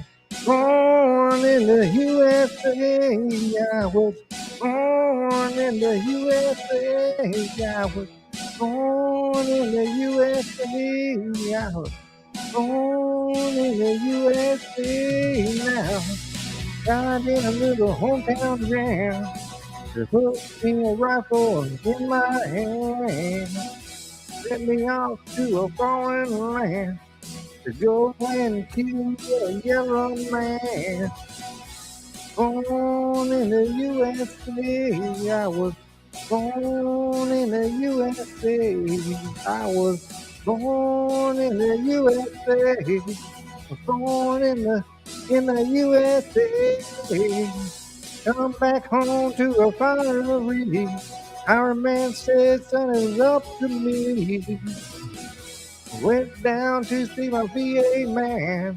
He said, son, don't you understand now? Oh, yeah. Oh, no, no, no. I had a brother at the clear fighting off the Viet Cong.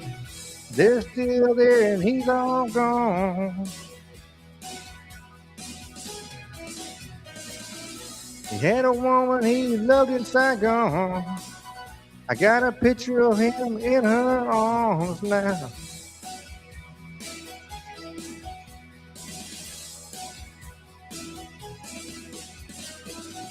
Down in the shadow penitentiary, out by the gas fires of the refinery.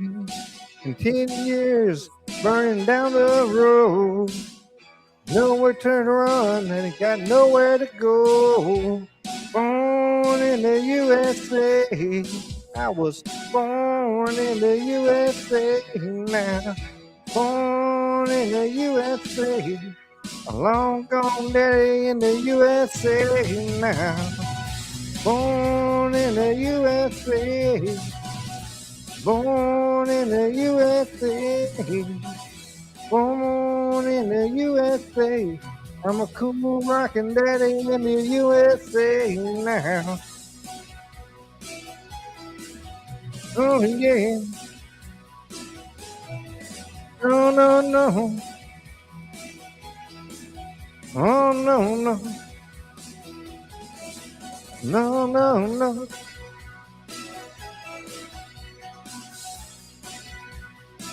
Oh no, no. Ooh. Oh.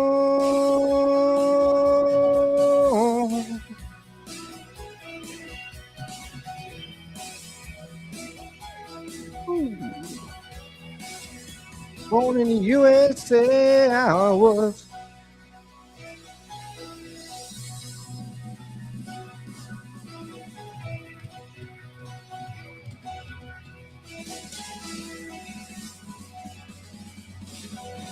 Oh no, no, no.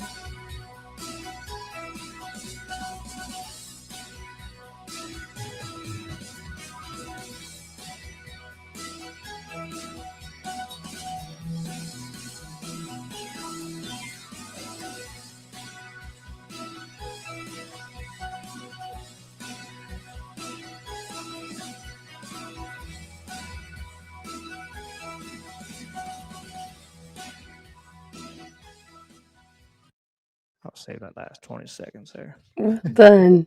Yeah, those outros will get you. That was great. It's cracking me up in the chat. All right, loved it. Well done, Ricky. Thanks for coming up and joining us. Yeah, no Bass problem. Great Girl, job, it's Ricky. good to see you. Yeah. I just walked in and sat down and was like, oh. Yep. Jump right into it. Hell yeah. All right.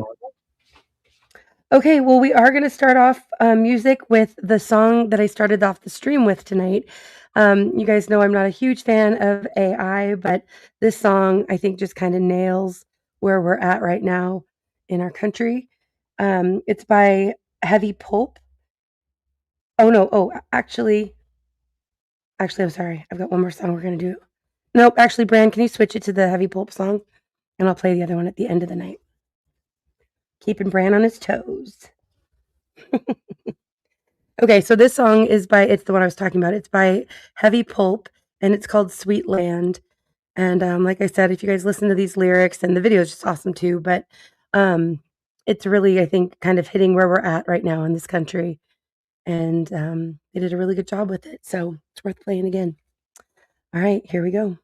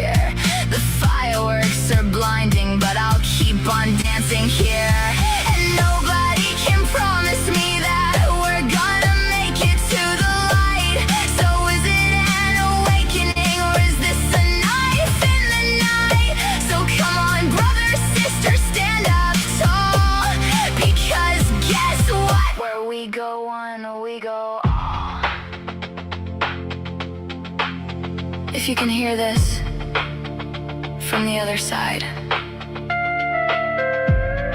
across this great quantum divide. Don't get me wrong, now is the time to stay strong. So, with all of that I'll say, God bless the USA!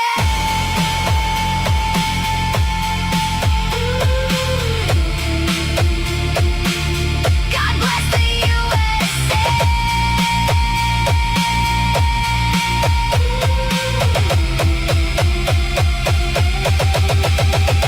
Sing it, sweet land, going on. 250 years and it's going on and on the edge of a forever or the edge of being gone. Is it midnight? Is it morning? Is it ruining? Is it time to rise? 250 summers gone by. So just go on and tell me those sweet lies, the kind as sweet as these Julys. Going on and going gone. Light up, light, higher.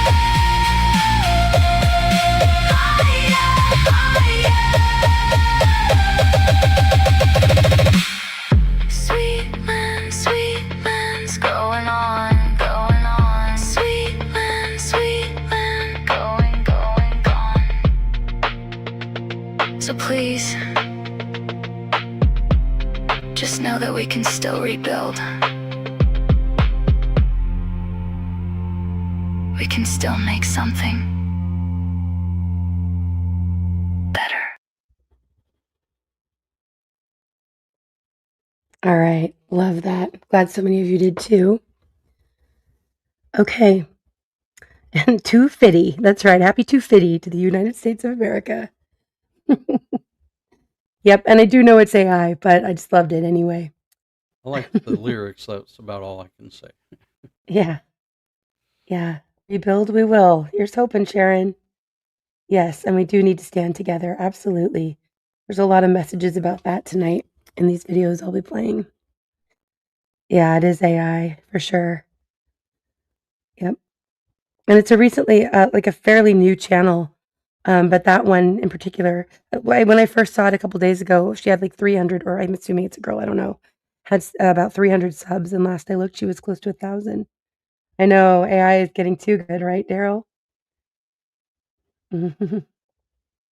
Right? I know. Still good. Okay. All right. We're just going to keep these videos going. I'm kind of talking in between a little bit in order to give Brand some time to pull these up. But this is a fun one by Top Shot Dustin. Here we go.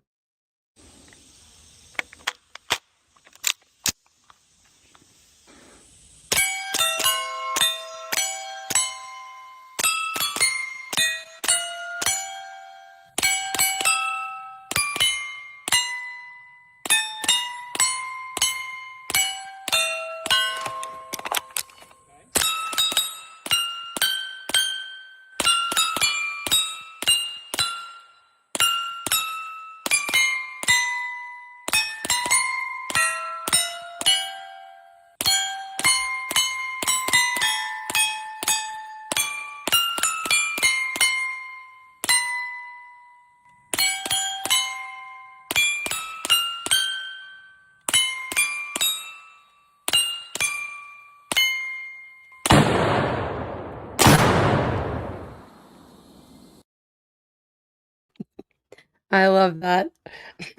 Really well done. Fun idea too. And that, yeah, right. Algo says, now that is America. Absolutely. Okay. I think what I'll do actually, let me see.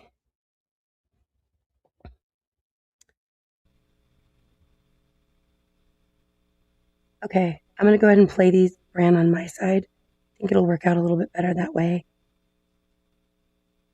Give me just a second, guys, because it's like a list of a bunch of them. So that first set, Brand, I'll go ahead and play. And you guys let me know in the chat right away if it's like getting wonky. because sometimes when I'm sharing while I'm streaming, it does that. But I think it'll work out pretty well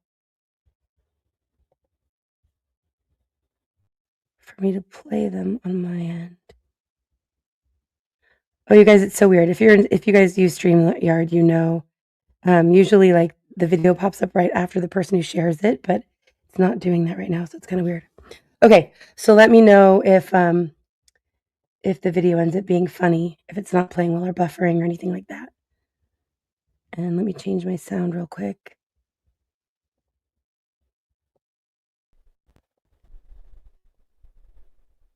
All right, here we go. For 2.5 centuries, our American Republic has stood as the crowning achievement of human history.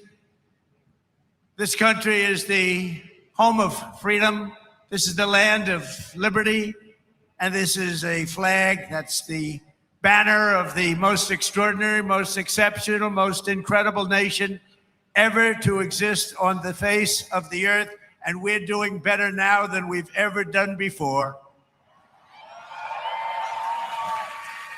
No people have done more good, shown more courage, made more progress, righted more injustice, or achieved more greatness than you, the American people. For 250 years, the United States of America has been the hope, the promise, the light, and the glory among all of the nations of the world. All over the world, they try and be like us. Nobody can be like us. And with God's help, we will always be this or even better. It's an incredible 250 years of America, and from the water to the skies to cities and towns across the country, Americans coming out to celebrate. It all kicked off at midnight with that countdown in Times Square. 3, 2, 1. The first time the ball has ever dropped when it's not New Year's Eve. And this morning, that breathtaking sight in New York City's harbor. The historic parade of dozens of tall ships from 20 countries. A towering fleet honoring America. After making their way up the East Coast for Sail Forth 250. Our own Al Roker on board the Coast Guard cutter Eagle. It has been a thrilling day, beautiful weather, beautiful breezes, and this is basically the World Cup of the maritime world.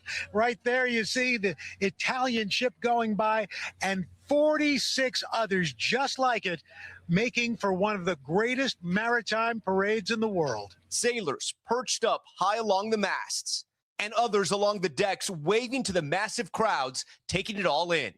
Watching the largest maritime gathering in American history. Oh my gosh, I loved it. I couldn't have asked for anything better than this. And above it all, incredible flyovers from military aircraft. Those astounding fighter jet formations, streaming red, white, and blue to salute America. Look at that view as they fly past the Statue of Liberty, wave after amazing wave in the skies. More than 100 Allied and U.S. aircraft taking part, led by the famous Blue Angels. Later, Vice President J.D. Vance landing with his 3 kids on the USS Kearsarge, sailing right there in New York Harbor. The Vice President, who's a Marine Corps veteran, then swearing in, re-enlisting Navy members. All of us will need to do our part to create the next 250 years of American greatness. Speaking near the same spot where 250 years ago today, British troops were looming as American colonists bravely declared their independence. George Washington read aloud the words of the incredible Declaration.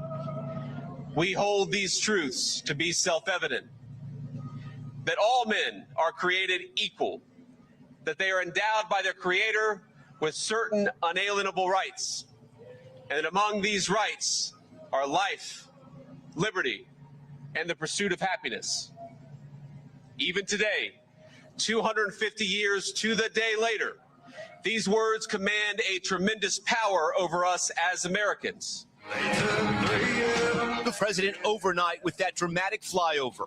Air Force One streaking right above Mount Rushmore in the Black Hills of South Dakota. President Trump with a passionate tribute to American values and achievements. At 250 years, America is the oldest republic on earth. We are the freest people on earth. We have the most righteous and enduring constitution on earth. We are the strongest and most powerful country on earth. And by the grace of God, the United States of America is the most successful, most accomplished, most exceptional nation ever to exist in human history. And it is great to be your president.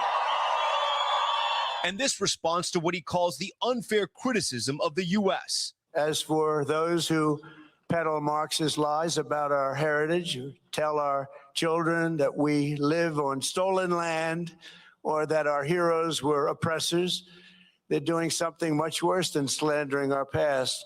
They are slandering and attacking our future. Then a spectacular fireworks display over that stunning monument to our greatest presidents. Also overnight, Gatlinburg, Tennessee, marking the first 4th of July parade of the weekend, bringing out this massive 250th birthday cake balloon. America 250. While today, more celebrations for America underway across the country, from Coronado, California to Rockland County, New York. People pouring outdoors despite those sweltering temperatures. Around 150 million people tonight under heat alerts.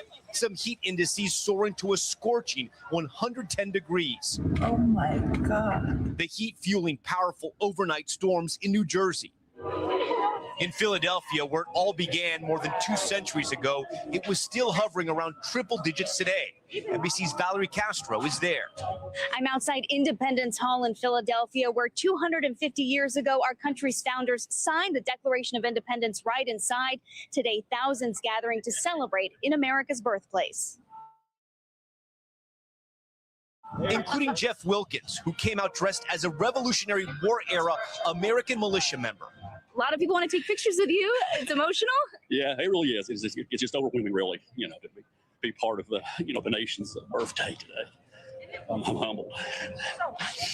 Earlier in Philly, an amazing drone show spotlighting key moments in American history, including the Marine landing at Iwo Jima, and officials bearing a time capsule right there in front of Independence Hall with artifacts from all U.S. states and territories.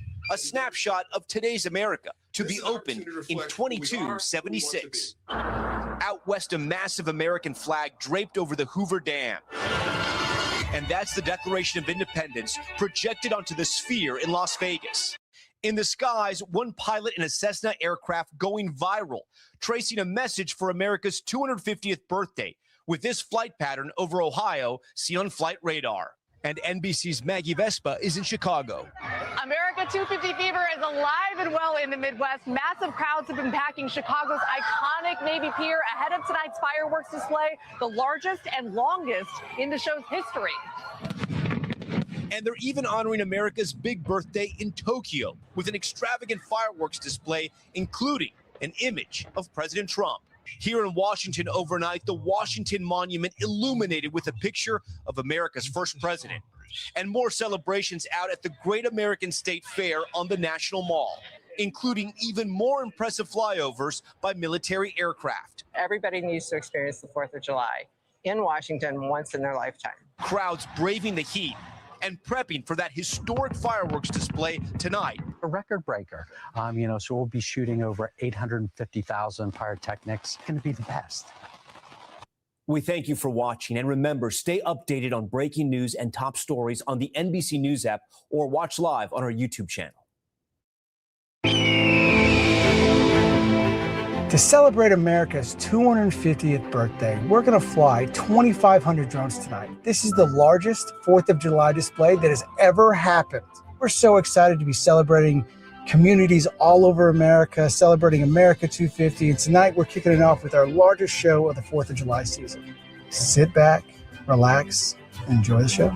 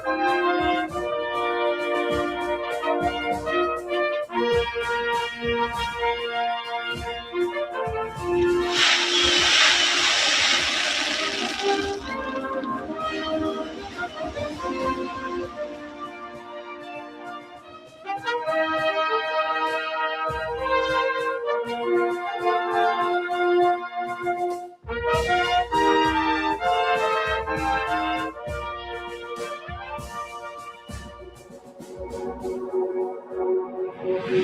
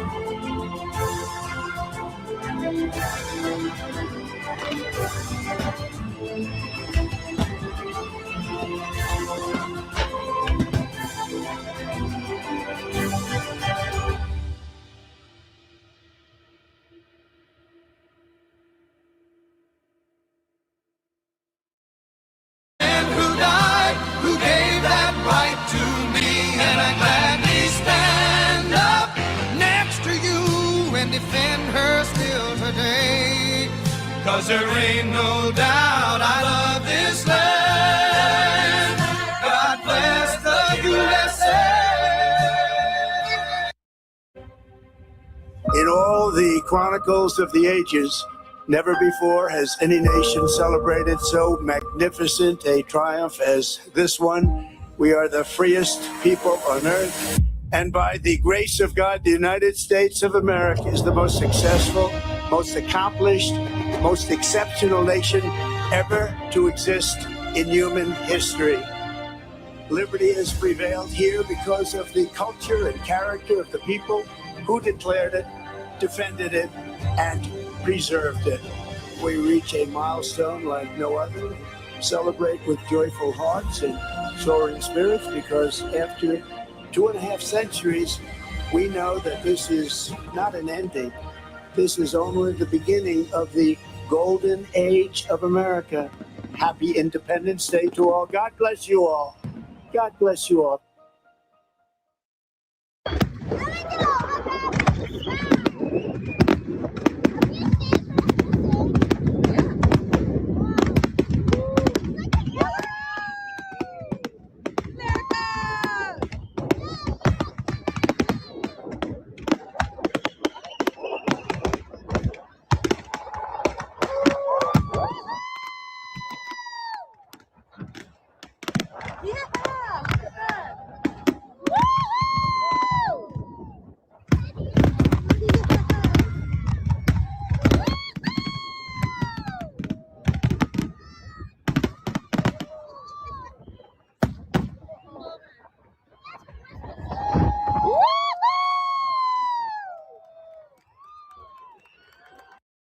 Sunday morning after the 4th of July is not a morning. It's a crime scene with coffee. You walk outside and your whole neighborhood looks like freedom crawled into a leaf blower and got turned on. There's little red tubes in the driveway, smoke still hanging in the air, and one lawn chair laying sideways in the yard like it saw some stuff and refuses to talk, and everyone pretending like we had a normal night. We did not. At 10:15, it was patriotic. At 11:15, it was enthusiastic. By 1:42 in the morning, the person down the block had stopped celebrating America and was just trying to overthrow the silence. And now here we are, the morning of July 5th, walking around barefoot like porch detectives. Is that Ash? Is that a hot dog? Is that a Roman candle or did my neighbor's mailbox molt? The dog looks like he spent the night filing insurance claims. The dads are all outside early, acting casual. But you can tell which one lit the big finale because he's moving like somebody who learned about recoil from a cardboard tube. And the best part is, everybody's suddenly humble. Last night they were all, I got the big box. But this morning they're all, have you seen my sandal? That's the real American tradition. Not the fireworks. The next morning inventory. Got all my fingers. Got both eyebrows. All the lawn furniture's accounted for. My dignity is... Where's my dignity? If you've still got all four, you hosted a successful 4th of July. Happy 250, America. All right. I thought that was a good set of kind of an overview of the 4th and the 250th celebrations. Hope you guys enjoyed those. All right. If you guys want to share, anybody up on panel, what you did to celebrate for the 4th, let us know. All I did was go see Young Washington with my brother and my best friend. Yeah. And you said it was really good. Yeah, it was awesome. That's cool. I can't wait to see it. I like how people in the chat were commenting. I thought the same thing. Whenever I see those great drone shows, it makes me think about Project Bluebeam and the capabilities they probably have. And then also it makes me think of what else they do, obviously with those drones. They weren't made for entertainment purposes, Yeah. There's also a musical called 1776 that I traditionally watched every 4th of July, but this time I forgot to. I think I just came across that recently and saved it. It's an right, incredibly good musical. Check it out. Eyebrows matter. Yeah. That's right. Especially if you're The Rock.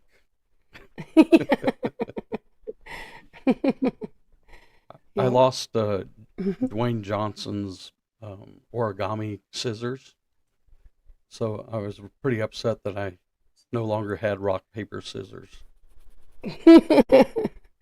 Lynn, it says that you don't have a device connected, so I can't let you up on panel until either your camera or your mic is connected too. Twisted, I saw that. I will definitely check that out later. Thank you. I can't really do it while I'm doing this. There's too much going on, but thanks. Right, dignity? What dignity?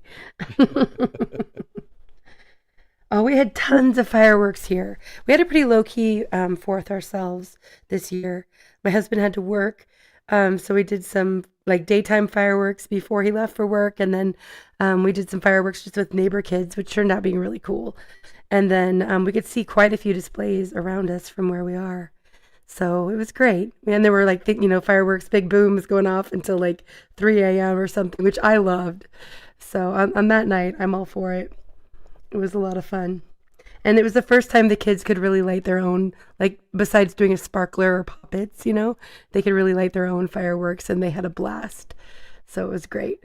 At one point, I was inside and my son came running in, and he was like, oh, it was really, really cute to me. He was overwhelmed with it all, and he just goes, "God bless the United States of America." And then he started to run to go back out, and he came back running back, and he goes, "And God bless all of our troops who've served and all the people who gave their lives for our freedom." And then just ran back out again. And I was like, yes, spot on, I love that he got it. He's 9, and I love that he gets the reason that we're celebrating, not just about the fireworks and all the community outside and with neighbors, although that's a part of it. But it was really cute. It was really sweet.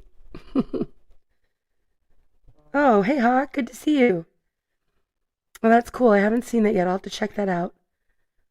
And Hawk, you have a wrench. If you want to drop the link to the song, drop it here. I still remember when I was, let's see, well, in 1976, my family went to have a picnic right on the lawn in front of the Washington Monument for the 4th of July for the 200th anniversary or 200th birthday. And I still remember that event and the fireworks and everything. It was incredible.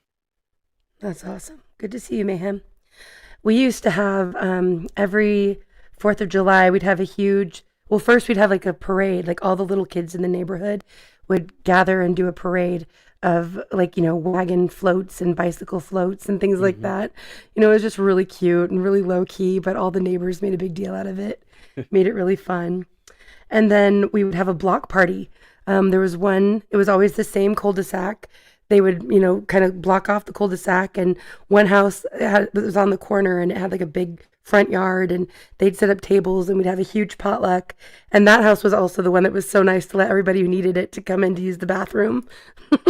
And then we would all the different houses there just sort of were a part of it. But then the next day, all of the like kind of the older teens would go back and help clean up the cul-de-sac and make like fake guns out of all the leftover Roman candles and all the fireworks and stuff.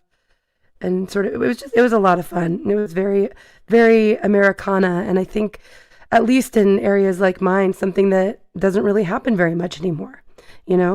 I think I'm glad for seeing, like I said, my kids got to go out and play with the neighbor kids and light off fireworks, but it wasn't a big organized thing. I don't really see big block parties or get-togethers like that in my area anymore. So, people have like their backyard gatherings, which is still great, but I wish that I heard more about or saw more about those big block parties or the neighborhood parades. I think those used to be a lot more common. That's cute, Bonnie. She said Joe Dirt was in their parade giving out beer. Thanks for coming back up, Algo. The only beer I drink is root beer. Yeah. I think it's definitely regional. Ooh. Still. Sorry to hear about your foot, Bran. Yeah, no kidding, that big stone. Yeah, go ahead, Algo. No, I think it's very regional how we celebrate. Mm-hmm. And in the regions where you are and I are at Thanks, currently, ODB. it's not as much Americana as it used to be. Yeah.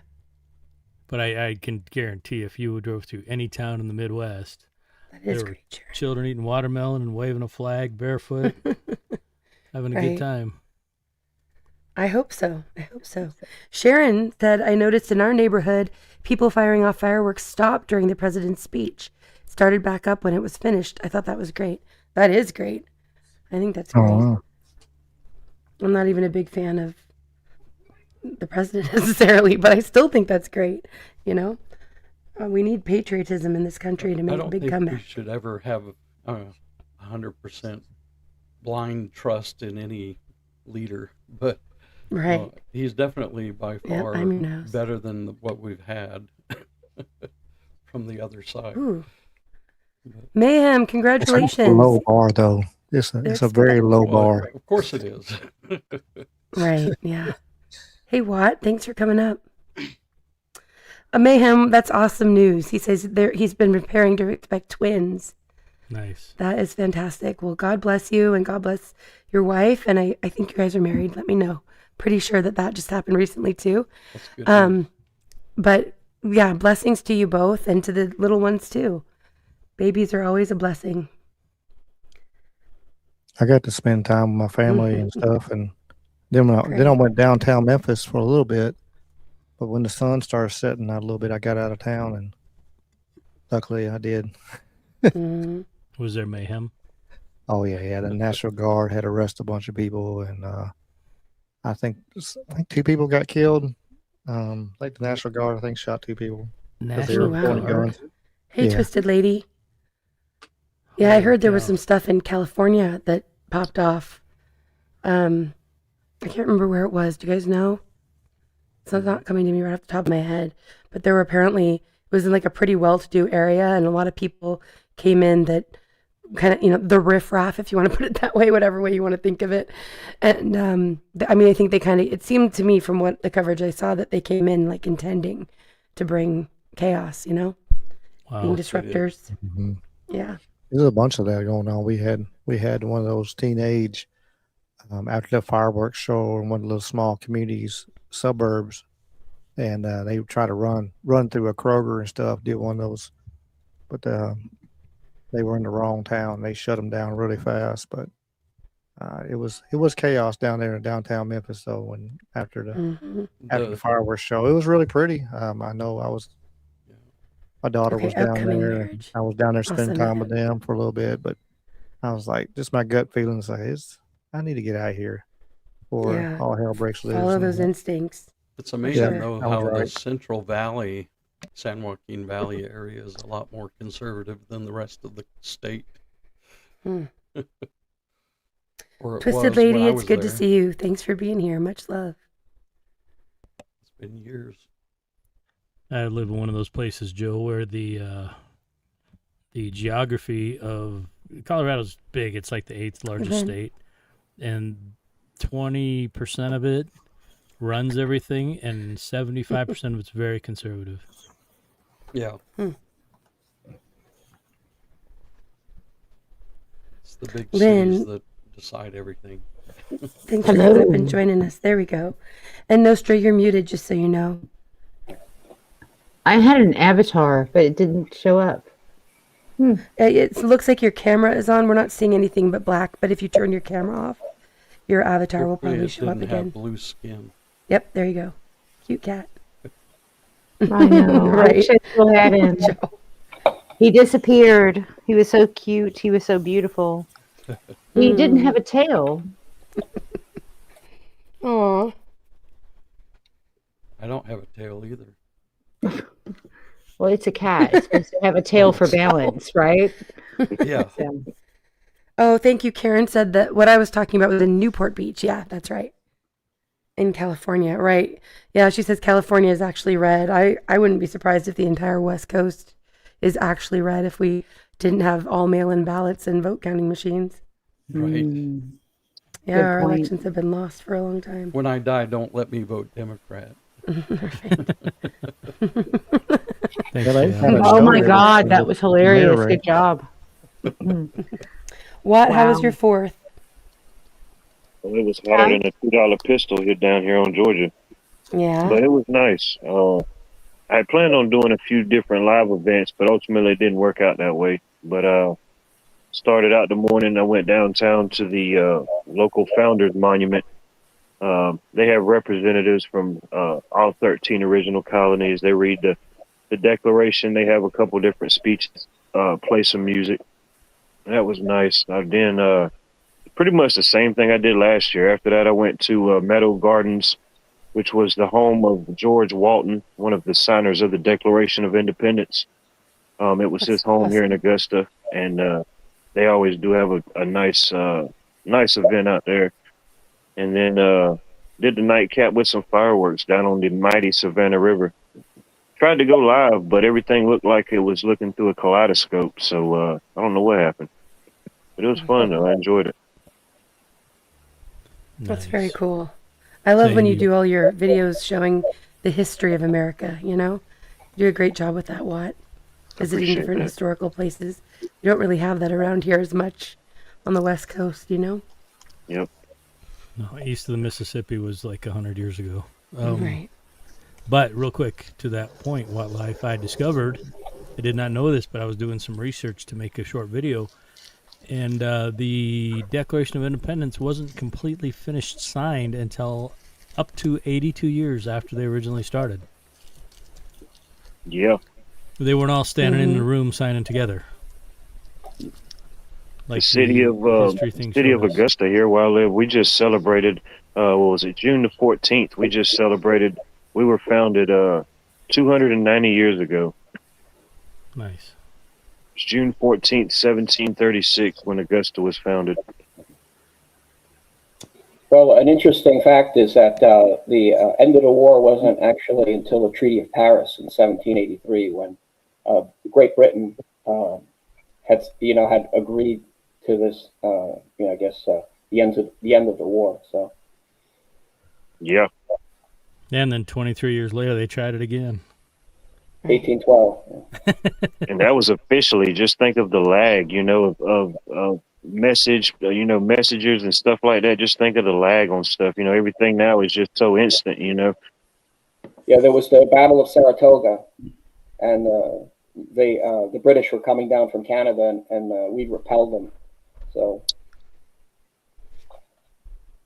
I think people don't realize we almost lost again in the War of 1812. I call it Revolution 2.0, but yeah, Yeah. you're exactly right. Right.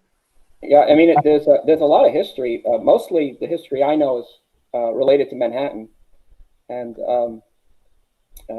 some background, because what happened in 1772. I got some background. My kids are here. Was Okay. that slavery was actually abolished in Great Britain in 1772, and the war didn't start until 1775. And in 1776, the British took a garrison and took control of Manhattan Island and removed everybody except for the Loyalists. And Manhattan were farmland north of Wall Street. So there were farms, and what happened was the war continued, or since the British didn't acknowledge the end of the war until 1883, that's when they left the island. And any of the blacks that had settled the island or were part of the farming culture had two choices. They could either remain in the States, and then once George Washington took control of the island, they would then become slaves again, or they can get on ships and go back to Great Britain. So there's a lot of strange things that happened during the war. Good to see you, Navy vet. I hope you had a happy Independence Day. And to Lil, CQ's little one, much love to you. Glad you're here. Hope you're doing well. And I hope you had a happy 4th of July. Happy Independence Day. Right, Nostra. And to me, that's one of the things that I've unlearned most of my childhood education, thankfully. I was under the impression that the country was stolen and we lived on stolen land, and I was under those thoughts. And turns out most of the country was purchased. In reality, we bought it from tribes and gave them stuff. Maybe it wasn't a fair trade, but it wasn't as conquered as I was led to believe. And I was also had to unlearn a lot of things about slavery and who traded and all those different things. And I think at this age, I'm more patriotic, but I'm very not pro-government, which is maybe doesn't make sense to people, but it makes sense to me. So Makes sense to me too. Jinxlin. Well, I mean, when you look at it, the Vikings kept this country a secret for a very long time. If you look back in history, they knew of it. There's a lot of evidence that they were here. Yes, and the Indians that we know as American Indians actually came here through, the land that is up in, Alaska. So they came from that side and came in and then started taking over the people who lived here. I know Manhattan means it's Algonquin for the place where we gather timber for bows. Really? Kentucky Yeah. means Kentucky was actually dark and bloody ground. And that's where I'm from. And that's weird. And I never wanted to live there. So I moved. Because why would you want to be on dark and bloody? That's where their wars happened. A lot of cemeteries are there. And in Georgia, the Indian mounds and things like that. Those are burial grounds. Mass graves exist there. There are many through Mississippi and Tennessee, also all the way up in Ohio. The Mississippians were wide and spread thin. I mean, not thin, but they're a major, group of people.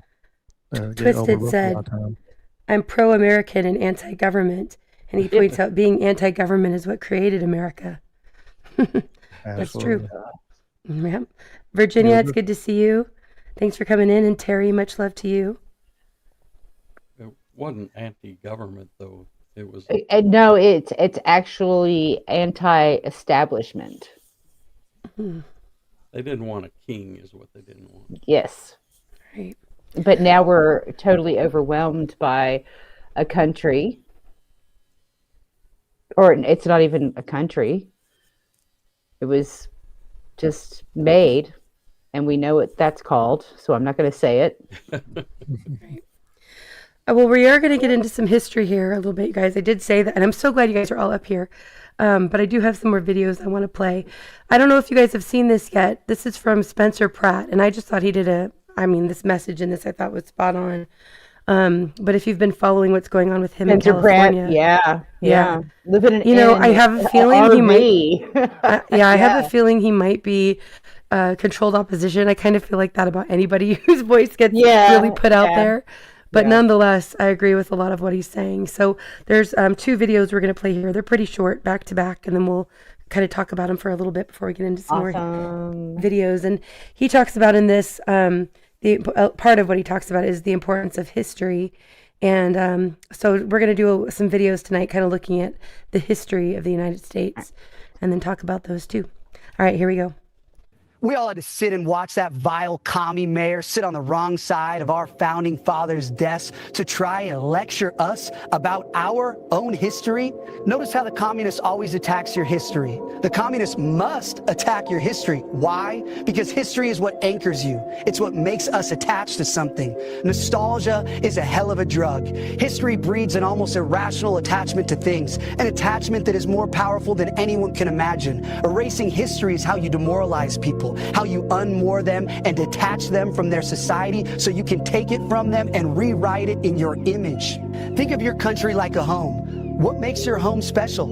It's not the marble countertops or the expensive furniture or the fancy appliances. It's the memories you have there.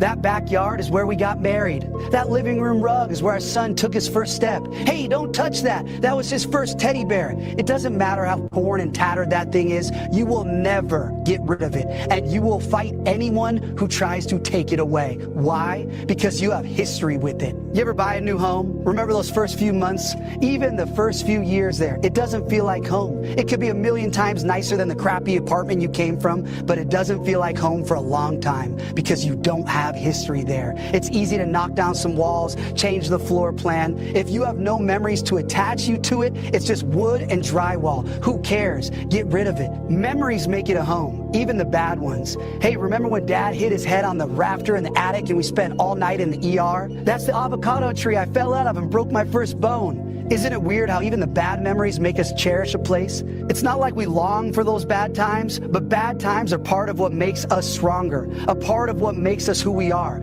How can you resent those memories without fundamentally resenting who you are? History is so important to humans that even bad memories anchor us to our home.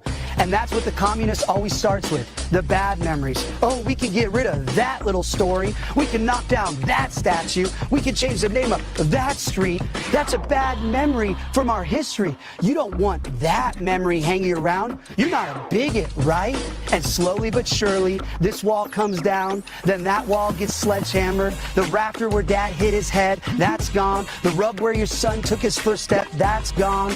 The gash in the wood floor where you stomped the glass on your wedding ceremony, that's gone and replaced with shiny vinyl planks. And now you've got a brand new home with no memories. Now what? Do you care what they do with it? Do you care what color they paint the walls? Nah. Do whatever you want. I don't care. I have no attachment to it. I have no memories with that. You love your home because of the memories you have there. And that's why the communist always must destroy your memories, destroy your history. If the communist wishes to take your home, he must first destroy your memory of it so he can erase your attachment to it and demoralize you. Mao destroyed what he called the 4 olds: old ideas, old culture, old customs, and old habits. If you call them olds, it makes them sound bad. You don't want that old thing. Get rid of it. But it is fundamentally human nature to cherish your history. We crave learning about our history, where we came from, who our ancestors were. That's human. But communism is an evil, anti-human religion, so it must destroy what makes us human. The communist destroys your history so he can take your home and rebuild it in his image.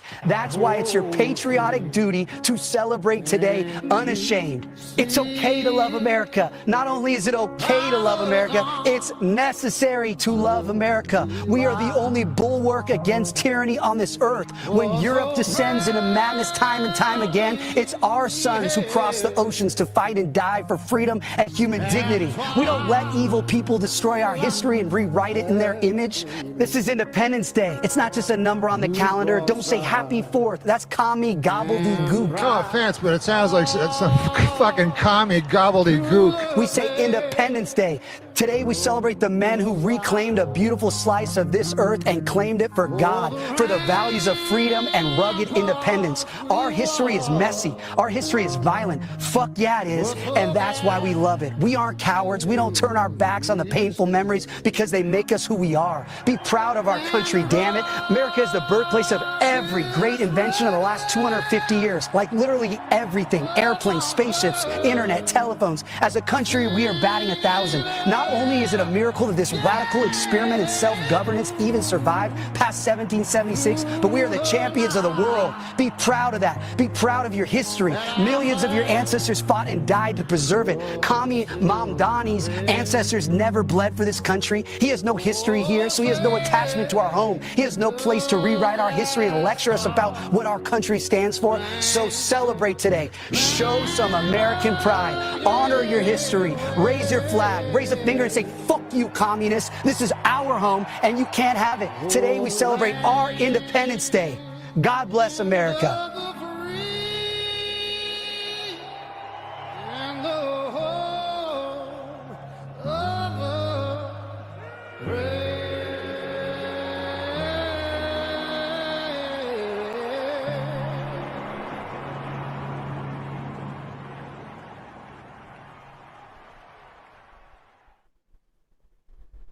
All right. I just loved some of the points that he made. And like others said, kind of fired us up a little bit, right? Yeah, for sure. Yeah. Right, David? Agreed. I do have one worry. Yep. When you said that you have an inclination that he may be controlled opposition. Yeah. Yeah. Is that whatever means we have to take, if we're going to take our nation back from whoever took it, and some people know who took it, but you're on Rumble and YouTube, so I can't say. But Yep. The misplaced and misguided violence is not helpful and is actually really detrimental. And things like that do stir people's hearts and minds. And if your mind's not clear enough to know that your neighbor Bob from England is not the bad guy, that's where it gets really gray and slippery, especially in the digital realm. Mm-hmm. So when I see Right. things like that. I think there's more coming up about that too. I agree. I think there's so much, obviously, divide and conquer. And like I said, because he was involved in Hollywood, I'm automatically suspicious. Yeah. And actually, I feel like they're kind of using the same playbook in my mind. I say playbook that they used with Trump, Mm-hmm. But right. But nonetheless, I agree with a lot of the message that he said there, and I thought it was a good point about the history. Hold on, Lynn, 1 second. Sorry. I really liked what he had to say about the history and focusing on that, because it's true. The people who are here, who have just come, who, especially if they're not trying to assimilate, and if they've gotten into positions of government like Mamdani, they don't have a history they probably don't even really understand. And I'm not talking about the history we've been taught. I'm talking about the Spirit of America history, that Spencer Pratt was talking about. And so even though I agree, I'll go, like I said, I think it's possible he's controlled opposition. I still really like the message. And while I don't want us to get in any kind of civil war or, let us ourselves be divided at all in that way at all, I do think we need to get emboldened to rise up, not against each other, Vigilante justice is still justice. Exactly. You got it. Glad that's catching on. Spread it far and wide. And also there's a playlist for that, you guys, so please do go check that out. I'm adding to it all the time. And if you find stories of great vigilante justice, please email them to me or send them to me. I'll tell you how you know that was duck tying people. Say that again, Ricky. I say like the Batman down in Mexico where he's right. duct taping people to poles. Yeah.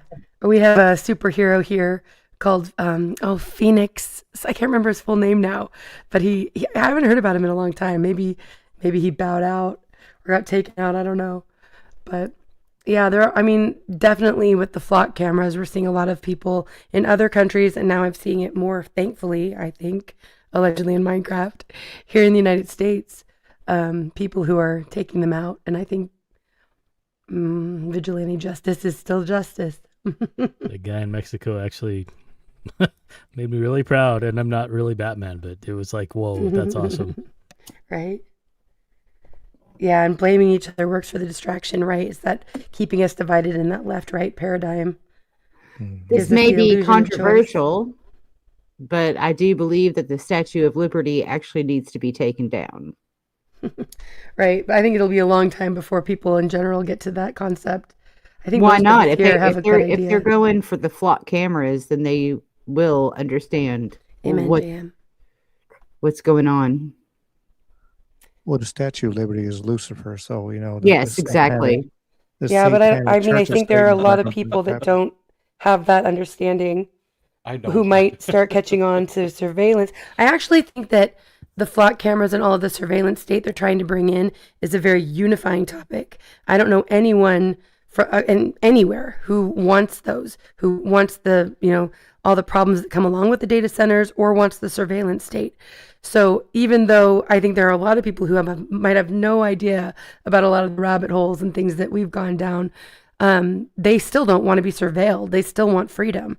And so I think I hope it's going to be something that unites us enough to do something about it, to stand up to the powers that should not be. Hopefully. I agree. Yeah, I think you nailed it there, Indy. We found a common denominator. And which one, Eric? Anybody's political things can be whatever, but that's a good step, a good starting place. Yeah. If it's the one with Spencer Pratt, I'll go ahead and post it again, Eric, and it's called Yaya is the channel that posted it. There you go. I'm just going to keep saying, take down the Statue of Liberty, and you take down the symbol of the Satan, and it's over. I wish it were that simple, or that. Well, I yeah, maybe symbols. They always tell it. Here's the thing, and nothing against what you say, Lynn, but they always say symbols rule the world, and symbols are this, and symbols are that. That's true, Tate. Because they do have a tendency to trick people's minds, but symbols don't do things; people do things. So whether the statues there or not, it's what we were taught what it meant, right? No, I understand. Bring us your free. You're sick, you're tired, you're weary, but and if you take it it's down, not. If you take it down, that's not going to change the Epstein class from doing what they're doing. It's not going to change the banking system from robbing us left, right, and center.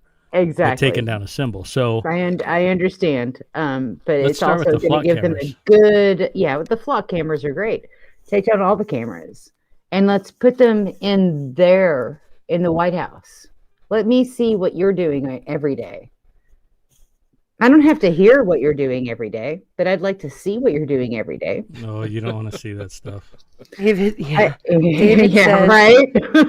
when the hearts of men turn back to God, lead their women as is meant to be, and thus children, communities, regions, cities, and states, the nation may never heal. Just my 2 cents. Oh, so sweet.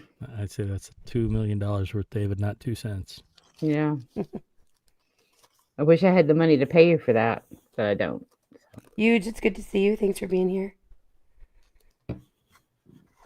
I hope not, Garrett. I have hope for the whole West Coast. I think if we could get our elections straightened out, it would be a good start. But I don't really know how that's going to happen. Our states aren't following the federal law, so it doesn't even matter if Trump does do something about it. I don't know how you're surviving at this point in the West Coast, honestly. Yeah, I don't either. Well, come to the East Coast where you can hide in the Appalachians. My sister and her family moved from the Seattle area back to Texas. They couldn't afford to live there anymore. Right. Yeah. Did they find a good place in Texas? They're in the Lubbock area. Oh, nice. Right, it's the system dividing us. Agreed, Twisted. Okay, so kind of along the lines of history, I'm going to pull up this next video. You know what, actually, I'm going to try something really fast before I do that, Bran. I keep missing it because my streamer is being wonky. All right, here's another pretty short one. Kind of looking at the history of 250 years ago today, a small band of men gathered in Philadelphia and declared war on the most powerful empire on the earth. They pledged their lives, their fortunes, and their sacred honor to the cause of their posterity. Many of them would lose everything in the revolution. Their homes burned, their land ransacked, every last pound and shilling to their name poured into the patriot struggle. Some would die as paupers. But that was a price that each and every one of them was willing to pay, a price they were willing to pay for us, for me, and for you, because they understood something that free men have always known, that there are things more precious than wealth, more valuable than safety, that there are great causes more important than even life itself. The men who signed the Declaration were writing a new chapter in the story of an ancient civilization. They were heirs to the English tradition of common law and liberty, to the Christian moral imagination, to the Roman idea of republican virtue, to the whole expanse of the Western memory, stretching from Athens and Rome to the Magna Carta, to Jamestown and Plymouth Rock. Our founders knew that liberty was not an abstraction floating above history. They knew that parchment promises alone could not make a nation free. The Soviet Union's constitution promised freedoms it never intended to honor. Many failed states and tyrannical regimes have borrowed the words of rights and liberties. But a constitution is only as strong as the people it belongs to. America has never been merely a proposition. It has always been a real and living civilization, a unique and distinctive people, unlike any other nation or people in the history of the world. America is an exceptional nation because Americans are an exceptional people. We are a people born on the edge of the known world. We are a frontier nation. Liftoff. We have a liftoff. From the hardy pioneers on the Oregon Trail to astronauts transcending the limits of Earth itself, America made the frontier a principle of national life. The men who built our country were heroes, among the greatest and most noble that the world has ever seen. This is the greatest nation on earth. That has been true for 250 years. And with God's grace, it will be true for the next 250 as well.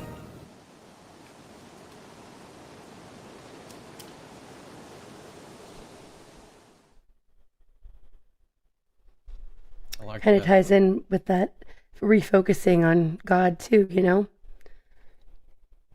That's been my focus, trying to help people turn back to God. Right. Are we sure that they're talking about the same God?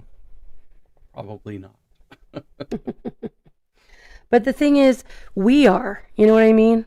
I mean, not that all of us are Christians, I don't mean that, but I mean, I think a lot of times as we're learning about how we've been lied to, it can be demoralizing in a way, but I believe in the American spirit, you know, just like, you know, in a way, like how military service people have gone and served with a different idea in their minds than maybe what was really the purpose they were actually fulfilling. You know what I mean? Right there with you. The American spirit was there with them.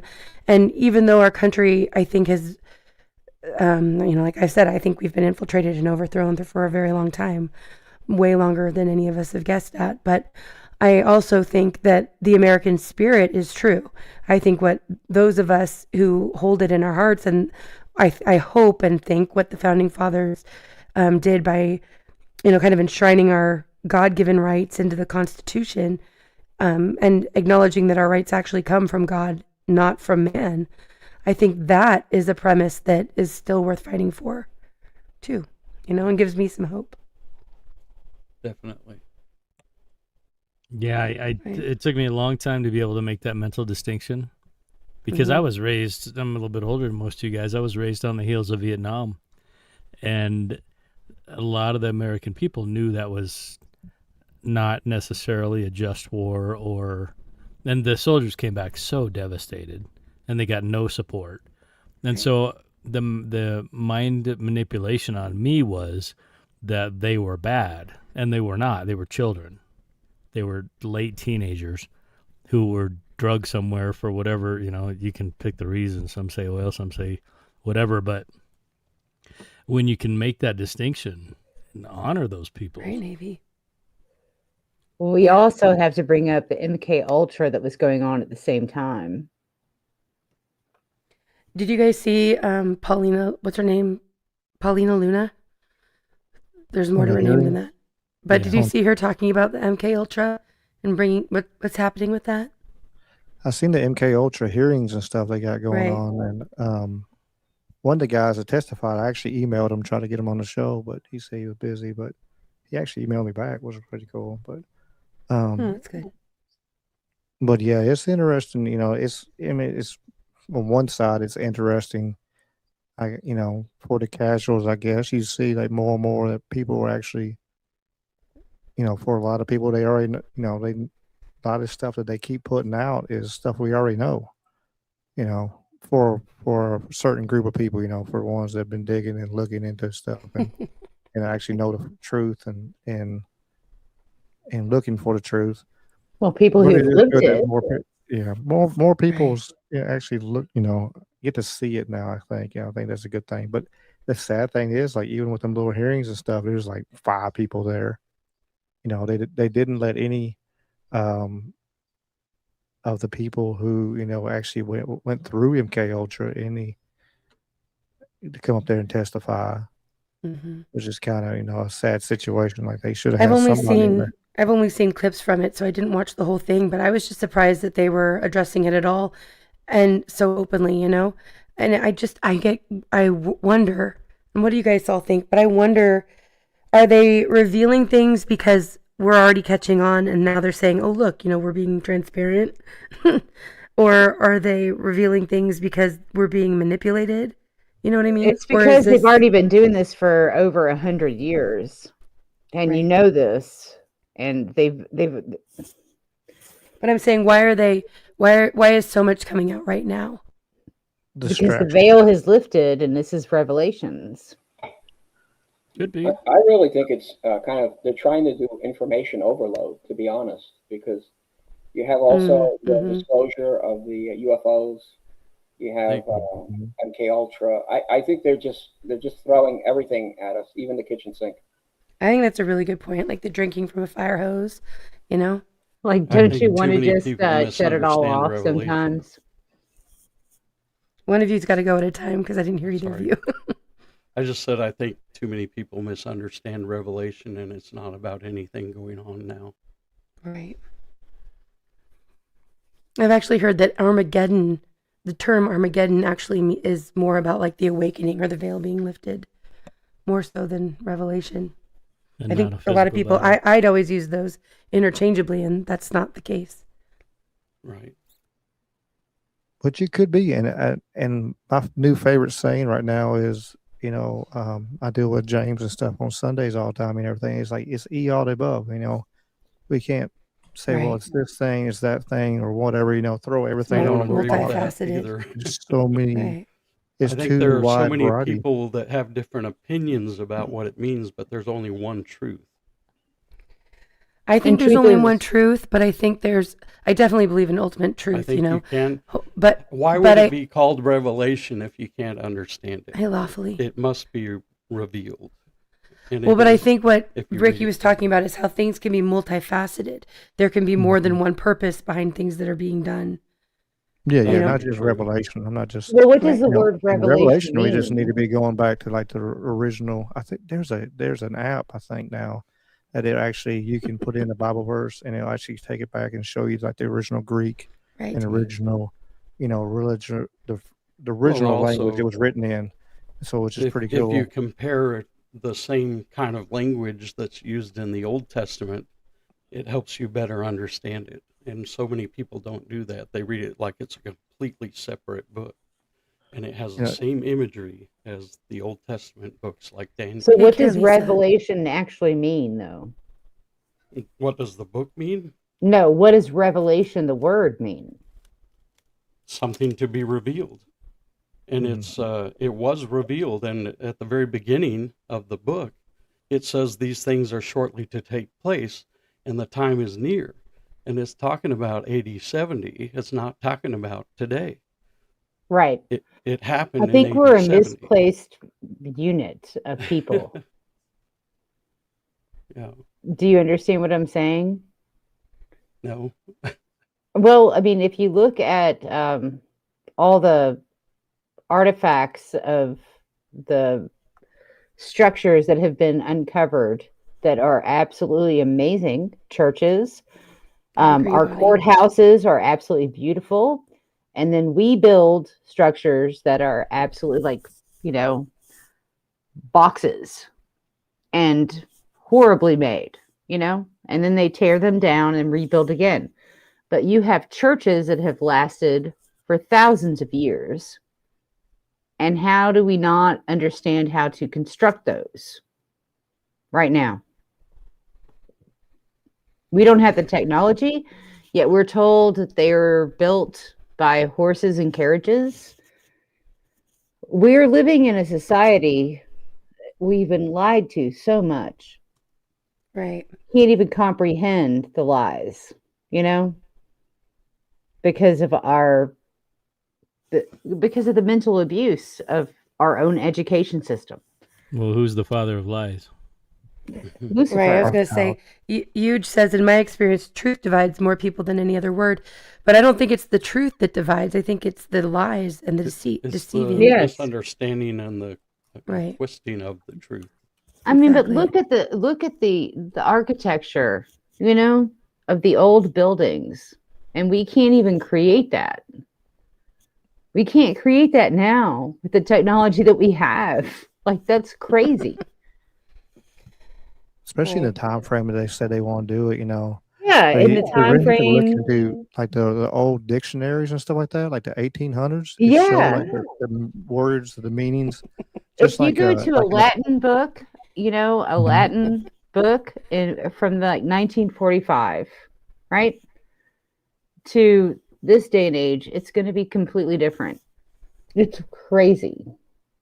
Well, that's because the Rothschilds took over the damn education, the and the medical Maxwells, and everything else, yeah, and manipulated everything to what they wanted to do.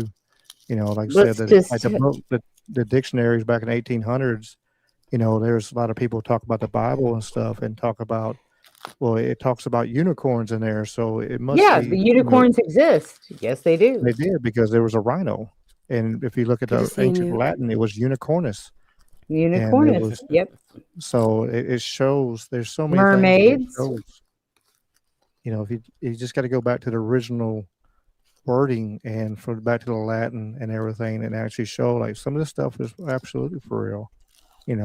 Like the walls of Jericho. I did talk about that the other day. And I put out a short on it. Was talk about like the walls of Jericho. They for years and years they're like, man, Jericho was fake. Jericho, that was a myth. The city of Troy was a myth. But then they found Jericho, and they found that the walls did come crumbling down, just like the Bible said they did. Well, what is the wall that all the Jews kiss? The That is Wailing the Wall. Yeah, It's- from the it's last wall, the original, the last part temple. of the It's a Roman Temple of Solomon. Roman wall. Yeah. 2 or 4, I'm here. This is the church on the rock, or not the church. The dome. Yeah, the Dome of the Rock was built on the site where the Right, Jan. Solomon's temple was. What is the Great Wall of China? It's not made out of China, actually. It's not. Exactly. Well, JM says, did we get the Epstein Maxwell customer list yet? And no, we haven't. And that's what I wonder too. Like, how much of it is a distraction, It's all and a that's kind of that distraction. drinking from a fire hose type idea. And I don't think that the Epstein Maxwell list is the end all be all that's going to solve everything. But I think it's a really good place to start. It's a And good again, start. a non-bipartisan issue. Or Well, no, Fazzle non- Drink bi- should have woken bipartisan issue. everybody up, honestly. It should have, but it doesn't seem It like it didn't. has. Or even, it to me, it seemed like that should easily be the line in the sand that everyone needed to rally behind, saving the Yes. children. And how is it that we are so, we're on our soma, we're on our fluoride and our toxins in our food and our toxins in the sky and the medications and, Yeah, I just had to low actually. testosterone for men and Yeah, no. all these things that we aren't standing up to fight Nope. for our children, No, I actually had That's a right. conversation with a random person today with another person that knew exactly what was going on with this person. And it was about their children. And they were on ADD medication and suicidal. And they were 11 years old. And I was like, I'm sorry, I understand, but you have to get them off that medication. And so was the other person that was there. Right. And the reason why is because we already Very understood twisted. what we already have children that are going into adulthood, right? This person has an 11-year-old child that is going through the system, and they are pushing her to do this because they are in the education system and they're following what they're doing or suggesting because they don't know what to do, right?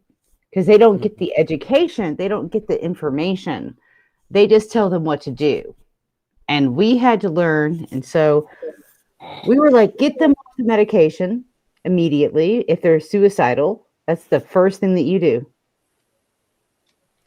Cheryl says people still don't believe it, Frazzled D, and still think it's a conspiracy. And I think you're right. And part of that was perpetuated by Trump because of how he worded it and what he said about it. Okay. And what I was trying to say is this woman was overwhelmed with the responsibility of taking care of her kid and being pushed by the school system to put her child on medication. Can I mention something? Of course. At least for 20 years or 25 years, there's always been a push for pediatricians to give children this medication. The vaccines? ADHD medication. Oh, right. Yes. And if the physicians would actually tell the parents what these medications are, and they're basically derivatives of amphetamines. Yes. If they said, "Oh, your kid's acting up, I'll fix it. We're going to give him a low dose of amphetamines for an indefinite period of time." I mean, people would look at them like, "Are you crazy? Why would I give my kids speed?" Because I'll tell you why. Because once they don't have the government assisted Medicaid, and those kids turn 18, they become drug addicts because they can't get their medication. They can go through the school system up until the 12th year on that medication and be, oh yeah, fine. And then once they reach 18, they don't have that coverage. And then they end up on meth. That's what happens.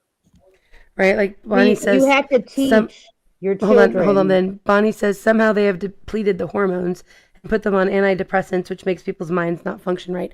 Yeah, and it's not just those, it's also the medications like you're talking about with Ritalin and Adderall, but any kind of behavioral medications. And I mean, we hear all of the disclaimers when they have the commercials for us, right? Right. All the things they say at the end, the possibilities. Yeah. And that's for one medication, let alone if they're on multiples. And there's not studies. I think in my previous life, 7 years ago, I assumed, of course, the FDA would know what the interactions would be between different medications and whether one would have a what's it called? There's a term for it, but counterbalance another and have different side effects, and they don't. Everything, all of the risks that you hear about are for one medication. They're not for all of them when you're taking them together either. Together, yes. Mm-hmm. And also, these ADD medications that they give kids cause kidney and liver failure. Right. And so they're creating constant, clients. Oh, yeah, absolutely. It's a revolving system. Yes. And so if you get a child accustomed to taking a pill every day, then they think it's normal. So then, if they don't have that pill, they'll substitute it with a different pill. It's really, I really think it's just incredible that people let these pharmaceuticals just lie to us constantly. Well, but it's not just that, obviously not just that medication either. If you look at like oxycodone and how that made a lot of people addicts, and it was handed out like candy. Yeah. I mean, you didn't even need to be seen really to get that prescribed to you. Yeah, they destroyed Appalachia with that. Yeah. Right. And then now, I mean, that ties into like the fentanyl right now too. I mean, people get addicted and then they start trading prescription pills and then they get on fentanyl and other drugs now too that are coming out all the time. Yeah. Blue says, the irony is that my generation was the one that got drugged by the school system with Ritalin and yet made us sit through the DARE program. And now in Colorado, weed tax pays for schools. That's beautiful. irony for Good sure. point, Oh Blue. my goodness. Yeah. No, I was very Yeah. sad for this woman that I Right, saw Jan? today because she was you could see that she was just overwhelmed. I used to think irony was the opposite of wrinkly. Oh, that's cute. Well, and I don't want to be mean to people that have an iPhone, but your iPhone is your iPhone is planned obsolescence, and they create customers. And unfortunately, our medical profession Right. is designed to create customers. Yes. They're not designed to not have customers. Right, and now that they're getting us. I think it's been a slow roll that maybe we didn't see, exactly where it was headed. But now we're seeing that's what they're trying to do with everything. It's everything will be a subscription, not and it's kind of the same idea. They're going to get you hooked on a product of some kind, and then keep you paying for it and hooked on it continually. That's actually why there's an increase of younger people wanting to get audio cassettes and record albums moving and stuff towards like the that because they're tired of Yeah, my son wants to have records now. Even though Yes, we that's had great. records when he was young, we had a stand-up model and records, and I'd play them, and now he wants them back. Thank you. That was the term. Thanks, Blue. But that was awesome. Well, and all the gamers now, and there's millions and millions of them, but they're not going to be able to buy a disc that you put into a machine to play a game, and they're livid. Right. There's some new games. I'm not a gamer, but even I've heard there are some new games coming out they no longer have a physical copy. You just get the digital, which means they can take it away. Sony And you has have to actually pay for gone this to that. subscription And plus, to they're have it. deleting all the movies They that no you longer people have bought. discs. Mm-hmm. Yeah, I've heard there's even the smart refrigerators. I can't remember the year. I want to say it's like 2035, but I could be wrong about the date. But they're saying that there's a year where they'll no longer be selling non-smart refrigerators, and the new refrigerator freezers, you will have to subscribe to get your ice machine to work. You'll have to pay a subscription to get your ice maker to work. I've already figured out that 2027 is it already? Intelligence isn't as good as real intelligence. Right. Well, Good they're call, doing Joe. with the cars already too. They got a lot of stuff where you gotta sign up and pay. Yes, thanks. to get access to parts of your car, and it's going to be. I think there's going to be a lot of pushback on all that. It's going to hurt all the industries because there's going to be a lot of people going to go, well, I'm not paying extra to even Agreed, be able to outlandish. use what I got. I just paid all this money. You spend $65,000 for a car, and then you turn around, you got to pay so much a month to be able to use the radio and to use this and to use that. It's ridiculous. Well, and then now they have the new technology that's new to us, technology that's rolling out with facial recognition in the cars, and it's checking your mood to see if you're sober, is what they're saying, right? Because it's always for safety. Wow. But to see if you're able to slouched drive. Even if you're slouched, there's Right, and if I'll your check a eyes aren't video. forward. Right, Uh-huh. exactly. If you're distracted driving. I've been told Outlandish says, drunk, sorry, Joe, go ahead. Said I've been told I look drunk. That's a problem. Right. Well, you do Well, look what drunk. people pointed out. For some people- reason, your shiny face makes you look drunk. I don't think so, Joe. People have pointed out too, what about in like emergency situations with like fires and things like that? If you're panicked and you're trying to get out of a situation and your car is going to be shut down by AI, you know? Yeah. Outlandish says, I played a video for that Right. the other day, and it was pretty funny.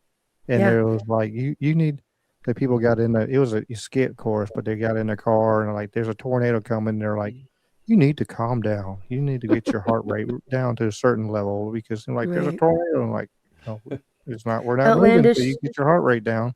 Outlander It's says, like- hi, all. I've been listening a little, and personally, the school system sucks. They would rather medicate kids than actually give the kids something that interests the kids to do. And I think, we were talking about how things are multifaceted. That's one part of the pipeline of the schools and the problems with public education, because they do get them on meds. And now, like in my state, and in a lot of the blue states, they are making it so that parents don't even have to be informed about what kind of medical treatment children are getting at schools. And so once they're at the school, basically the schools see it as you have given over parental guardianship to them while they are at the school. So from the time they're, you send them to school or they arrive at school or the time that they arrive home, the school is responsible for them. And so they no longer have to tell you from the age of, I think it's either 9 or 12. I never remember to look back and find out. It's But 9. in Washington, it's 9 or 12. I think it is 9, where you can, they can actually take you to a Planned Parenthood, for example, for birth control, an abortion, gender affirming care, mutilation, all of those things. And your parents don't even have to be informed that you went, let alone give any kind of consent or permission. That was started disgusting. by COVID. Well, that's how they They entered were- it in. Yeah. Yeah. Damn, I had to get a permission slip to go to the zoo. Right. Or if you went on a field trip, the teachers had to be, a teacher or a parent had to come to give an EpiPen, if you had a bee allergy or something like that. And you can't even have students can't even have like Tylenol or Advil or simple over the counter medications, but now they can go get an abortion, Yeah. And the screens are not Crazy good. times we live in, and it's like one side of they wanted to use it and say, "Oh, they're kids, they're for this, and they're kids for that," but then like you can change your They gender, and always they can do use all the this other kids. crap, but Mhm. but they can't buy alcohol or buy a See a gun Pepper until Book they're Club. 21. But they can do all kinds of stuff that just totally wreck their body when they're Fitting 4. Twisted. It's Yeah. a wild world we live in right now. Twisted said our local dealer's brother was the DARE officer. No way. That's They actually awesome. found, there were studies that were done after the fact, and they found that DARE actually, they think that it caused an increase in drug use because a lot of children that had no idea about different drugs heard about the different drugs and became curious about them and the effects It's of them. always in the name. They were daring the kids to do it. Right. I dare you. Oh, good call. Good call, Watt. Yeah. One thing I hope that, and I'm sure everybody who listens to you, Indy, gets this already, but the teachers and even the doctors and some police officers, they honestly, it's the phrase that's attributed to Jesus all the time: "Forgive them, Father, for they know not what they do." Yes. Mm-hmm. They're trained into a thing, and they believe the thing because that's their job, and it doesn't absolve them of their responsibility. But I think unless we've tried to educate them and they ignore it, then unless we've done that, I don't think we can hold them too harshly, because they're in a system that's a probably $1 trillion system against humanity. And I know the school system sucks, but don't hate on teachers. The medical system sucks, but don't hate on doctors, unless you've given them the information and they reject it, or they can't process it because of their training. Sometimes happens. I just hope that if we're gonna get together as a group and make this place better, we have to know who our enemy really is, and it's not those frontline people who are just doing their jobs. Because honestly, they're with very few exceptions, they're just trained and they don't think about it. They're told that's what it is. the mechanic that's told to fix something that doesn't need fixed didn't go one more step. I like So that Navy. that was just something I Yeah, thought I should share. I think that's true, like you said, to a point. You know, like when I was in education, I didn't realize that I was a part of that machine, you know? And I've heard a lot of people who work in the medical field who've come out of it because they realized that they were a part of something they hadn't before that, you know? And I do think a big part of how that works is that everything's compartmentalized. You know, like in the military, you're trained to, you know, in the military, you're kind of broken down and rebuilt to follow orders. And that really happens across the board. In medicine, a lot of times you're just trained to, you know, you're trained, first of all, you're indoctrinated with what you're trained under the Rockefeller, you know, schools, basically. But then also you are taught to trust those in authority above you. And in schools, you know, in a school, the teachers are following the instructions of the principals and they're following the instructions of the superintendent of the district and they're following the superintendent of the state, you know, who may or may not be upholding federal law. So it's pretty crazy. But yeah, I think in that way of compartmentalizing, it takes some of that responsibility maybe off, but it also makes it so that people can act in ways they wouldn't otherwise if they were aware of what they were doing. Yeah, Milgram experiment. Yeah. Yeah. Like during COVID when they were putting on the right. ventilators on people and exploding their lungs, and that was just normal, right? Oh yeah. Well, it wasn't at all normal, but I know what you No, mean. I mean, And but that was normal to the it was the medical protocols. yeah, it was the protocols, Right. and that's what they were taught. And nobody had any question about it in the medical field. No, a lot of people did, and that's why they left. A lot of people did leave, but they were censored, you know, and a lot of people did try to speak out, to be I fair. saw that. Yeah. Yeah. So I wouldn't say no one, you know, nobody did. They did. They tried. Yeah, they were either killed. Well, I think mostly they were censored and silenced. And, you know, thankfully, a lot of us found that information and shared that information with each other and tried to share that information with other people that we knew.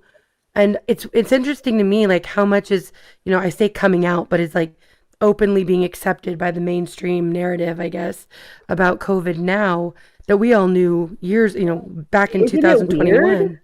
But right, and it's being exposed like it's new information. And it's like, no, it's not new information. This is what we all knew.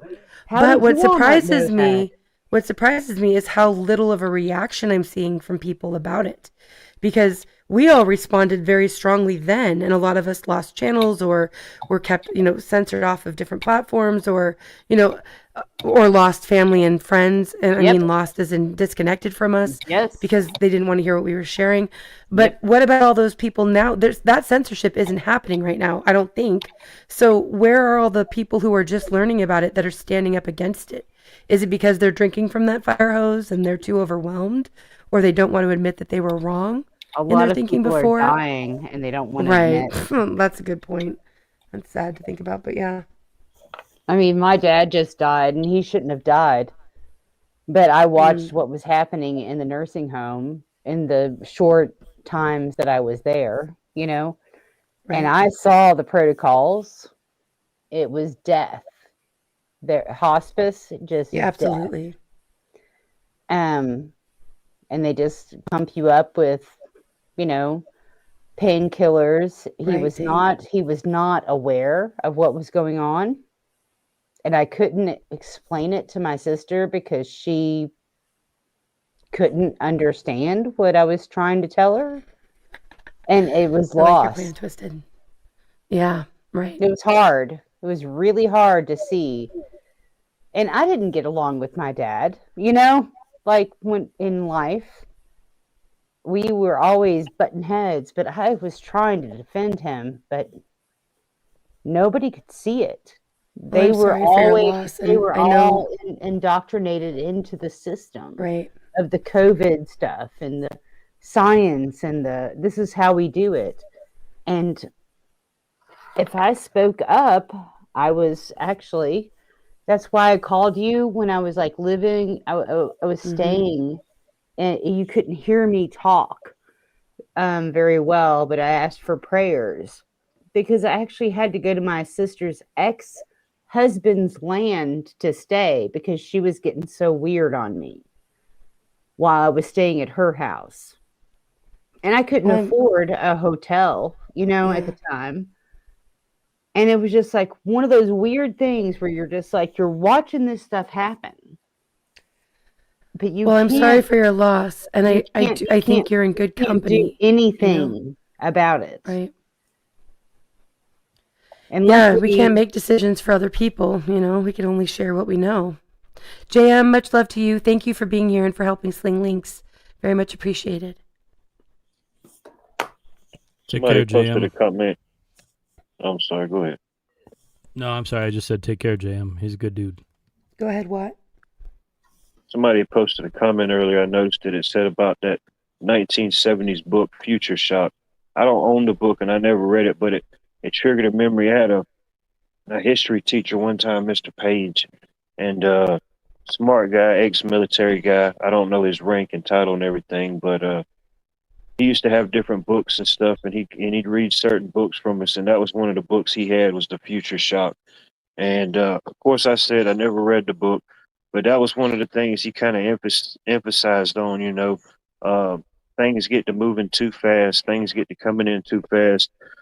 Even for people that can see it coming, it don't change the fact that it's still coming. And it kind of spoke on the symptoms and side effects of stress. Discomfort, certain breakdowns, in ourselves and families and societies. It kind of spoke on that, and it's kind of interesting. We live in this quote unquote warp speed society. Everything seems to be moving so fast, or whether if it's our own viewpoint or our own reality or stance we take, whatever it is. I thought that was interesting. Yeah, that book's Future Shock. Yeah, I saw that. I will definitely be looking into it. Thank you. Yeah, I yield. Mm-hmm. Yeah, somebody made the comment, Outlander said, heck, the school systems won't let the teachers teach anymore. And that is really true. I just watched a video about that. It made me think of it in a different way. But it's true. They a lot of times now you have to follow the Common Core when you're in public education. And so, like people called it new math.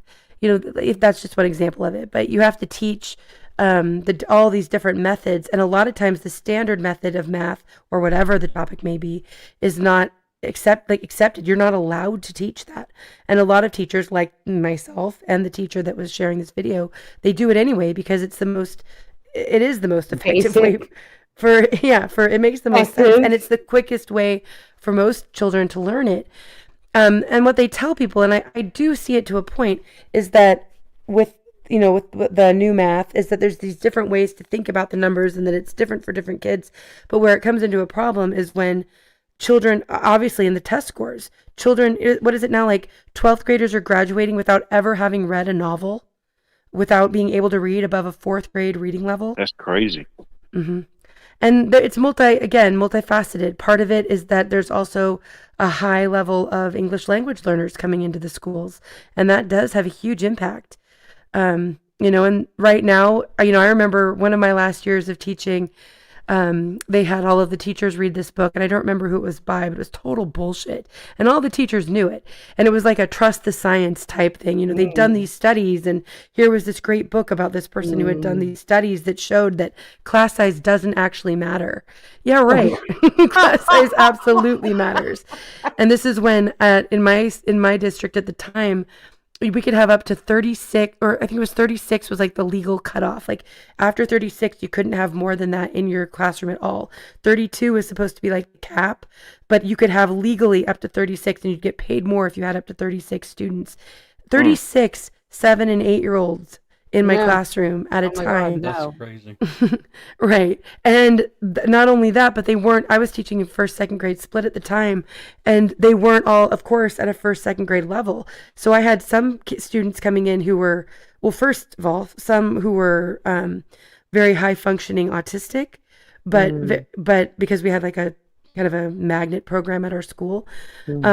So dealing with a lot of students with special needs, but then also, and more power to them, but then also dealing with students who were coming in at their English proficiency being at a preschool level, and then having those in the same classroom, some, very rarely, students above grade level. So students who are reading at like a fourth grade level. So I was teaching everything from a preschool through a fourth grade level in my one classroom of 36 students. And on top of that, they started, and I think really it was the Hegelian dialect. They create that problem. And what was the solution, especially after COVID? It's AI. It's screens. It's that now most of the curriculum in schools is online, and the teachers aren't even involved in that process.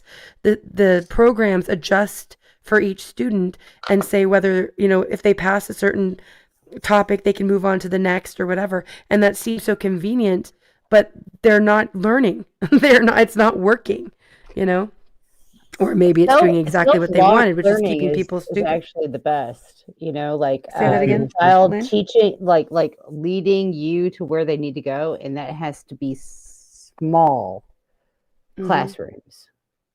Oh yeah, for sure. Or That makes a difference. Yeah, I The homeschool. No Kids Left Behind is what, one of the things that's really hurt the kids, because it's like, it is allowing. No Child Left jumping Behind in means numbers. that everybody gets forward. No matter if they actually know the subject or topic or even anything. It was no left, they just pushed them forward. Well, that and the grading scale, like I think, like I've seen some of the grading scales all the way down to, like, you had to get all the way down to like a 40 to actually get an F. It was ridiculous. 70 when I was a kid. When I was growing up, it was 70. Yeah, me too. 70, 69, you're you're Right. And now they don't hold anyone back because, like I said, there's that huge range. So it doesn't matter if they hold someone back or not. Everyone's not at the same level anyway. And it's sad. Yeah.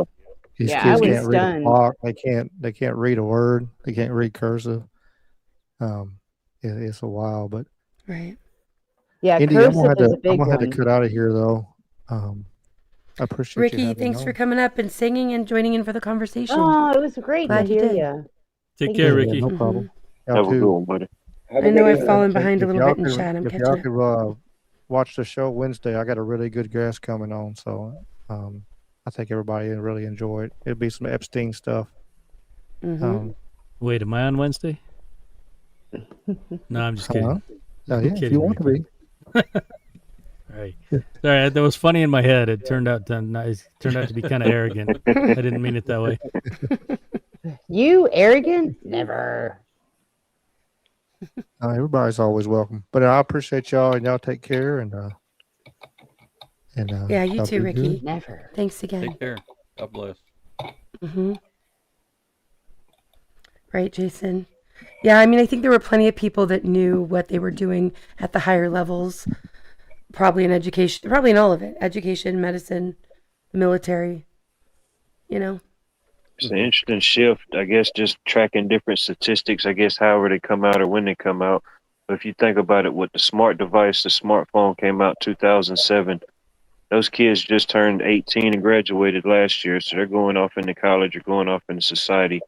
And that's not even accounting everything that's happened since then, not even counting COVID and everything y'all just talked about, and the lack of learning. Then you have children masked up. They're looking at people that's masked up. They can't see facial cues and mannerisms, all that stuff that help them learn and I guess be more socially aware, more human, So yeah, it's definitely an ever involving situation. I don't have any children myself, but yeah, I know there's some great totally parents, there. out there, but You're on it though. It's horrible. You don't have children, and you're more on it than most people who have children. That's amazing. That's awesome. I like to think on it. I don't know if I'm on it. I just like to think on it. Like to think about it. If you're not a dad and you tell a dad joke, is that called a faux pas? Yeah. All I got is a Right, few Blue? dad jokes. That's about it, I like what you said though. Like with the whole thing with the COVID, they were pointing temperature registrations, like those little guns, Yeah, they're putting at magic their wands head. at you. Yeah. And then Jason- teaching kids to do their own COVID tests, right? Jason says they need to go back to essay answer questions. Multiple choice makes people less intelligent, in my view.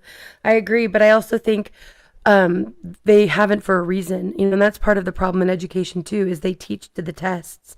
They teach the students how to score well on the test because that's how the schools get more funding. Yep. It's all about the money and the bottom line. Yeah. To run like a business, instead of a business with poor results, because if you're looking just at the bottom line of money, then sure, but you're not looking at if, the product, which in this case is educated children or young adults, And it's also because they created a society where the family unit is, the mother and the father are working and they take control of the child. Well, that's all by design too, for sure. Now you can get, in my state, I think most states, let me know you guys, but there's even early childhood education that goes all the way Yes. down to 3 years old. Yes. You can get fully funded, if especially for low income, which I think that's by design too, Yes. So then they have access to your children in their most formative years, from 3 years all the way up through And they have to be university. vaccinated through that. Yes.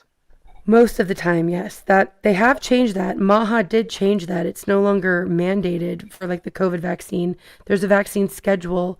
In most states, you can still, either for religious or medical purposes, you can get off of that schedule. But, during COVID, for example, here in Washington State, you couldn't attend school if you didn't have the COVID vaccine. Wow. That's awesome. Yeah. No.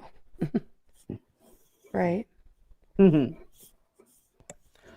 just homeschooled. Mm-hmm. And let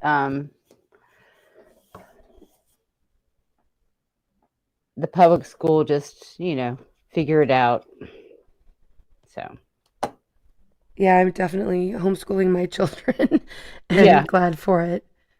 I'm so happy that you can, because a lot of people Yes. can't.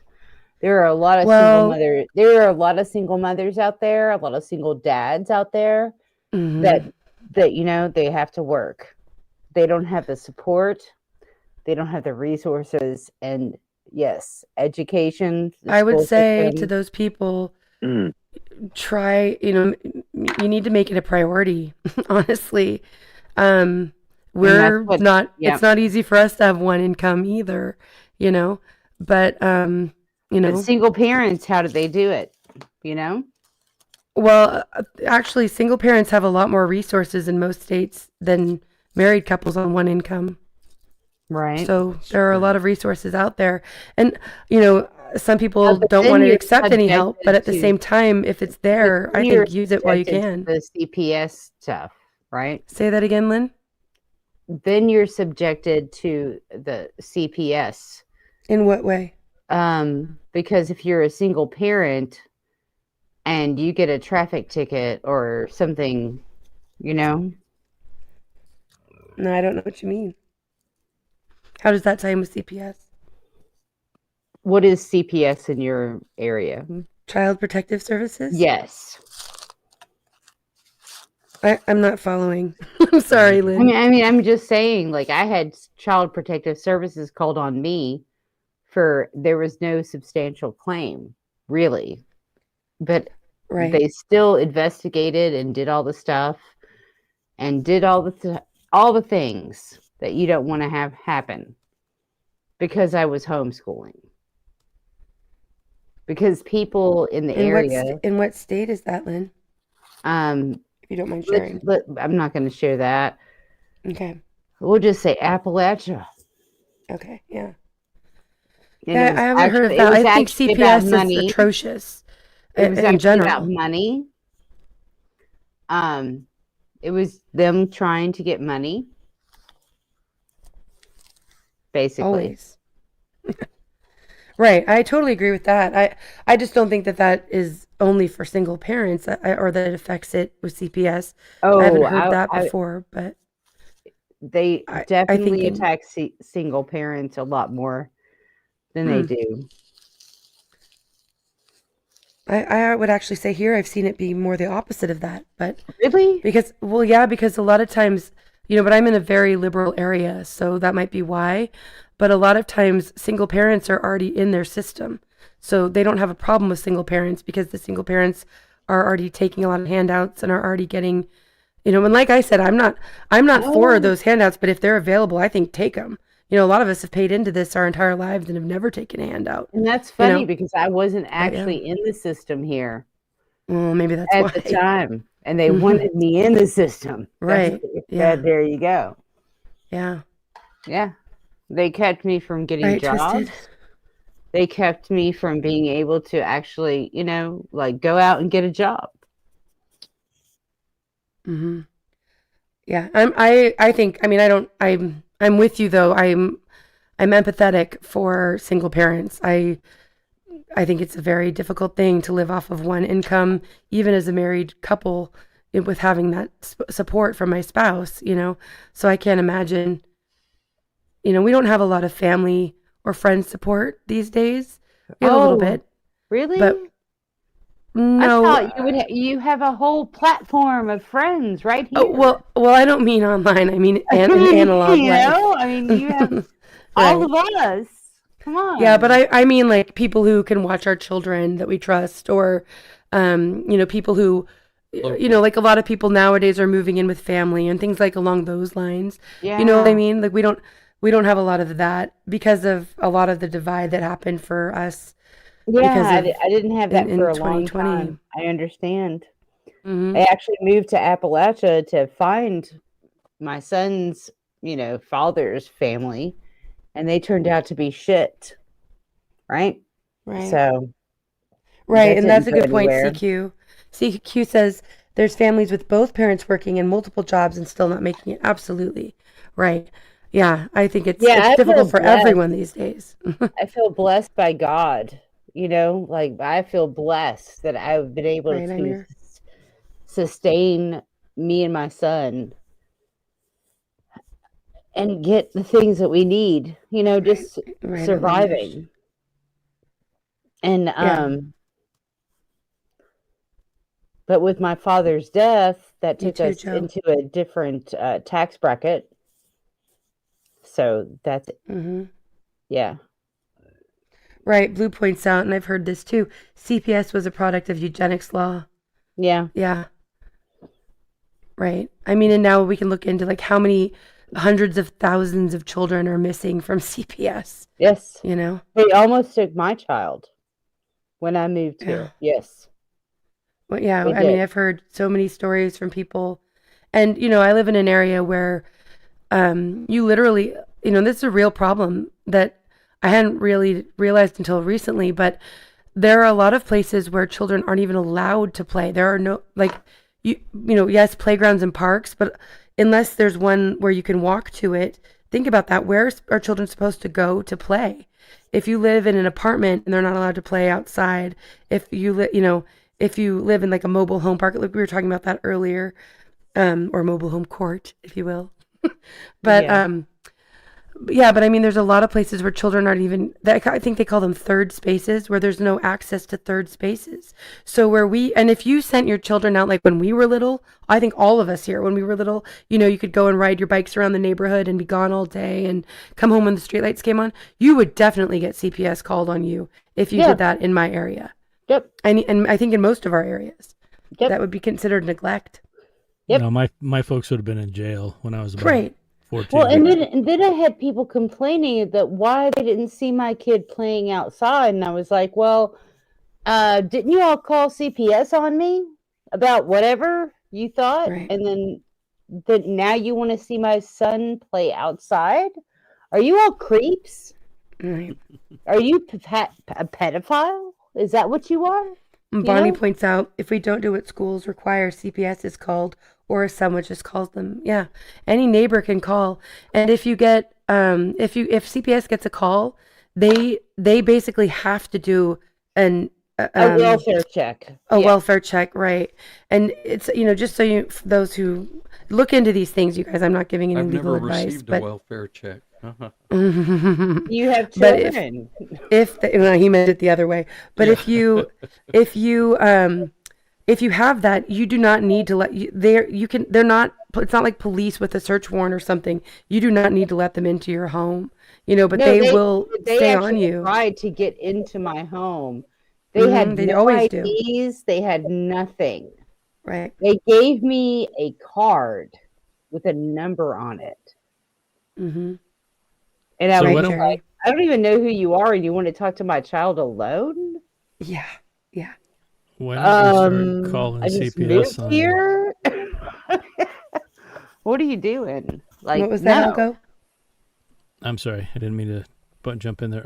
Maybe we should start calling CPS on the powers that should not be. I don't think. Joe Biden. I think Joe Biden's daughter has some shit to say. Yeah, I Right. think Joe Biden. Yeah, his daughter definitely should have called CPS. Mm-hmm. But they didn't do it. But there's a lot of politicians in the same situation where they have messed up. They're not getting anything happening Good to night, them. Eric. Have a good They night. keep going after the poor people. They keep Right. going after the people who are trying to work and do the right thing. And Twisted, I messing like their that you're life keeping. up. Twisted, I like that you're keeping a perspective of hope, and I do think we need to have that. Where my hope comes from, first of all, is in God. I think that whatever is meant to be is going to happen. So if we're living in some shit times that are going to have to hit a really low, then that's God's will, and so be it. If we're living in a time when God's going to do something like the walls of Jericho, and we're maybe.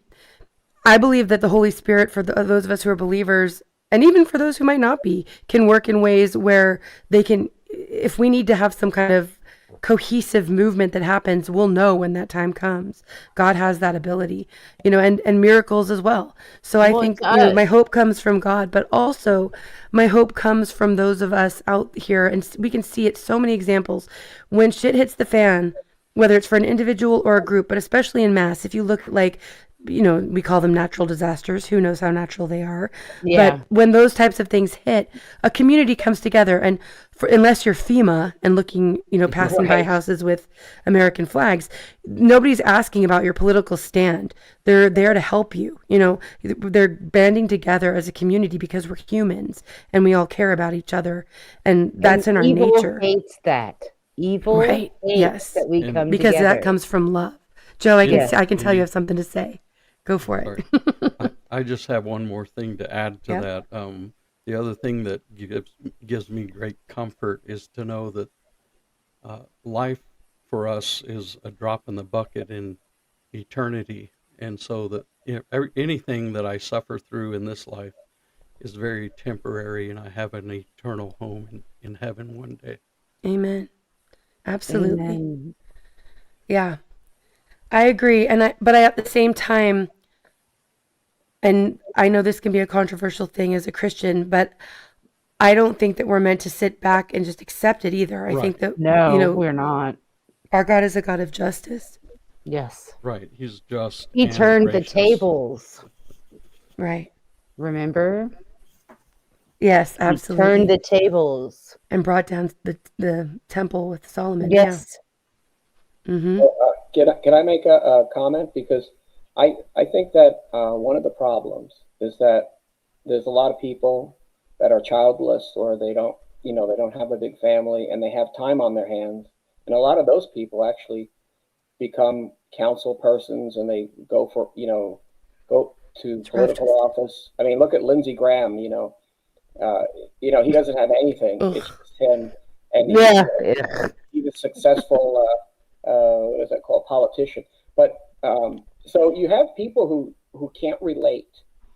Like, I have a lot of time. Let's say I don't have a family. I have a lot of time on my hands, so I'm going to run for public office.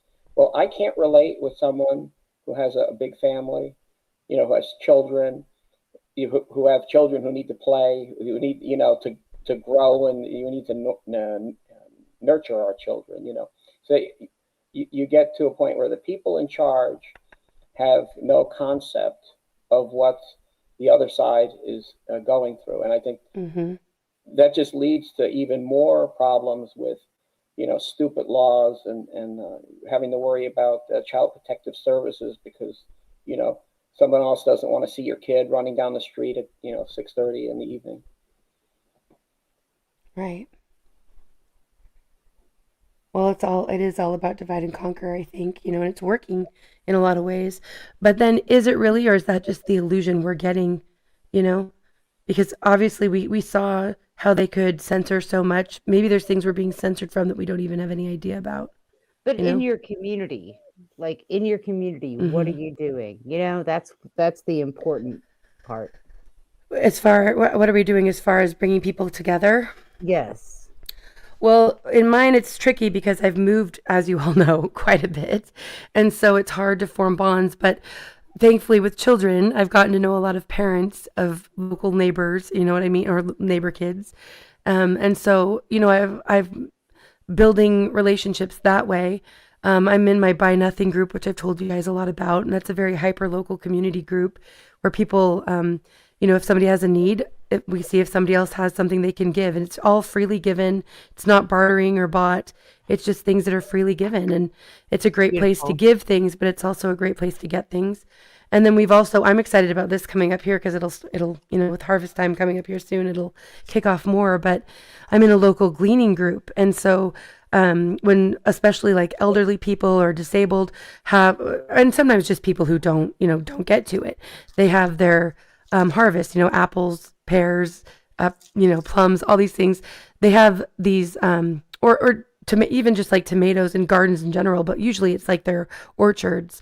They don't have time to go and pick them all, and so they put out a request, and a bunch of people from the community get together and have a great time picking the extra fruit and things before they go bad. And then there's a one home in the neighborhood that has offered their porch up, and they'll have boxes of free produce, mostly organic, for people to come and take what they want. That's beautiful. And those are the types of things that I think people do and would do even more of if we weren't taxed with, Right.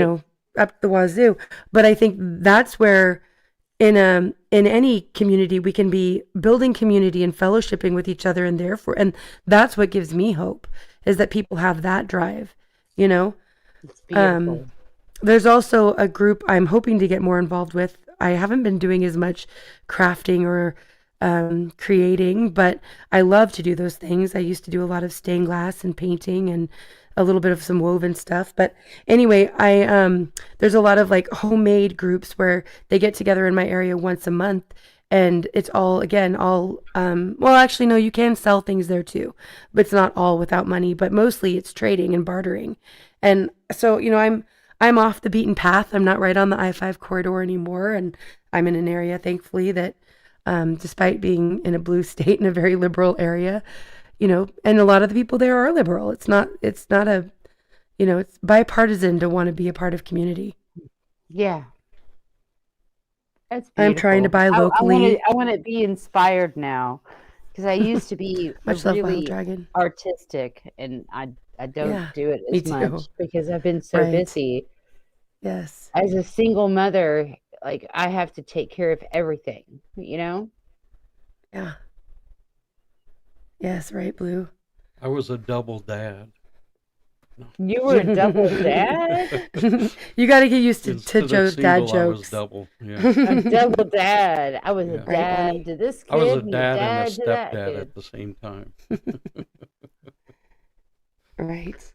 Did you ever Yeah. be your own dad? Yeah, but I never listened to myself. So. Okay. Joe, do you know that song? I'm my own grandpa. Yeah, my dad Yeah. even sings it. He's 96. That's funny. He'll be 97 in September. Right. Wow. Amen. Congratulations. Yeah, he's great. He has a channel on here too, and they do songs. I love it.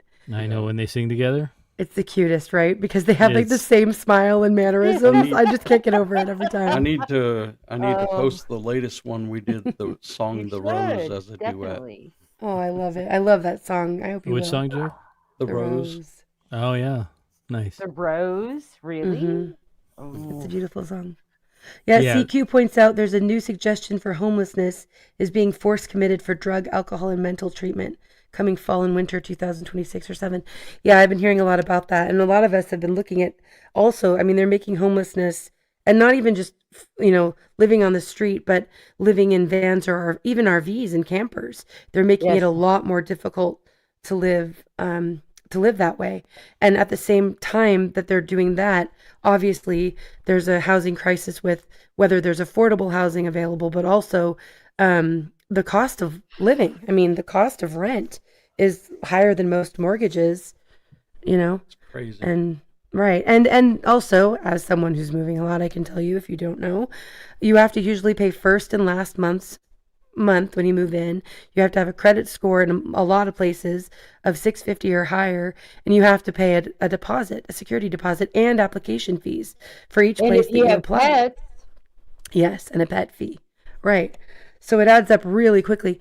And some people, and I understand people want me in a better area, but people will say, like, why haven't you left Washington yet? That's just to move locally, not to mention if you get a U-Haul or a storage unit or anything along those lines. So, exactly. you're looking at thousands upon thousands of dollars to move. And that's just to move, like I said, locally. If you're moving out of state, that price goes a lot higher, especially with gas prices and everything else. So it's easy to say, get out of the area. And I know many people, like I said, are well intentioned, but it's a lot harder to actually do that when you're living in a very high cost of living area, It is. Yeah. I moved out of Louisville, Kentucky, very high cost of everything. I sold everything that I had. I just Right. sold it. Yep. Instead Yeah, of we've moving it, downsized quite I a just bit of sold stuff. it.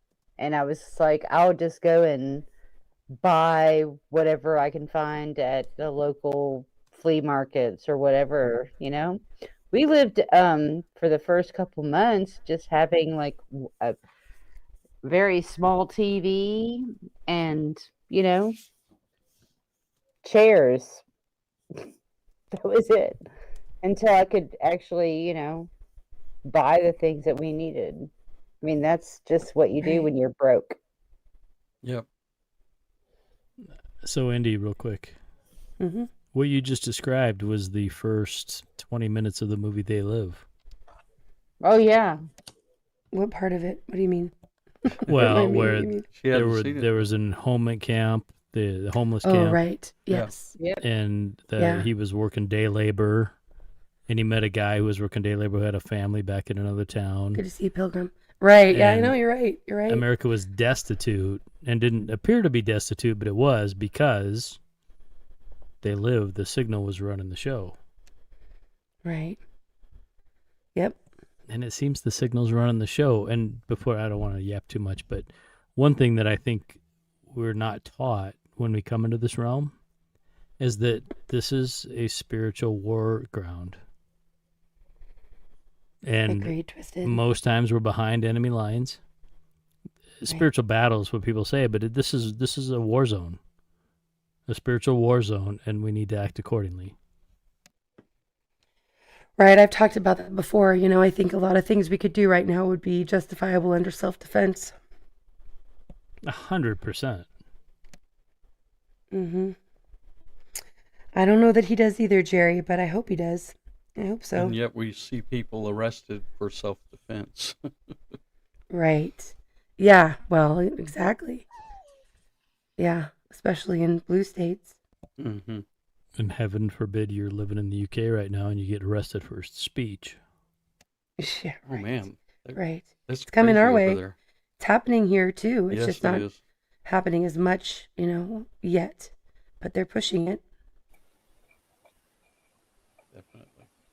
Right. I like that, Cheryl. This is a school and then we graduate. Right, huge. I know I'm behind you guys. I'm trying to catch up a little bit here in chat. I saw you. I keep getting behind and highlight my catching up. And joke. yeah, I like that one. Yep. Yeah, taxes, theft. I agree. What's amazing is we went, over 100 years without income tax Mm-hmm. till 1913. Right. And, look at our founding fathers. I mean, if we can believe anything about what we've been told, then what would they be saying about, what is it we're taxed now? Like I think they say 50% on average across the United States. Yeah.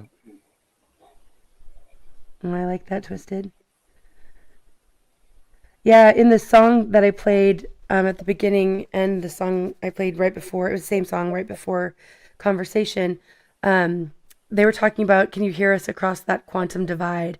And they had portals and things like that. So there's multiple ways that could be taken. But with all of the like nostalgic videos and photos that they were showing, it made me kind of think about our forefathers, you know, or our relatives, our previous generations, you know, and what they've sacrificed and what they believed in for our country. Like I said, that American spirit, maybe not what the founding fathers or the government really were doing, but what the spirit of America, you know, that we all were raised on and believed in. Yeah. And, you know, what our forefathers in that sense would think of, you know, of what's happening now. I've told people for years I'm not a Republican and I'm not a libertarian. I'm a conservative constitutionalist. Mm-hmm. I like that. Yeah. If I had to assign one party that I fit in, I'm an independent. Go figure. But I would say libertarian, probably. I you know, can't, for much I smaller can't fully government. identify with libertarian either because Yeah. there's some things I fully disagree with them on. But Oh, that's a good question. Cheryl asked Joe if you've done a video with your twin and your dad at the same time. I answered her. I said, I've never done that, but we need to. Yeah, you should. That's a great idea. While you can, you know. Yeah. But I wouldn't normally say that, but with your dad's age, I think I can say that, and you know. But I mean, I'm Yeah. so glad he's as strong and healthy as he is. It's amazing. My focus is to try to make this nation what it should be, which is a republic. It's not supposed to be a democracy. It's a democratic republic. And we need to adhere more to the Constitution, and our Supreme Court is definitely letting us down among everybody Constitutional else. republic. Yeah. Right. I will say, and somebody brought this up in chat, and maybe it was you, Jerry, but I will say that Trump is one of the only people in the government that really talks about it being a republic. Right. Well, at And you least don't have give to him be that. a full committed follower of him to say that. Right, right. No, I I can don't agree acknowledge with the him good on things that everything. happen. Right. But I don't agree with anybody on everything. Mm-hmm. Right, Twisted. I was going to bring that up when that came up earlier about the homeless. That's making that assumption, you know, that they're all drug addicts. And I do think that, you know, drug addiction by design is a huge part of the homeless problem. Oh, But there are people who choose to be homeless. There are people who choose to live a life, you know, the hobos, if you will. People who choose to live in vans or RVs, and they want that mobility and that freedom that, you know, and, you know, I don't, there's no reason I think that should be I think taken Jack out except Reacher that they called want us himself controlled. a hobo. Right, right. Yeah, consume, obey. Oh, there we go. Yep. Yeah. Right, Twisted. Yeah, I think that's true for more and more people. Yeah, I hope I didn't come across as saying not to take assistance. Like I said, you know, most of us, I think, have paid into the system for a very long time. We've paid the taxes, and that money's there. And if you qualify for it, great. This is the time to use it. And also food banks, you know, let your pride go. And if there's community resources available, use them. Yeah. They used to call the boomers that would travel from the north to the south, right? Agreed, Mary. Hold Hold on one second. Bran, thank you so much for being here. Sorry, I didn't even see you drop down, but much love to you. Thanks for being here and sharing videos. Always appreciate you, Bran. Have fun at VBS tomorrow and the rest of the week. Okay, what did you say, Lynn? I'm sorry. They would call them winter birds or something. They would travel from the north to the south Yeah, in their snowbirds. RVs. Yeah, snowbirds. Huh? Snowbirds is what they call them. Snowbirds. Thank you. Yeah. And they would have, you know, mansions in the north and places in the south. Right. Right. Who minimum who of does 40%. that now? Or they had homes, both places. I think there are still a lot of people who do that. Actually, there's a lot of people, the elites, if you want to call them that, the deletes, who do that. You know, they'll be involved in government in a blue state, but then have their, home they live in 49% of the time, whatever they legally can, in Florida, or Texas. Yeah, Florida is really big for snowbirds. Yep. In fact, we have snowbirds that come down who are not even American citizens; they're Canadians. And what they do is they get their passport, they get a 6-month visa, so they spend 6 months here. They go back to Canada, spend the other 6 months there. Then the following year, they get another 6-month visa, and then they go back and forth between Canada and Florida. But there's plenty of And people. what are they doing during that time that they're there in Florida for the 6 Good to months? see you, Inferno.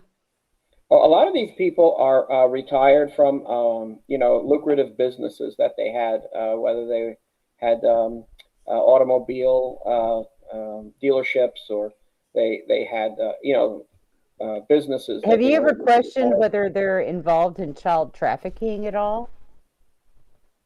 Well, most of the people I've run into are older. I can't see grandma and grandpa trafficking. I can.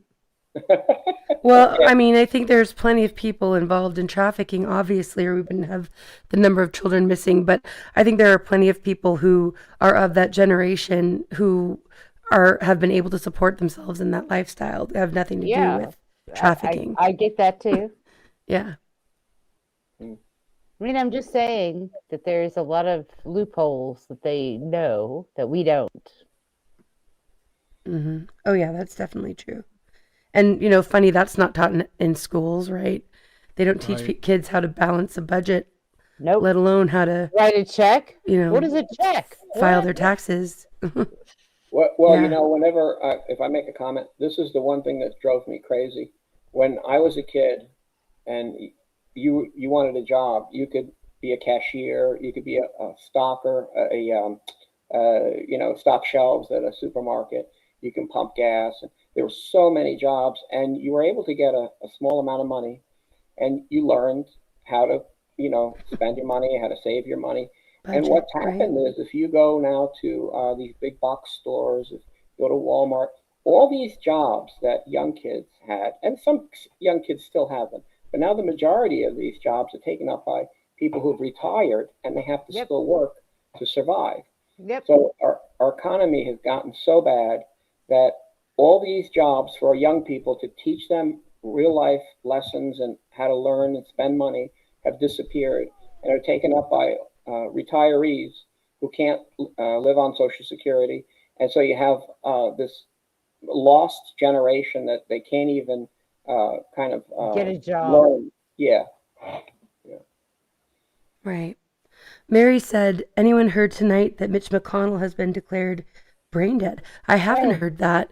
I knew that he was, really? I knew that Finally. he had been taken into the hospital, and they were saying that he was still able, anyway, the paramedic call had basically said that he had had a heart attack, although they didn't say that he'd had a heart attack, that someone at his residence at the time he was taken to the hospital had a heart attack. So, but that they were saying that he was still making these decisions. He was still, his team was saying that he was still able to be voting and making these decisions behind the scenes. And so people wondered if he'd actually passed already. And if he's brain dead, that just means that they've got him on life support. So we'll see what they say he voted for or against when, that all comes out. I will You say, remember the Ruth Ginsburg thing? Yeah, that they kept her alive and there for a really long time. Is that what you're talking about? Well, she was in a nursing home. Wasn't that what was happening? I doubt she was in a nursing home. But she might have been under no, she's in a home care. hospital. Yeah, she's in a hospital. Or hospice, maybe. The one thing I'd say about Mitch McConnell, and one of God's evil little children, clearly. Very true. And how God's children become evil, I have no idea, but they are. He's been brain dead for a long time. Yeah, that's what Imir said too. I mean, if you look, he Ironically. was having strokes live on during news conferences. You know, you can And see so it. was Biden, you know, but he was president and we watched it happen. And it Well, was just like, he was the puppet. We don't know who the president was. yeah, The auto exactly. pen, Joe. Thank The you. auto pen. Yeah. Right. Well, which just goes to show that every president is probably just as much a puppet. Honestly, I or at least try. could Puppet be. masters. No, you're right, Indy. I try. I have parents who were born in the 40s, and I try to. They talk to me about issues and they want information, and they don't use computers, so they ask me, and I try to explain that Trump's not in charge. He's like the general manager, but there's still an owner. He's not the owner. He's the general manager. He comes out, he does his thing, but there's something behind him. And I don't get too deep into it, but I give it to him that way. And it helps him a little bit. At some point, though, you're just going to have to stop talking about politics to them altogether and just make them comfortable. No, they ask me. It's not I don't bring it up. They're curious. But at some point, you just have to be Right, like, oh, we don't need to talk about that.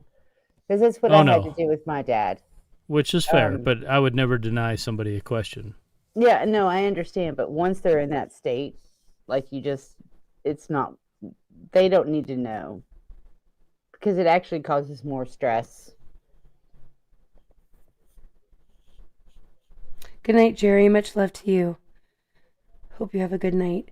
CQ says she just saw it on Daily Beast and Hindustan Times. I don't know that one. But yeah, so there you go.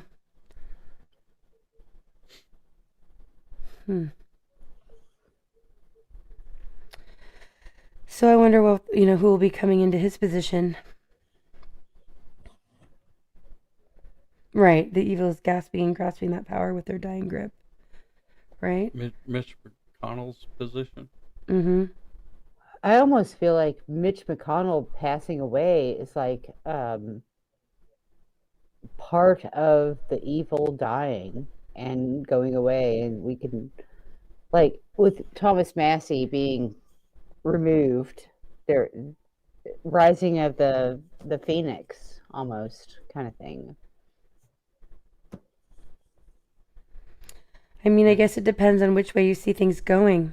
Again, like that song was saying, is it which way? I feel like I'm right in that middle. Which way is it going to go? How's it going to end? As the Truman Show says, which direction are we going? Are we having a great awakening? Are we going to build back better in the true sense of the word?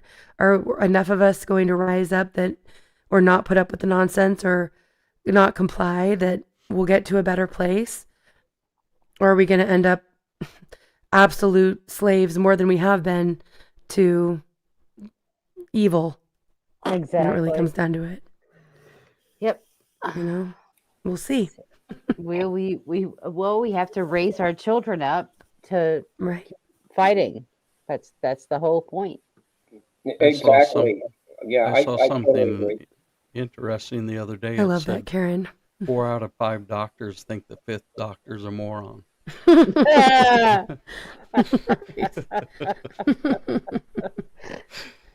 that is true. Right. It is the passing of the old guard. No matter what, we're headed to a new world order. It's just a matter of which new world it's going to be. Is it going to be ours or theirs? Well, that Obama library makes me think that it's a fully operational battle station.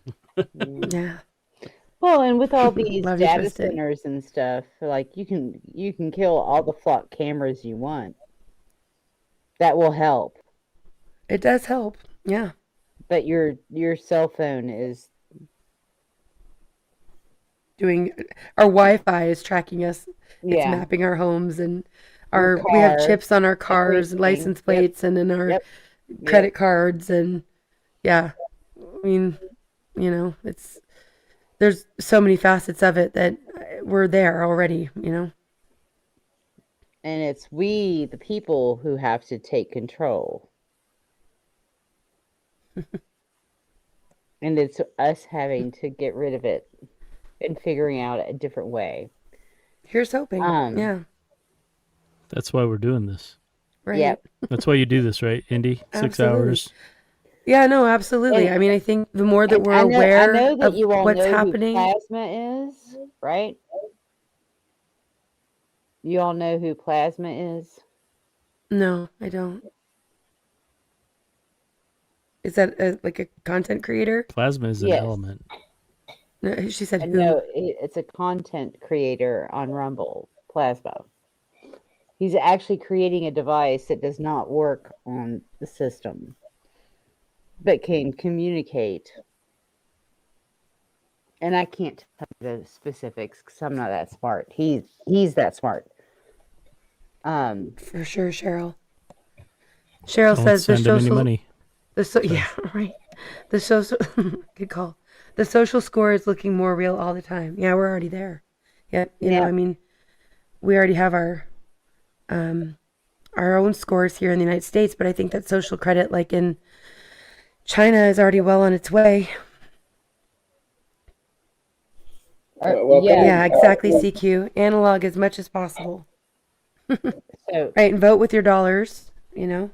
Touch grass. Well, getting back to communications, is anybody here old enough to remember CB radios and ham radios? Oh, yes. Yeah. We definitely have to have some type of revival for that. It's happening. There is a revival with that for sure. And also look into Meshtastic, but the mesh networks is even maybe the next level of that, where you can build networks of communication that are open source and unhackable, basically at this point. But it seems like they will be. And I don't know a ton about it yet, but look into it because I've seen a lot of people that are moving that direction. Even people who are very familiar with CBs and hams. CBs. Citizen band. Yeah, CB Nostra. radios. I would tell you Nostra 10-4, good buddy. There you will do go. lawfully. Thank you. Yeah. You got a bear on your 6, my friend. Oh, I like that, Twisted. That's where some hope comes in, right, Twisted? Twisted said, "Is this the time when we find out why we were special even over the angels?" That's right. We made them jealous and pissed them off for a reason. Man, I saw a We have good more power quote than we know. the other day, and it said, "Isn't it weird that your soul is worth the devil and God fighting for?" Mm-hmm. And that just hit me. Yeah. Your soul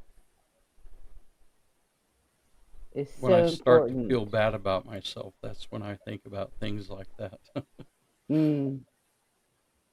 Yeah. So thank you.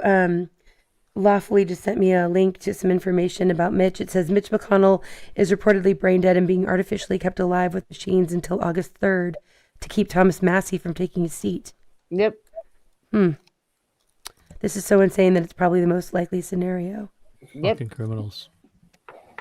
And it's being reported by independent journalist Desiree Townsend, is reporting that 84-year-old Republican Senator Mitch McConnell, who was mysteriously hospitalized last month after suffering an apparent episode of cardiac arrest and has not been publicly seen since at least June 14th, is on life support and brain dead, though nothing has been officially confirmed by the family or office of the Kentucky senator. This is when the people have to just go in and be like, what? Thank you, Lawfully. Yeah. No, this is a person that was supposed to represent us. Why don't we know what's going on with him? Right. I think there's a legal political term. And what was he actually able to make decisions before this? Right. When we watched him physically deteriorate in many meetings. Right. You know, like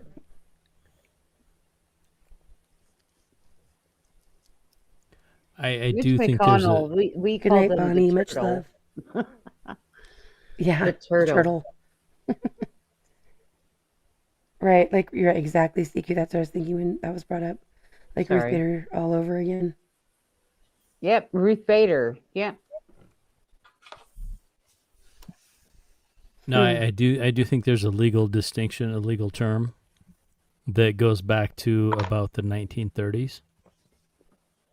and I think it's pull the plug. Right. Yeah. I could be wrong. I'm not a lawyer. I do not Well, do practice you law. know This is his not a fa- legal channel. We are Yeah, not giving nope. legal or medical advice. Nope. No. We have no idea. Right. But you know his family, right? No, I don't His know any of wife? them. Okay, look into his wife. China exports.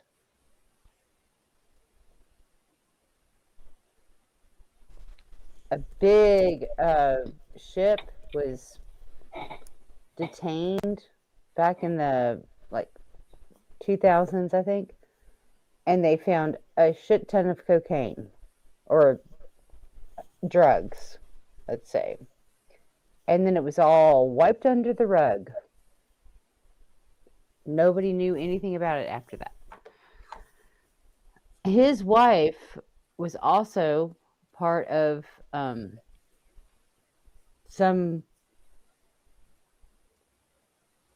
position in the government, which should not happen, right? Because that's what do they call it? Nepotism? Yes, nepotism. Mhm. Thank you. So there's a whole thing about Mitch McConnell. It's all very just all of it makes me cringe, everything about it. And I will digress. If you ask me, good riddance. That's all I could say. Yeah. I mean, to be fair. I think that's a good rationale, Nostra. It's like, okay, that's not our team. That's not our people. Those are not our guys. God's little evil Not child my went circus, wrong. not my and... monkeys. What's that, Joe? There's not my my circus, monkeys. not my monkeys. Exactly. Yeah. Very fair. And whatever happens to him after he leaves this realm is his choices. But if we spend too much time on him, then now we're still getting away from our stuff, right? But I will say that it was funny to watch when he went to eat at a local restaurant in Louisville, Kentucky, and somebody went to his table and looked at him, and this is years ago, and they picked his food up and threw it on the ground and said, "Get the fuck out." I remember seeing that. It was video on YouTube. I mean, like I said, vigilante justice is still justice. I think that we should be seeing a lot more of that than we are. Like the pie in the face. It happened years ago, and I was so happy to see it. But he still remained, right? And still got elected somehow. Right?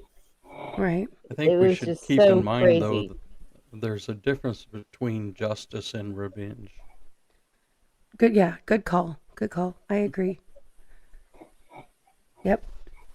Well, you guys, we are getting close to that time of wrapping things up. There's so much I did not get to share because we had so many awesome people up here to have great conversation. So it's a good dilemma to have when that happens.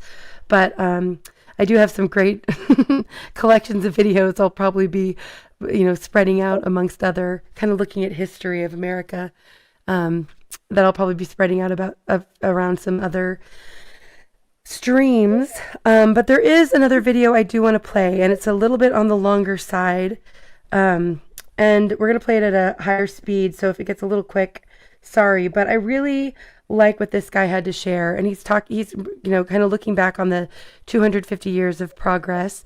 It's by a channel called Epic Real Estate, and like a lot of channels I found, it's just like an average guy. He started off his channel for his real estate business, but he started getting involved in revealing a lot of what's going on in the world and then sharing his insights.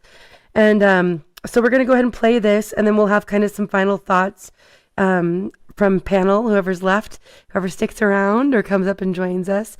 And then we'll end with a couple songs at the end before we head backstage to talk. So there's still some time left. We're still here, but I'm going to move that direction and go ahead and play this video. Does anybody on panel want to say anything real quick before I pull up this video? Any final thoughts on what we've been talking about, or we're good? Okay. All right. So this is a video by Epic Real Estate. Here we go.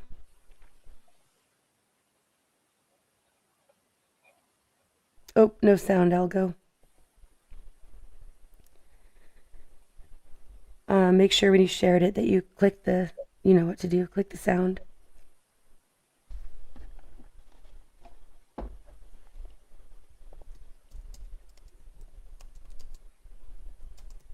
You guys didn't hear sound either, did you? No, All right, sound. just making sure. Okay. All right, let's try this. This morning, I'm standing in line at a Starbucks. American flag on my shirt, this one right here. That's it, just a flag. And the girl in front of me turns around, looks at my shirt, looks at me and goes, "Oh, you must be a Republican." And look, I didn't say anything. I just stood there and nodded for a second.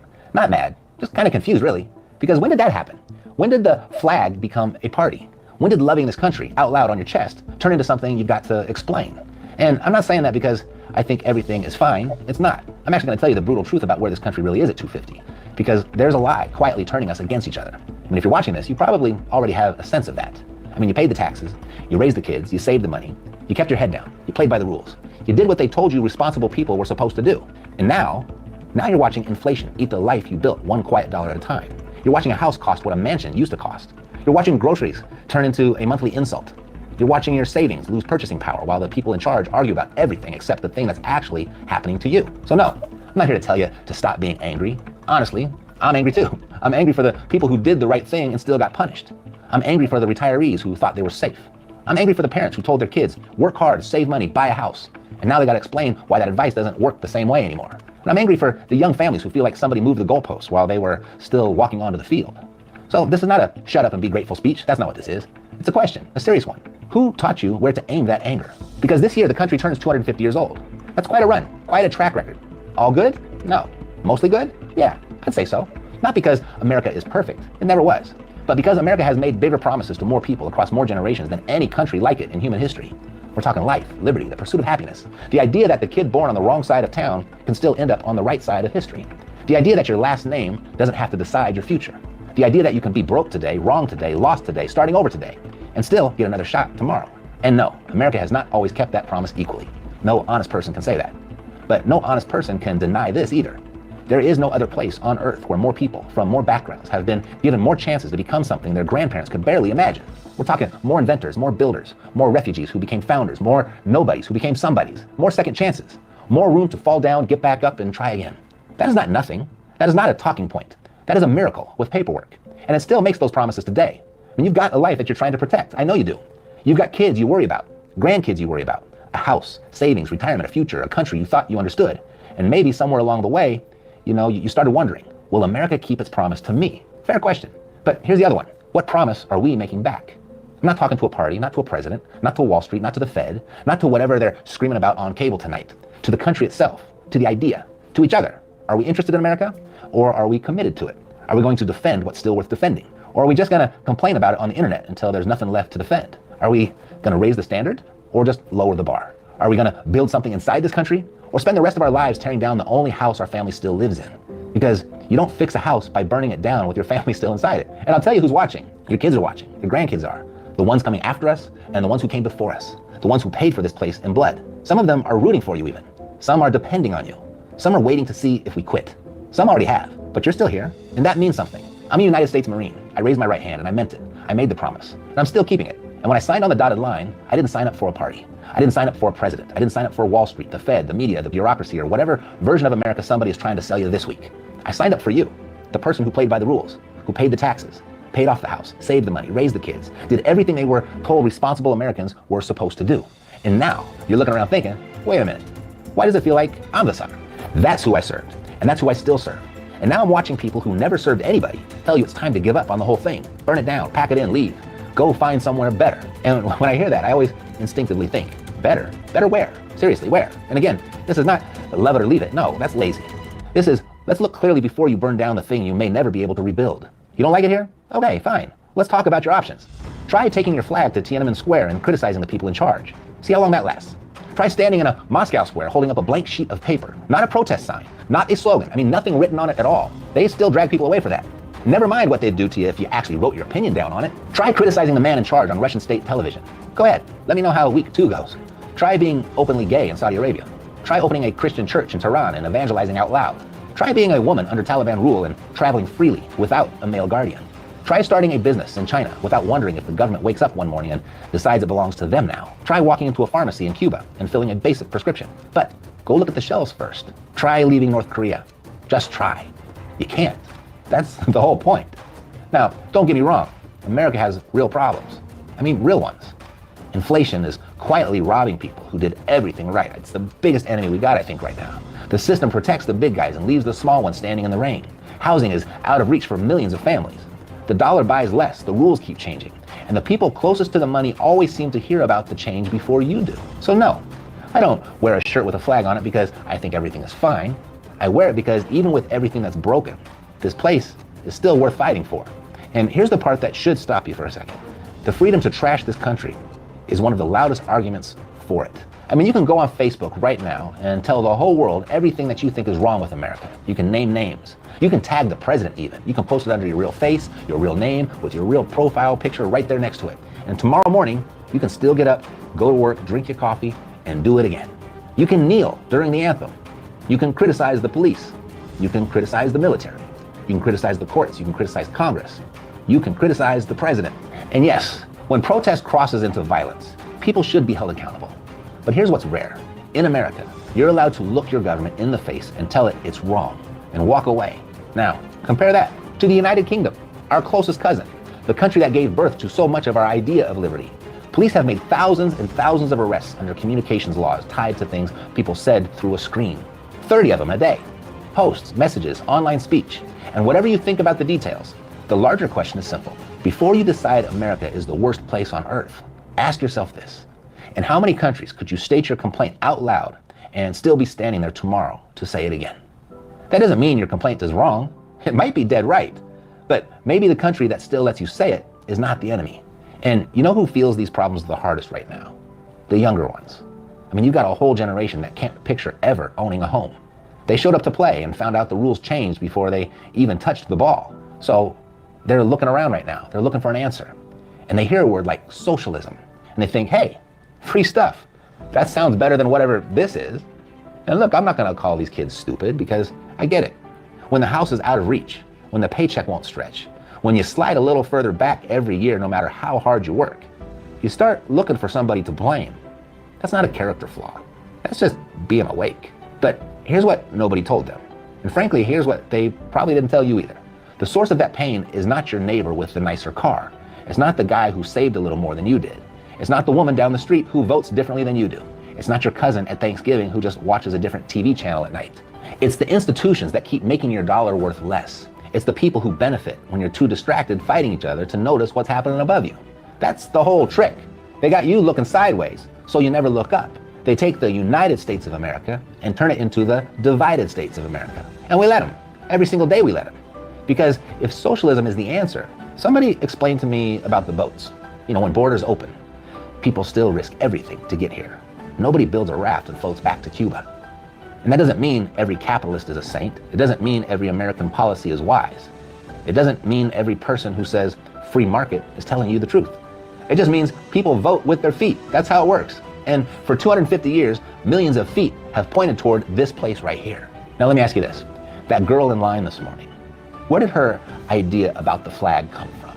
I mean, somebody handed it to her. She was taught that. And then there's this to consider. Where did yours come from? What were you taught? Your convictions about this country, about what's really going on here, where did that come from? Really, I mean, think about it. Every strong opinion you've got about what's going on out there, most of it, you didn't see it in person. You weren't in the room. I mean, I wasn't either. None of us were. We're not in the CIA. We're not in the FBI. We don't know what's really being said behind those doors. All we know is what we're told.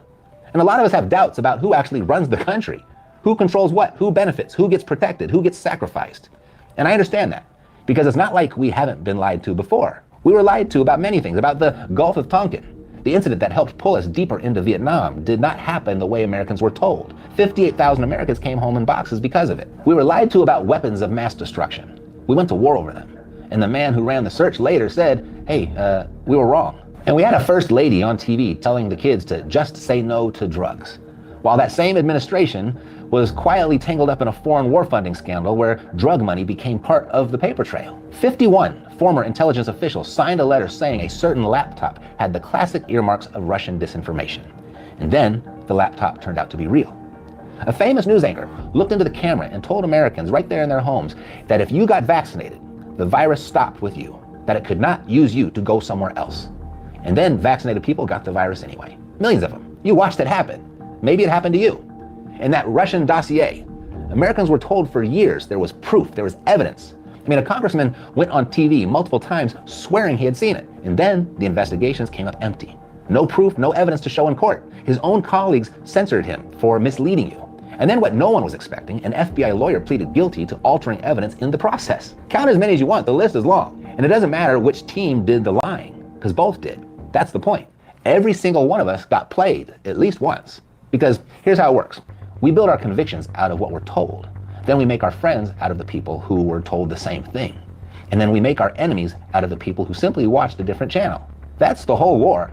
Two people who would probably help each other change a tire in the rain, handed two different stories, who now can't stand each other over a fight neither one of them was ever actually in. And look, if you don't stand for something, you fall for anything. I believe that. But standing for something does not mean believing every story that flatters your side. It doesn't mean swallowing every headline that confirms what you already wanted to think. It doesn't mean hating your neighbor because a stranger on a screen taught you how. So if we've learned anything in 250 years, it ought to be this: question everything, especially the stuff you agree with. Because it's easier to fool a man than to convince him he's been fooled. And none of us like finding out we were fooled. So we double down. We get louder, we get meaner. We call the other guy brainwashed because it's easier than asking whether we might be. That girl in line at Starbucks, the one who took one look at my shirt and decided she knew exactly who I was, I don't see her as the enemy. She has different convictions, that's all, that were handed to her by people she doesn't even know, by people who don't know her, for reasons that probably have nothing to do with her, and everything to do with keeping us divided. So here we are, 250 years, and we've arrived at this birthday at a very strange moment. Maybe the only moment in our lives where a whole lot of Americans think that they could just take this country or leave it. But again, where would they go? I mean, most of them never pack a bag, because deep down, they don't really want a different country.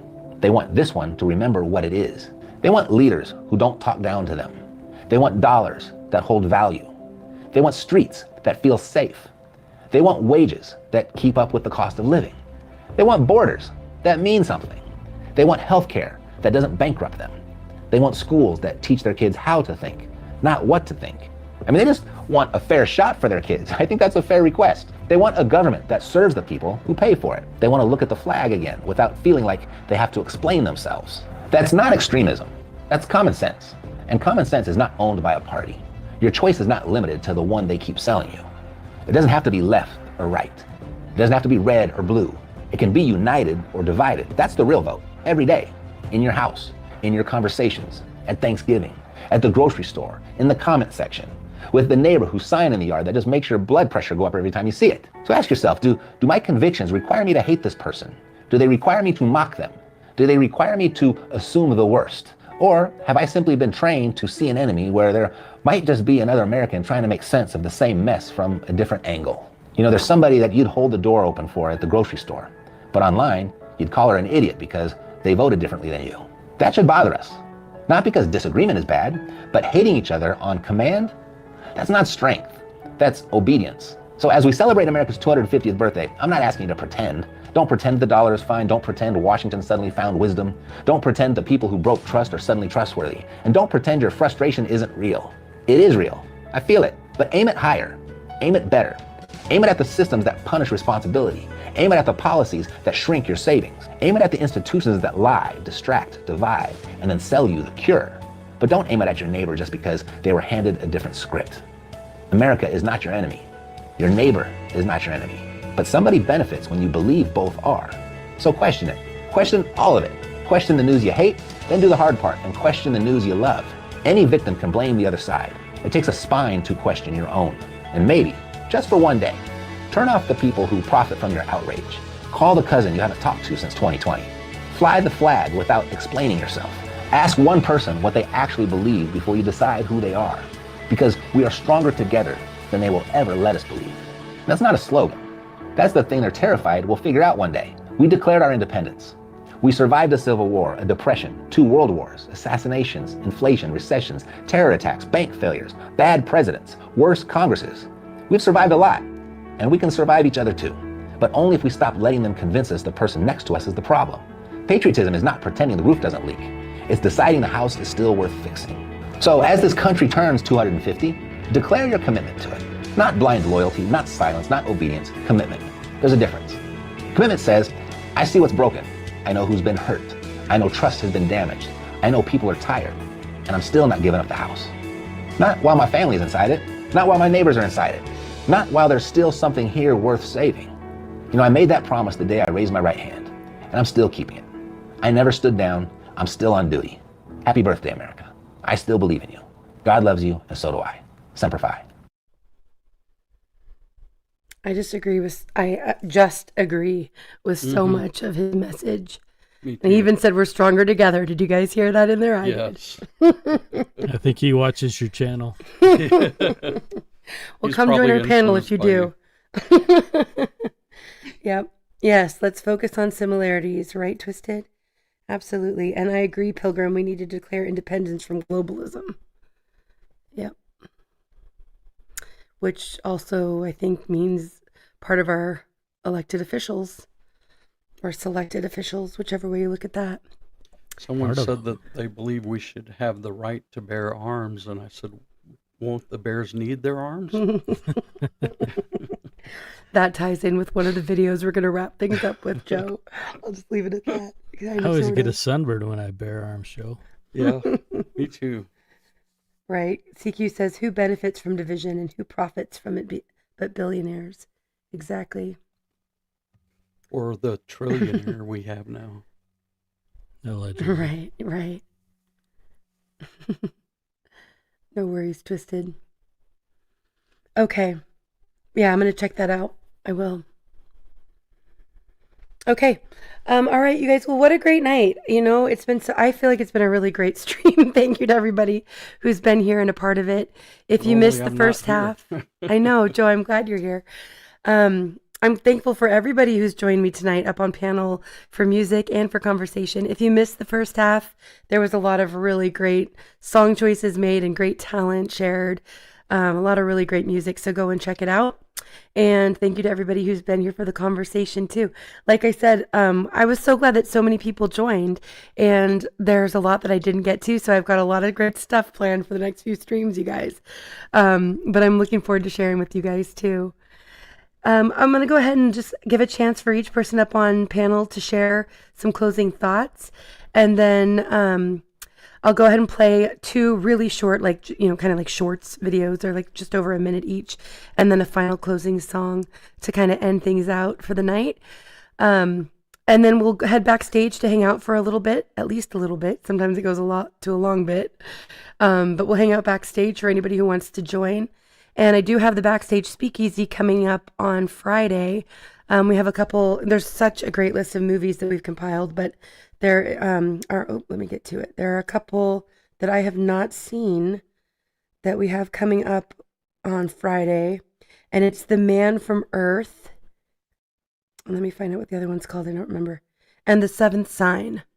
And I have not seen either of them, but they were suggested by a couple different people, and should be really good to watch. A lot of good conversation that happens at the backstage speakeasies, and you'll get to know some people that you might not see up on panels or get to know otherwise. So come and join. I've seen both, but I don't think I remember them very well. Then you probably don't. Then you probably better be there Friday, Joe. Yeah, probably. Yeah, come and join us. I know it's for the late night crew. I am planning a matinee at some point. Probably an 80s kind of feel-good movies marathon that we'll do some Friday. But yeah, this will be at the normal. Usually we come backstage at 11 p.m. Eastern, and then hang out for about an hour, play the first movie around midnight Eastern, and then talk a little bit in between movies and go to the second. Maybe we're all getting older, though. We haven't done the second movie the last couple times. We've ended up just talking a lot. I don't know. All right, so closing thoughts from people up on panel. Algo, do you want to go first, since you'll be sharing vids at the end? Oh, yeah, sure. I absolutely can go first. To everybody who's here, there's nothing that I can say that will teach you anything. I know that. I know you all know all the things. But I do encourage you to share all of it all the time. We are literally in a war zone, and I hope that you know you have comrades in Indy and everybody who's on panel and everybody who's in the digital realm with you. We're all pretty much on the same page. And we do need to push that awareness forward so other people can not be manipulated by the dark side as much. And I would say excellent stream, great music. This is your July 3rd, 2027 stream. Right. All you got to do is cut those first 3 hours, play that, No, and get there'll be so much everybody more excited great for July music 4th. and more things to talk about, I'm sure. Well, yeah, but you just play that music from the first 3 hours, and everybody's going to be Right. super excited for July 4th. Yeah. And to everybody who participates and supports Indy, I'm a fan of y'all who support all of the people that do these things. So hug Thanks, your people. Elgo. You're welcome. Hug your people close. Pray for your enemies, as they say. Pray that they get a brain and they're no longer your enemies. Praying for your government. I'm not sure about that one, but I had a great time, and I'm thankful to be a part of your world over here, Indy. So Yeah. I'm glad you're I part of don't it too. have Thanks for being anything here. else to say other than, Joe, thank you for singing America the Beautiful. That was Yeah, that awesome. was great. That was a great suggestion too, Algo. All right. Thank you, Algo. And Algo, you're streaming tomorrow night? I just put your links in the chat. Yeah. We got some things to talk about tomorrow night that Okay. are a little less heavy, but maybe as important. I think the Great. title's going to be "You're late to the barbecue, but your cat knows a shortcut." Of course. So if that intrigues anybody, come on over to Rumble, and we'll talk about it. Awesome. All right. Thanks, Algo. Okay, Nostra, we'll go up to you. Any closing thoughts? Thanks for coming and joining the panel, by the way. Oh, it was my pleasure. I really enjoy speaking to everyone. I think everybody is on pretty much the same page, and we just have to stay strong, keep networking, talk to people. I think that's the best thing we could do. Yeah, agreed. I do think we need to keep talking and, agreeing to disagree and growing from each other, Absolutely. Thank you, Nostra. All right, Joe, closing thoughts? That's actually one of the reasons why I admired Charlie Kirk so much, was he was a big believer in having Yes. dialogue, communicating, even when you disagree. And he did it in a very loving and kind way. Agreed.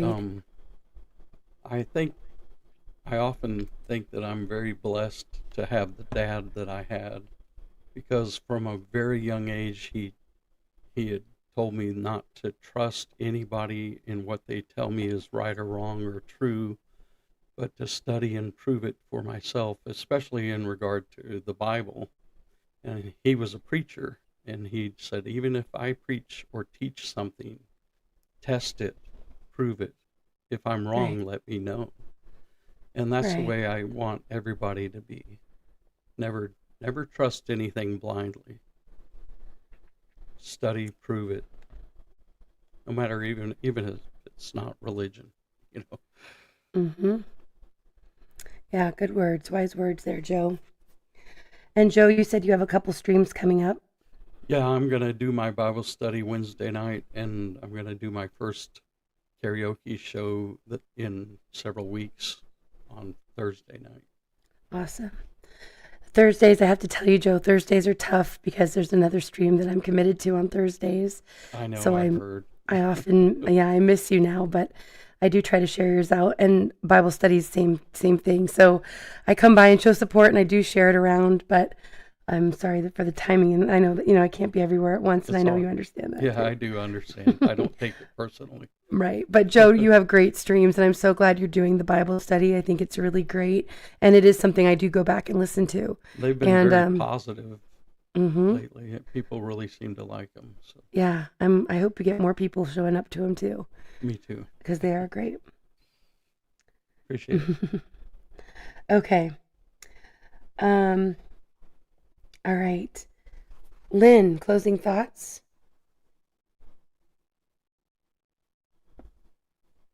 Oh. And Lynn, you're muted, just so you know.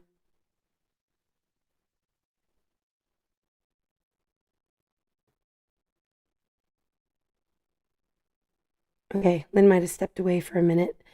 All right. Well, thanks again to everybody who's been a part of everything tonight. I'm so grateful for each and every one of you. I do have a couple short videos and then a song to end things off tonight. And I'll put a comment on the YouTube stream and on the Rumble stream a few minutes after this ends, with the link to the backstage. So as long as that comment is there, we are still backstage hanging out. And then I'll delete it once we're done. So if it's there, we're come on back and join us. Go ahead, Algo. Did I miss Nostra? Yeah. Oh, Nostra, okay. you did. Sorry, I did. All right, my bad. That's okay. I probably be grabbing videos. Okay. All right. Well, God bless the USA. I do feel like we've been blessed for a long time, and I'm praying that we can move forward in a positive direction. Like I said, I have a lot of sources for hope, and a lot of you give me hope. So thank you to each and every one of you. Much love to you all. Thanks again to Algo and to Bran for sharing videos tonight, and thanks to all of the mods who've been here sharing links and helping people stay connected. I appreciate each and every one of you. All right, here we go. Here's a little video. Kind of matches the vibe of the last one. A couple short videos and then a song. Here we go. People on the right can just as be brainwashed as people on the left. It's part of the divide and rule trick. I mean, you have platforms like X where there's like a lot of right-wingers on there, but people there can just as be as brainwashed as the left that they're criticizing. And it's part of that divide and rule that the elites has set up for us. Left versus right. We are infighting, and meanwhile, they are staying out of the picture. It's how they've always done it, how they've controlled us time and time again. Make the people, divide and rule, make the people infight. It's the oldest trick in the book. I've been criticizing Elon Musk, and people have called me a brainwashed liberal because I criticized Elon Musk. You see, it's so ridiculous. We have to transcend this, and we have to be very wary of influencers who really promote that left-right paradigm. Like, for example, right-wing influencers who say, the left is stupid and this and that, and then left-wing influencers who say the right is stupid. Because whether or not they are controlled the position, they are creating that narrative of left versus right, which fits the elites. Because it's only when we transcend it, when we are going to see what we have in common, and when we are going to see that the problem is not left or right, but the problem is that we are being divided, and the elites at the top who are trying to control us. That's what they don't want us to see. That's why they keep trapping us in left versus right. We have to transcend that, and then we have a chance of releasing these elites from us.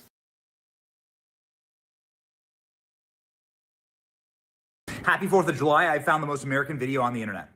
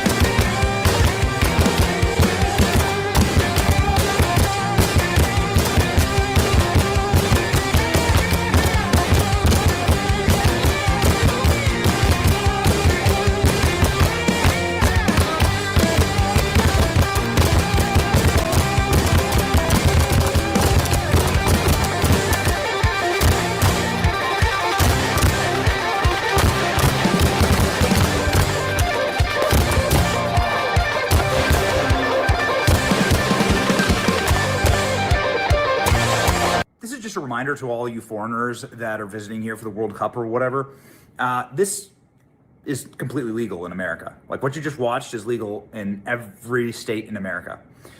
And also, every single town has dudes with armories like that. Every single city. Probably most blocks have armories like that. I know mine does. And I bet the man watching right now does too. Patriot, in control.